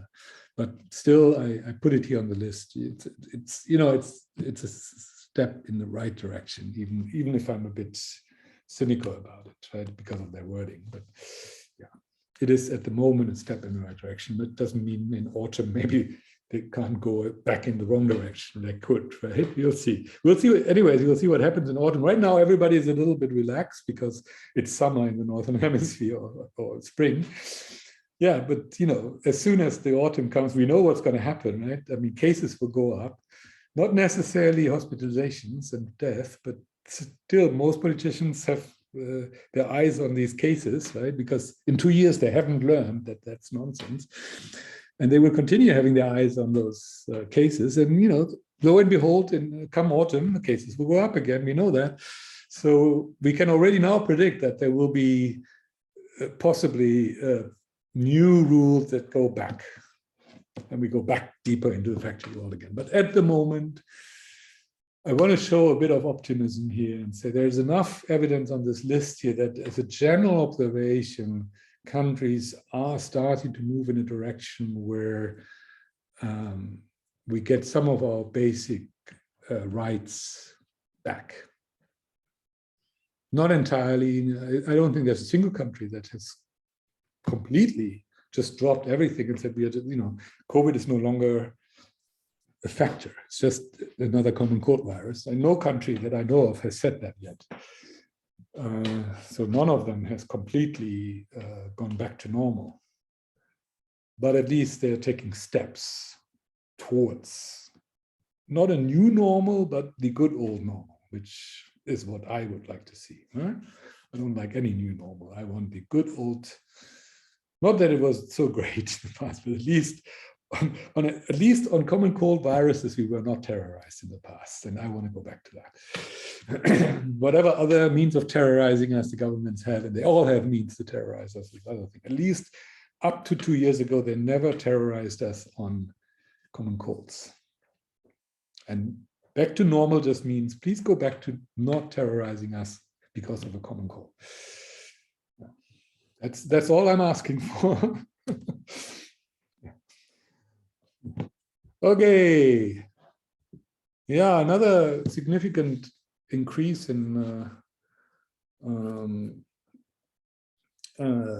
global infection levels. Updated again, excess mortalities using primarily our world in data figures that are partially based on The Economist. I compare them with The Economist. In some cases, Economist is very different, and then I average them. That study that was published earlier this year that I talked about at length, which I thought was a good study, it's in the ballpark. Again, there are some data that are a bit different for some countries, and where they are really different, I take some kind of an average between them and our world in data. So it is a bit of a heuristic and a bit of, I mean, not committing myself to which one of these studies is probably closest to the reality, because I have no real basis on which to judge that. So I'm sort of just taking some kind of an average, and I'm not being too arithmetic about it. I'm ballparking and eyeballing, right? But I've basically accepted those somewhat higher excess mortality figures, and I continue to argue that the COVID fatalities cannot be too much lower, right? So by accepting the somewhat higher excess mortality figures, I'm also accepting that the COVID mortality must, be higher in lockstep, and therefore, even at a higher IFR of 0.23%, that means the penetration must be higher too. And that's what I'm showing here, right? So the last 2 months, the penetration seems to have jumped up. Partially that's due because it actually has, because of Omicron, and partially that's due to just changes to my model, right? And new data coming in from the excess mortality side, right? Which is on the next slide. But yeah, so we are now at a point where more than 90%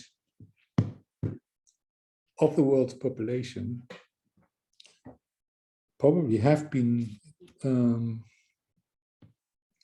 infected naturally with COVID. And that means that quite a lot of countries now have 99% or 98 or 97% natural infection rates, meaning just about everybody has had it in some countries. There are also countries I mentioned earlier, especially in Western Europe and North America, and then some Asian countries like Japan, Korea, where the numbers are still significantly lower. We just saw in the EU, my model 60%, maybe in reality between 60 and 80%. North America is maybe, the US is about 70%, Canada is lower.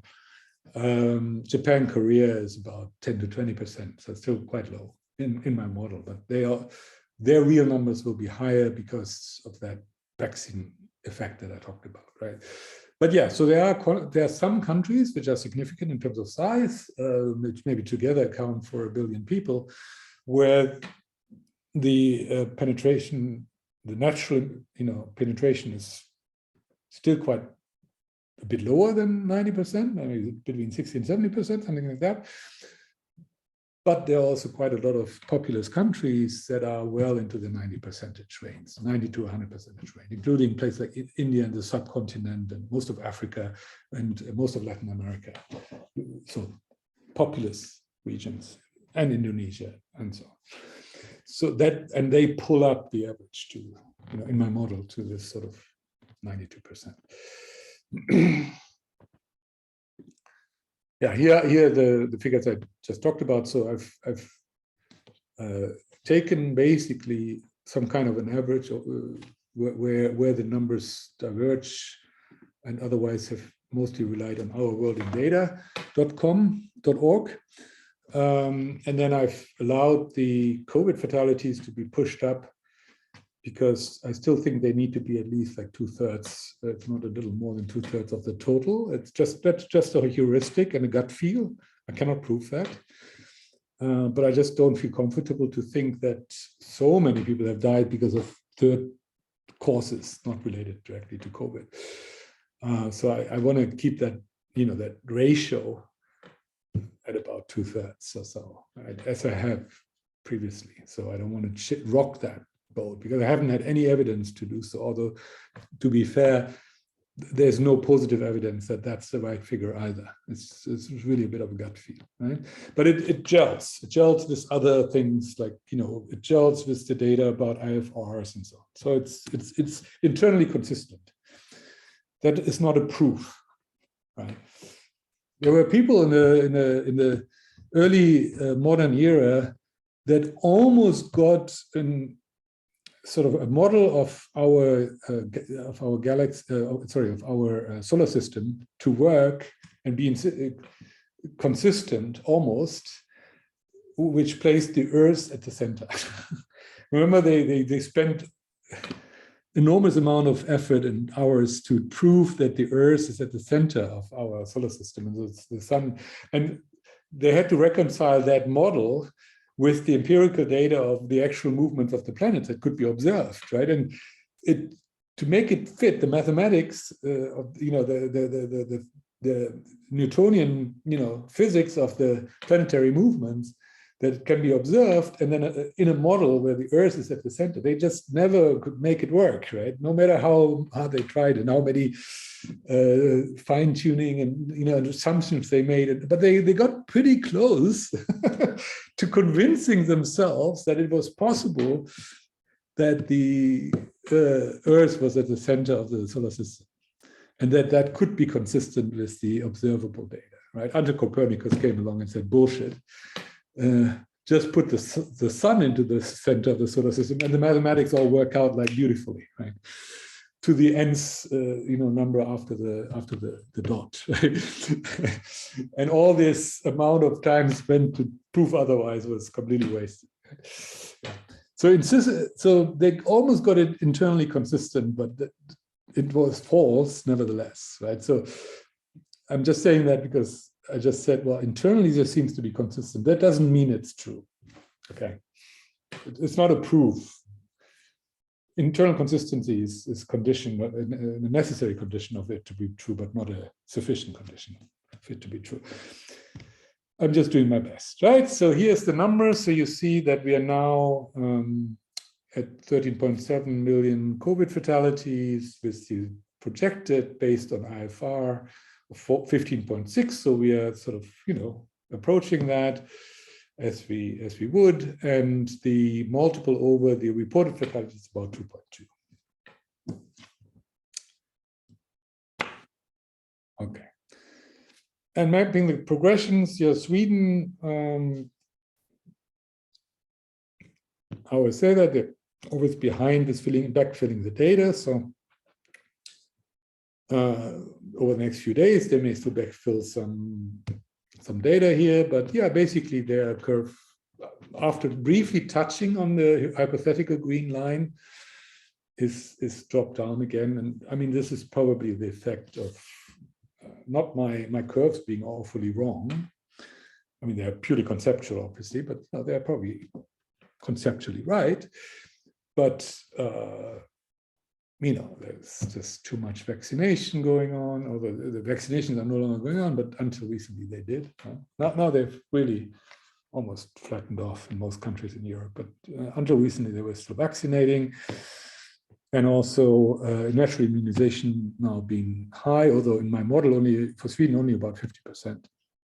But as I said, these countries that went into vaccination early, and especially if Sweden did it quite smartly and focused it on the elderly, which I don't know they did, but if they did that, then that would explain why. I mean, the actual infection penetration could be much higher than 50%. But in my model, it's 50%, right? Yeah. Germany is interesting that, they keep, because they're quite interventionist, they keep having these yo-yo effects, so that, not too much this time, but and there's a complexity because different states do have different timelines, and so it's a bit like the US, where there's not a smooth curve because there are multiple curves stacked onto each other, and it sometimes can look choppy. So that's what you get here. But it's interesting that Germany is still, also the penetration in Germany is even lower than in Sweden in my model, and so they still have some way to go, right? And there's still maybe a few weeks runtime where they still have somewhat significant fatalities, right? Before they really get like the summer break. But which is not bad, right? Because by the end of this current seasonal cycle, you would really think that even Germany, despite all the limits they put on themselves, that they are through largely. And they wouldn't need to worry about the next winter, but they probably will anyways. And sorry, I skipped one. US, US, interesting. As explained before, they don't follow this curve, this nice Swedish curve, so closely for good reason. And they're now really low. And they have reached 70% in my model, and I'm quite pessimistic about their health data. Their IFR, individual IFR, is, I think, the highest in my model, followed by Germany. So the US and Germany have really pretty high IFRs because there are a lot of people who are obese and diabetic and elderly, I mean, the combination thereof, right? So in the US, in addition to that, I assume that not everybody has access to really good healthcare, which in Germany, I think they do, but in the US, I have a lower sort of quality of healthcare indicator. So, so there's the fatalities are bound to be high, and I'm now at about 70% penetration in my model, and it may be a bit more than that because of the vaccines. But I think the US, they are really now very much down, but some states are still imposing some rules. So I don't know. Well, I guess what I'm saying, sorry for the, I think there could still be another spike, maybe early autumn. I wouldn't be surprised in the US. UK, yeah, that's interesting too. I think there is a spikiness at the moment, which may be related just to people becoming more confident. So, I mean, they declared Freedom Day like almost a year ago, but I think this summer people are really all out and back to normal. Or this spring, right? Now we're in spring, and they really, but the virus is still going around a bit, because it's still springtime. There's still activity. It's not summer yet, but the people are really like liberated, and they go travel and do basically what they normally do, right? And so my guess is there's a bit of a spike at the moment because the final self-imposed restrictions have started to fall by the wayside, right? And some elderly who had sort of cautiously stayed at home for the last 2 years, hardly go out, hardly see their grandchildren, and all those precautions, they're so fed up with it, they're just going to go out and do it, right? They may be vaccinated, of course, in many cases, but not in all. And even if they are vaccinated, right? I mean, a few of them will have trouble, right? So that's my hypothesis as to why the UK right now is a bit of a spike. But I wouldn't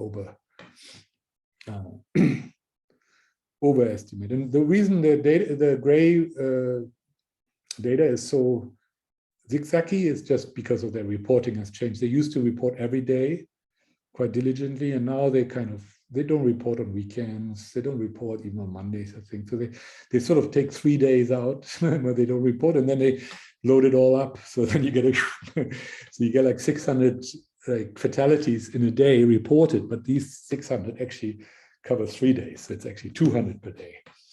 Right. So that's why we're using the 7-day line to iron out those reporting things. But yeah, so the UK has basically a few months ago shifted from daily reporting to only reporting really Tuesday to Friday, I think. And some other countries same. I mean, Sweden went that way, that they didn't really report in regular intervals, and they reported when they felt like it. They went to that already more than a year ago, right? I mean, there's a recognition, at least here among some governments, that all this reporting isn't particularly valuable either, right? I mean, we don't do anything similar for influenza, right? And soon, as I said before, soon we will be at a point where more people die of influenza than of COVID. So, I mean, there comes to a point where people maybe say, well, this whole reporting thing is starting to become really pointless. We don't normally do that, right? So back to normal also means, back to no reporting. Well, only within the medical system, of course, yes, but not to the general public, right? Because they wouldn't care. We're not there yet, right? But you can see that the diligence in reporting is starting to decline as well. And, that's good. It's good in the sense that we are slowly going back to normal, at least in some parts of the world. Okay. So as I said earlier, I've ramped up the herd immunity definition of 90% to 99%, and that is a combination of natural immunization and vaccination overlaid with some deduction on the basis of course, many are double counted, right? Now, I may not have really the right methodology. I'm not sure I got this right, but you basically now have a big divergence. You have the majority of my countries in the model are basically now 99% antibodies, right? Either they have natural antibodies, or they have vaccination antibodies, or they have both. Right? And then you have a few countries like Sweden, Germany, and then the new normal countries, which still have a very long way to go. So maybe this is these numbers are a bit stark, between 0 and like many months, 37 months in the case of Sweden. So maybe my model I need some fine tuning there, the way I've done it.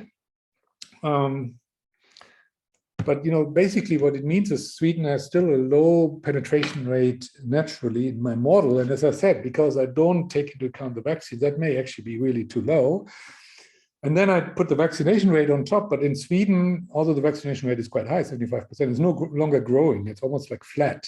And because I'm projecting out, if your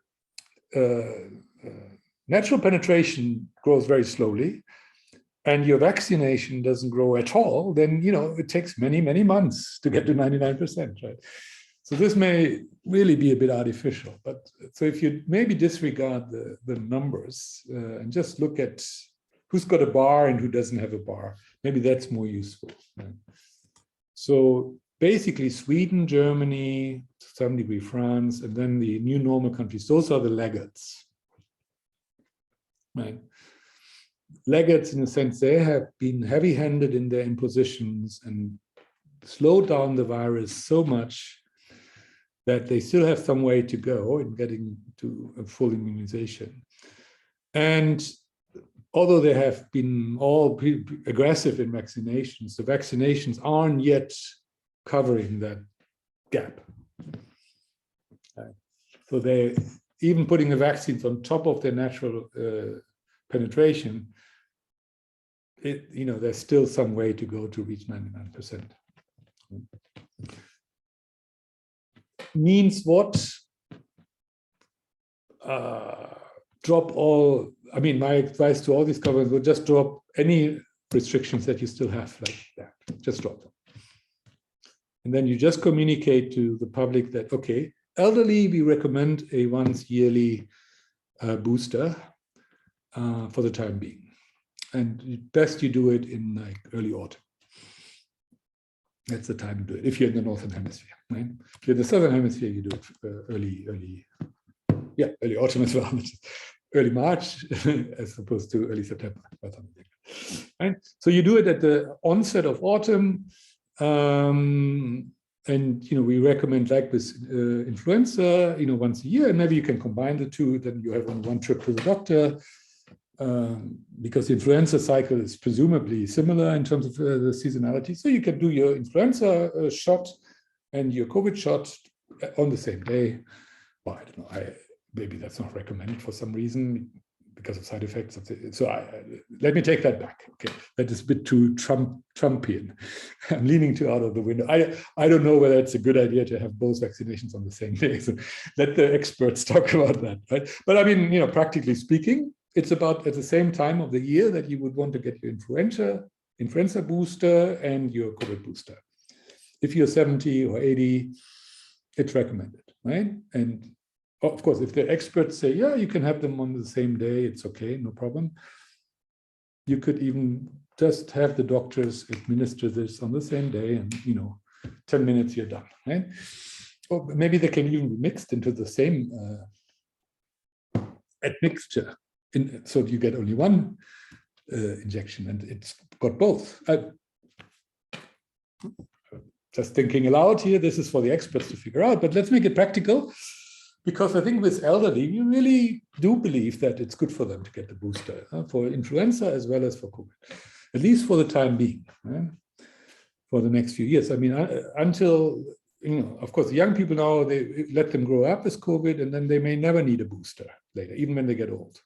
Just like we don't need a booster for any of the other cold viruses, right? But for the time being, for the next few years, where there are a lot of people who are elderly and who didn't have a chance to get exposed to a lot of varieties of or variants of SARS-CoV-2 in their life because it just came when they were already old, let them get boosters. So that may well be for the next 20 or 30 years or so, right? Until we are to the point where everybody has grown up with with SARS-CoV-2 and doesn't, no vaccinations needed at all, right? So, I'm thinking aloud here, but I don't see any of the so-called experts talking about these things, even though that seems to me very relevant, right? How do we go forward? We drop all restrictions and we encourage elderly and people with other risk factors, if they feel like it, to get a booster once a year, and ideally make it practical. Ideally, if you can put it together with the annual influenza booster that is also recommended, let's just put them together so the person comes to the doctor once in a year in early autumn and gets a booster, a double booster. That's it. It seems so easy, right? But I don't see anybody talking about it this way, even though it seems so obvious to me. So, yeah. But that's been the story of the whole COVID affair, that everything seemed so obvious to me even 2 years ago, and still people, the rest of the world, haven't caught up with it. And I still don't know why. Because I've not really changed any of my conceptions or perceptions that I had early on. I mean, maybe in some details, yes, or some fine-tuning, but basically I'm still saying exactly the same that I've been saying for 2 years. There's no reason to change anything that I'm saying. And everything I've been saying so far seems to be correct, although that, yes, so far, right? And that's the caveat. So far seems to be correct. And still, I don't see people talking in the same way as I do. So you see Denmark saying, yeah, we're dropping our aggressive vaccination strategy for now, our campaign. Those people who are still ongoing in the middle of their course, let them finish, but we are not pushing for it. But in autumn, we may have to go again, right? So that's not the story I want to hear. The story I want to hear is to say, we are done with our campaigns. We do recognize that for a certain at-risk group, a booster shot may actually be a good idea once a year, probably, because the antibodies are shown to hang around for maybe 9 months or so. So if you give it at the beginning of the season, which is early autumn, then they're covered for at least 9 months. Probably quite well covered, good enough, right? And that's where most of the activity takes place. And then the summer comes and they are fine, and then they get another booster, and they're very well covered, right? It's so simple. And yes, the booster may over time, just like this influenza, may over time have to be changed because the new variants come up, and to keep the effectiveness of it, next year's booster maybe have a slightly different composition than last year's booster. So there's an ongoing effort. I'm not saying do nothing. I've never said do nothing. I've always said do the right thing. Right? And the right thing is to support those who actually need support. Right? It's always been the case, and it's still the case. And now that the governments are starting to talk a language of, oh, we've reached a turning point, and yeah, most people have been exposed anyways, and they have some natural immunity, and many people have also been vaccinated, and the case numbers are going down, and the fatalities especially are going down. They slowly are waking up to the reality of it. Why aren't they then now saying, oh, okay, so why don't we just declare victory? COVID is done. There's an ongoing medical support, just like with influenza, for those people who need it, and that's it. End of story. Right? It's so simple. No, I'm not talking about China or Taiwan or Hong Kong, Japan, Korea, those countries that have been so prohibitive that they are not quite there yet. But those are basically those with the bars here. Right? Although in Germany and Sweden, I would say they are there actually, right? It's just that my model probably underestimates their penetration because I didn't deliberately, as I said, not take into account the impact of vaccines on IFR, because this is natural IFR that I want to sort of solidify. What is the natural IFR? It's 0.23% at the moment, right? So that was the purpose of my model. So I couldn't dilute it with the vaccination impact, but there is obviously a vaccination impact, right? I've always said that. So the Swedish and German figures, and even the Japanese and Korean and Thai figures, are probably all a little bit too low. Right? The IR here is, in those cases, is probably too low. So recognizing that, I mean, all of these countries, save China, which is really at the very beginning, where they need to be a little more thoughtful, maybe, now that they have put themselves into this mess. But everybody else could just say, done. And all you need to do is offer to people who want it, with an encouragement to elderly especially, to really do it, get a booster once a year in about September or so.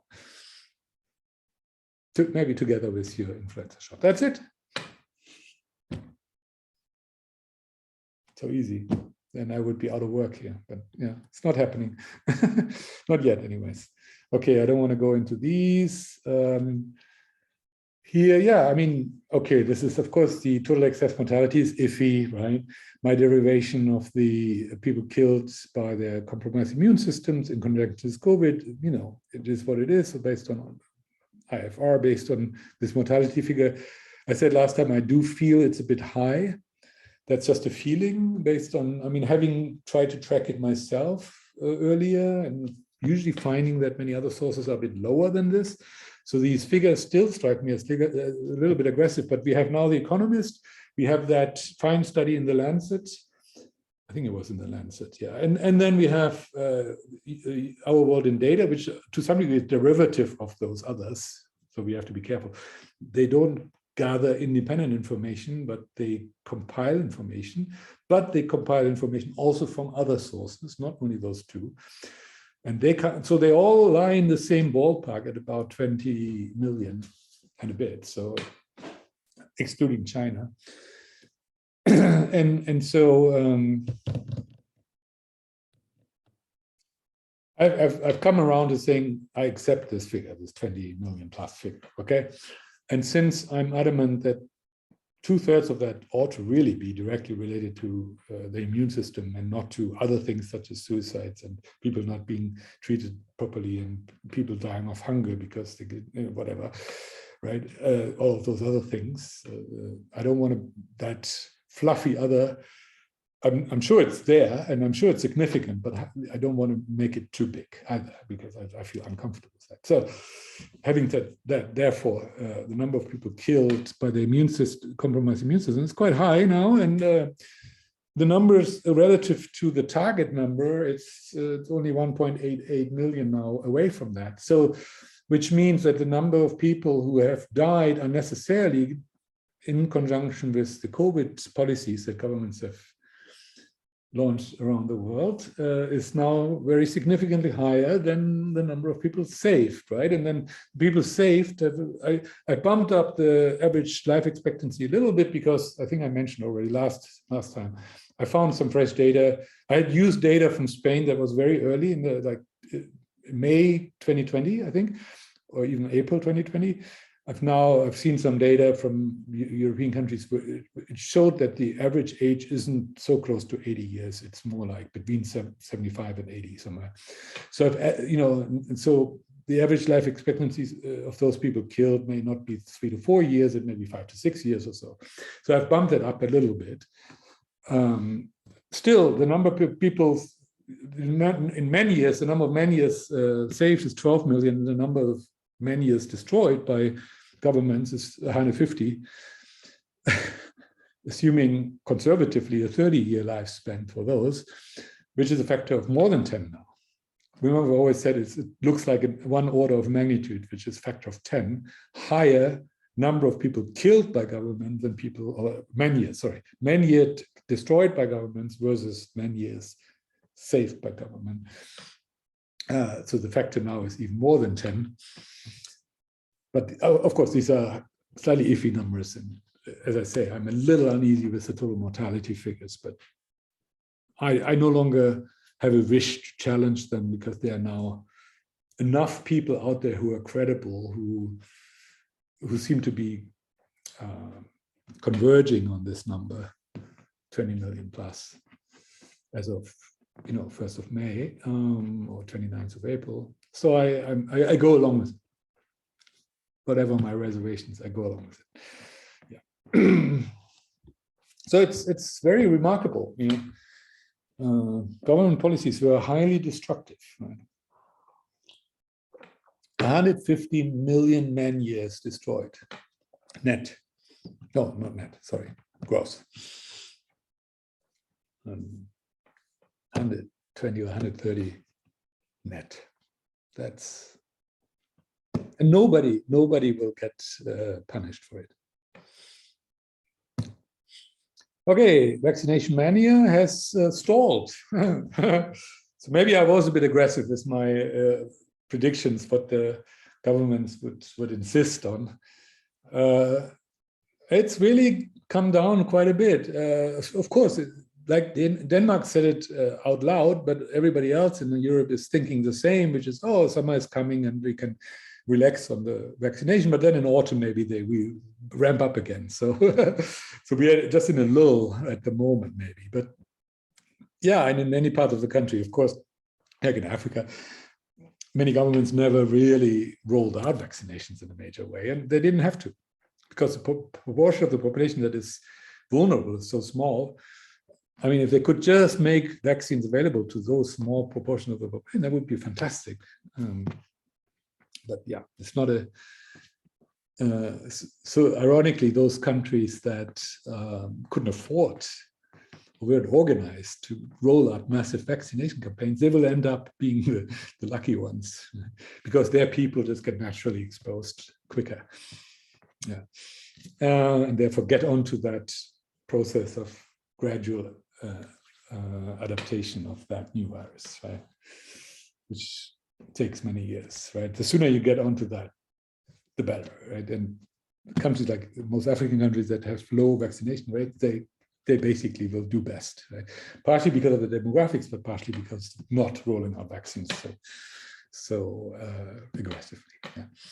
So, but yeah, so I mean, we've basically vaccinated 4 times as many people as we needed to. But at least that number now is not growing that quick. I think last time was 4.22. It was also a funny number, 422, and now it's 433. So yeah, only 110 million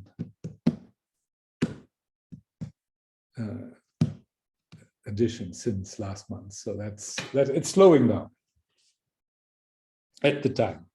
Again, in spring it may ramp up again, but in the autumn it may ramp up again. But at the moment it's slowing down, and that's, as far as I'm concerned, a good thing. Okay, here's no change, and I'm not going to dwell on it. I guess we are still walking dead.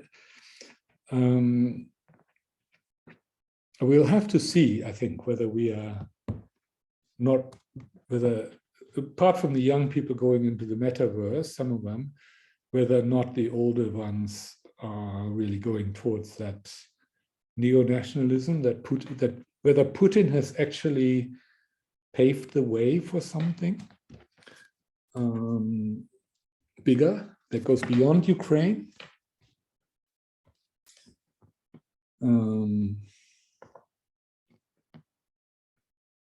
Yeah.